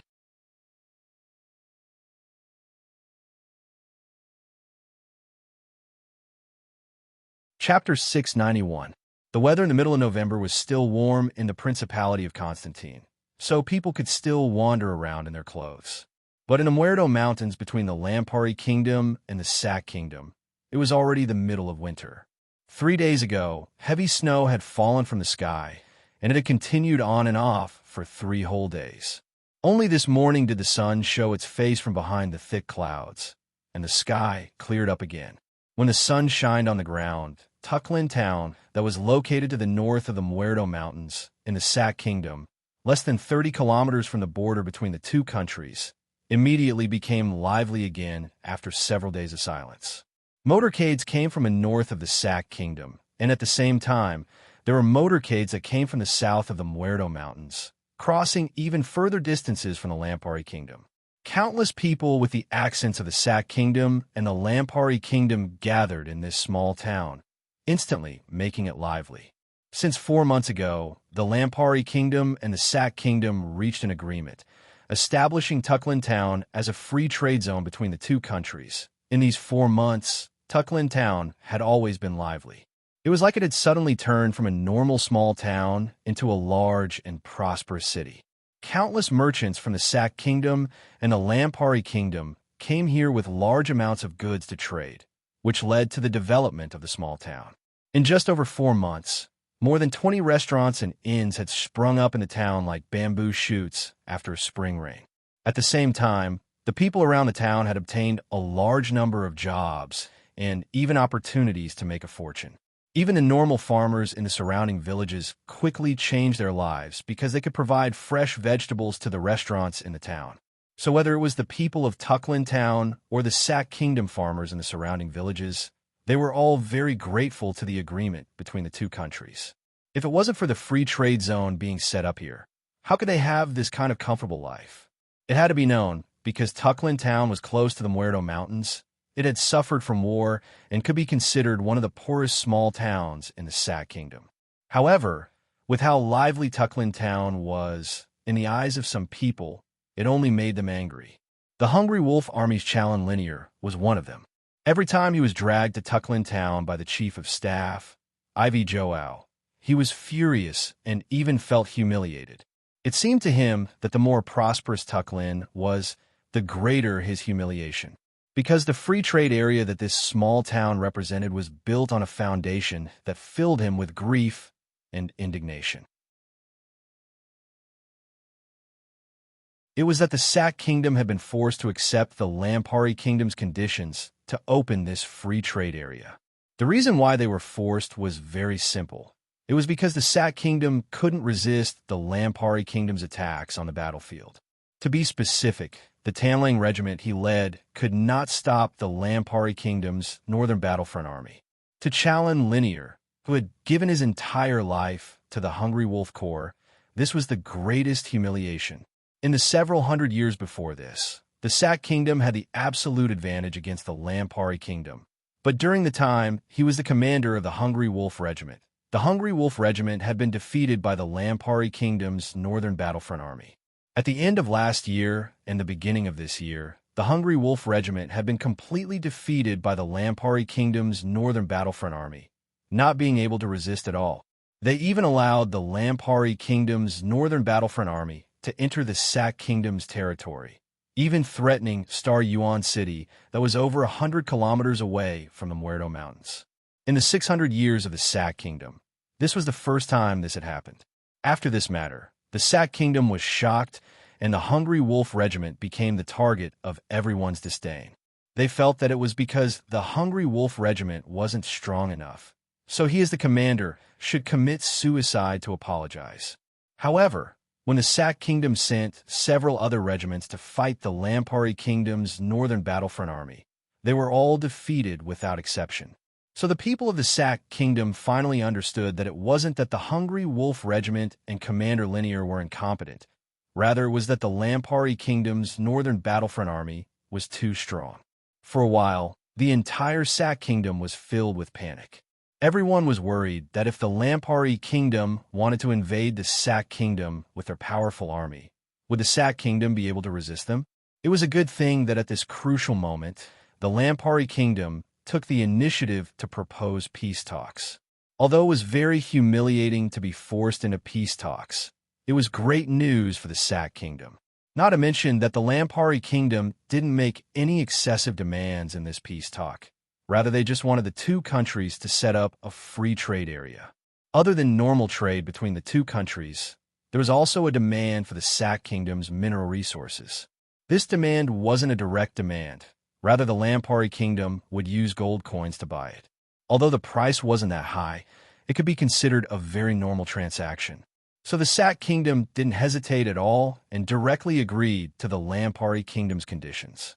Those idiots in the kingdom's parliament, they are simply digging their own graves. Linear glared at the lively scene in Tucklin Town as he angrily roared out in a low voice. Could it be that those idiots can't see that the Lampari Kingdom wants to rely on those useless magic machines to steal the wealth and resources of our kingdom?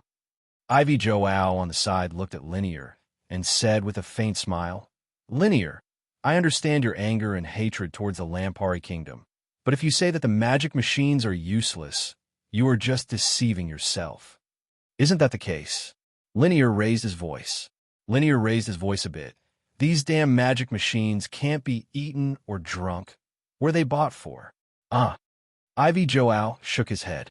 He thought that because of Linear's hatred towards the Lampari Kingdom, he had a deep prejudice against magic machines. "All right, even if you say that the household magic machines are useless, do you dare say that the military magic machines are useless? Don't forget, the reason why we were defeated so many times with the Northern Army was because of those damn military magic machines." Linear's expression froze, and after a while, he angrily spat on the snow to the side. "Hey, if it wasn't for those damn military magic machines, how could the Northern Army beat us? Although I don't think that the quality of the Northern Army is worse than our Hungry Wolf Regiment, if it wasn't for those military magic machines, they wouldn't have been our match." Joao gave a sigh. "But the problem is that they do have those damn military magic machines, and there are more and more of them, becoming stronger and stronger. Conversely, we still don't have anything. It's all the damn Magic Academy's fault. They said 3 years ago that they would develop the same powerful military magic machines. But what have they developed now? Other than the outdated magic trebuchets that were eliminated by the Lampari Kingdom's Northern Army, they haven't done anything in the past 3 years. You can't blame the Magic Academy, since this thing is very complicated and can't be developed in a short period of time," Joao said with a sigh. "Then how can the new flyer develop a new magic machine every once in a while? Could it be that the new flyer is stronger than all the magicians in our kingdom?" Linear asked back. Joao was speechless. After a while, he said with a bitter smile, "Perhaps it's because the new Flyers chairman Sue E is a genius." Linear cursed a few times before his expression suddenly changed. He lowered his voice and asked, "Speaking of this, didn't the Army headquarters staff office say that the operation was a success a long time ago? Why hasn't there been any news yet?" Joao looked around before replying in a low voice. "According to the information I've gathered from the staff office has already been trusted. The people sent by the General Staff Office have basically gained their trust. I believe that valuable information will be sent back soon." "Okay." Linear nodded.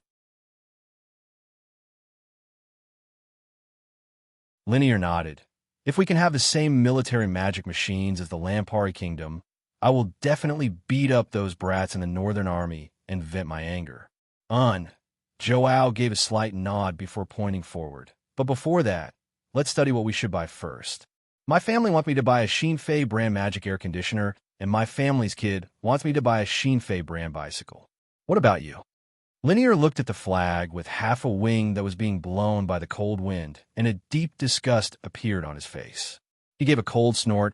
"I'm going to drink. Come find me when you're done buying." Seeing Linear lead several guards into a newly opened restaurant, Joao revealed a smile. He walked over to the store with a new Flyer flag and the other famous magic machine companies of the Lampari Kingdom. After entering the store, he found that it was already filled with people. Looking around, Joao found a few familiar faces. It was clear that they were the same as Joao. They had been encouraged by their families to come here to buy some useful household magic machines. Since the free trade zone between the two countries opened, the Lampari Kingdom's household magic machines had entered the Sac Kingdom in large amounts. Now everyone in the Sac Kingdom recognized the convenience these household magic machines brought. In just a few months, household magic machines had become a trend in the Sac Kingdom. If you didn't have a single household magic machine at home, you would be the target of everyone's ridicule. Even a frontline soldier like Joao couldn't resist the request of his family and was forced to buy military magic machines. Actually, Joao didn't hate household magic machines like Linear. Rather, he felt that these things were very easy to use and could bring great convenience to his life. But he didn't have time to come here before, so now that he had a mission, he decided to buy some back. After walking around the store, Joao didn't think too much and directly went to the Xinfei brand counter to choose the household magic machine he wanted to buy. Whether it was the Lampari Kingdom's advertising or the public's word of mouth, it all showed that the Xinfei brand household magic machines were the best. There was nothing that could compare. As the chief of staff of the Hungry Wolf Regiment, Joao naturally had the financial ability to buy the best. After deciding what he wanted to buy, Joao casually walked to a small counter in the store. The products sold at this counter came from the Drake Duchy, and the waiter in charge of receiving customers was also someone from the Drake Duchy. Joao looked at the counter for a bit before casually saying, "It's a pity that summer is already over, and I've missed the chance to buy a magic fan." The waiter narrowed his eyes and said with a smile, "This customer, summer will always come, so buying a magic fan ahead of time isn't a bad choice." Joao looked up and met the waiter's eyes, as a knowing smile appeared on their faces. "Do you want to know more about the magic machine industry empire? Open WeChat now and click the plus sign on the top right. Add a public account and search for Kitty Ann's Hongwenwei. Follow the public account, and you won't miss any updates." Book 2002.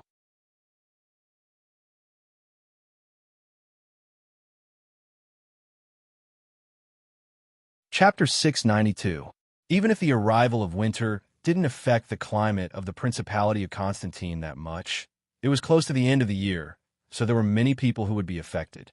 For example, there were many workers who came from outside the Principality of Constantine who were preparing to go home a month before the holidays.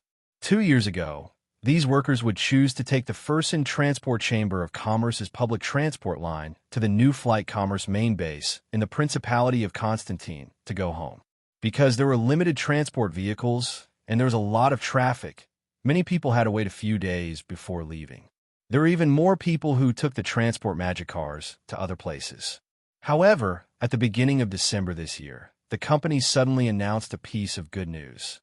Sir Chairman considered that it wasn't easy for the workers to go home each year, so he made an agreement with the First and Transport Chamber of Commerce. Starting in December, they would send several more public transport magic cars from the Principality of Constantine to other places each day to take the workers of the new flyer home. Moreover, the company treated this as a welfare policy. This meant that if the workers chose to take these public transport home, they didn't even need to pay the fare, and it would all be taken care of by the company. Once this news was spread, all the workers of the new flyer cheered. When many workers discussed this matter in private, they were all happy that they had chosen to stay in the new flyer. At the same time, they couldn't help laughing at the 18,000 workers who had gone on strike and had been fired by the company. Aha, those idiots! I already said that the new flyer was much stronger in all aspects, but they had to cause trouble. Now it's good. They angered Sir Chairman and were chased out. Now they won't be able to enjoy these benefits, right? Regardless of the workers' private schadenfreude, all the workers were very satisfied with the benefits that the new flyer suddenly announced. It was also because of this that the workers were much more enthusiastic in their work.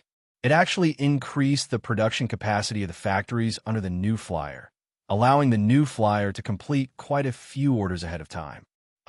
Sir Guild Leader, according to our calculations, our profits have increased by 13.7% compared to our original plan. Because of this, our profits have increased by more than 78,000 gold coins. On the other hand, we only spent a little over 40,000 gold coins on this benefit. On the contrary, we've made quite a bit of profit, Sebastian said excitedly as he looked at the financial report in his hand. But this is only for a while. When the enthusiasm of the workers passes, the output will return to normal. The Household Magic Machine Department's manager Encanto said. Suit E, who was sitting at the head of the table, waved his hand.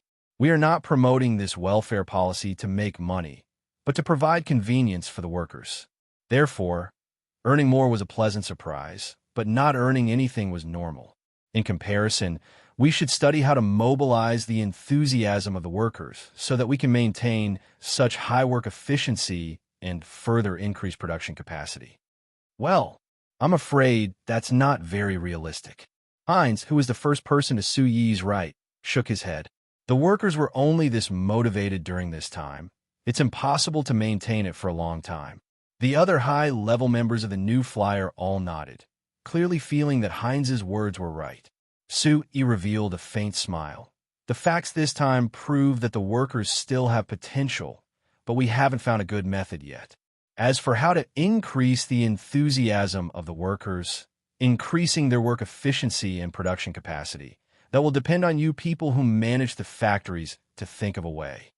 Everyone revealed difficult looks, but they didn't refute him at all.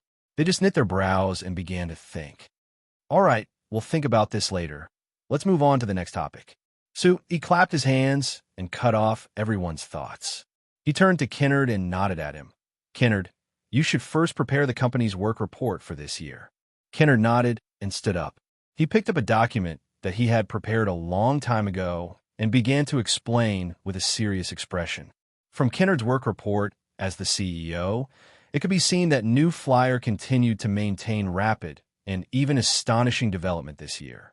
Just in a single year, the Frestech Chamber of Commerce had established cooperation with 5 other countries and had invested in 17 household magic machine factories in those 5 countries.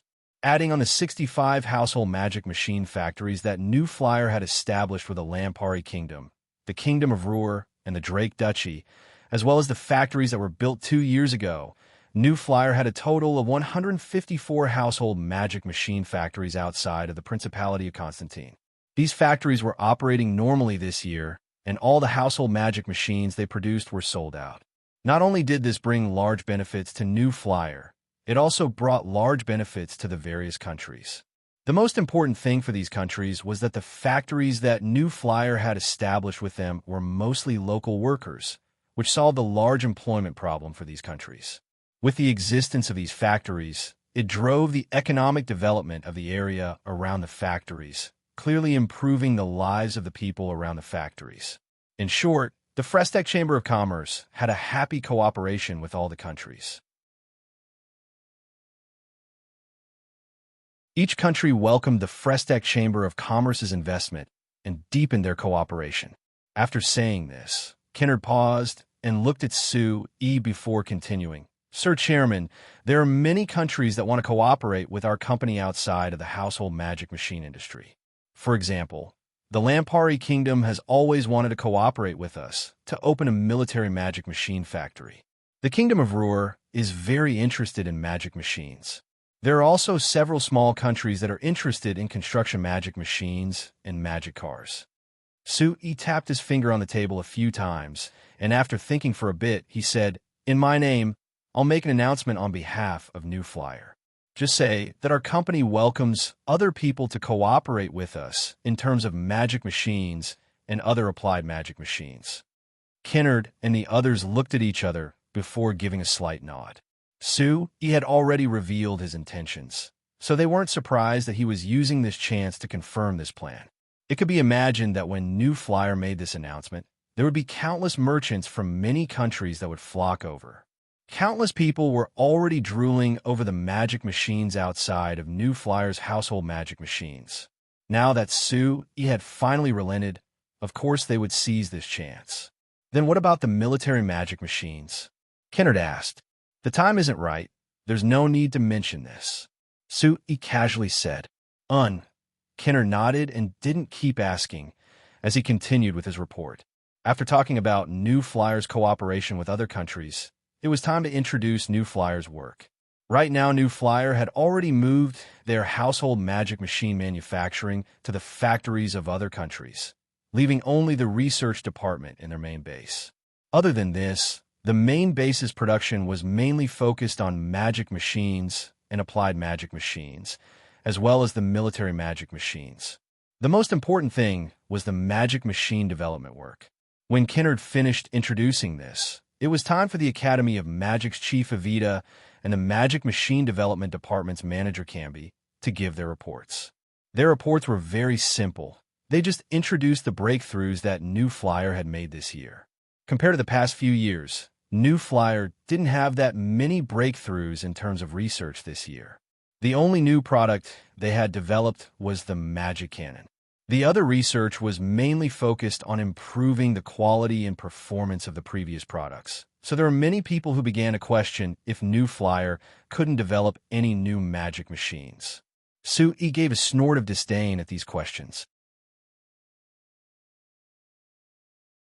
The decrease in the number of new products we're developing proves that our Chamber of Commerce's research on magic machines has reached a whole new level, making the new magic machines more complex and more technical. Naturally, it's difficult to casually produce a new product. For example, our main research center this year is the Magic Boat. For such a large ship, could it be that it can be developed in just a few months or a year? I'm afraid it'll sink in a short while.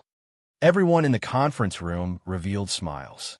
The appearance of the morning sun, these 3 large transport magic ships, not only did it overturn everyone's understanding of ships, even the insiders of the Frestec Chamber of Commerce like them felt it was a bit unbelievable after seeing these 3 large transport magic ships. If it was a large ship, they had never even dreamed of one before. And when these 3 ships could sail from the Principality of Constantine to Nissi City in the Kingdom of Ruhr, traveling over 5,000 kilometers and taking less than a month, it shocked everyone even more. It could be said that the appearance of these 3 large transport magic boats had completely subverted the definition of sea transport in science. This kind of shocking thing that even subverted everyone's understanding. How could it be casually developed? Chairman, actually, if you request for us to develop a few new magic machines every year, it's not impossible. Camby still wasn't convinced. Sui laughed. As long as it doesn't delay our main research goals, I'll allow you to freely develop some small things. Of course, if you delay our main goals, don't blame me for causing trouble for you. Camby scratched his head. Then you have to set the main research goals for each year. This is what I wanted to say. As for the main research goals for next year, I've already set them. Evita and Camby immediately focused on Sui. You're tuning in to the Warrior Lore YouTube channel. Don't forget to subscribe and join us on this journey to catch the most captivating stories.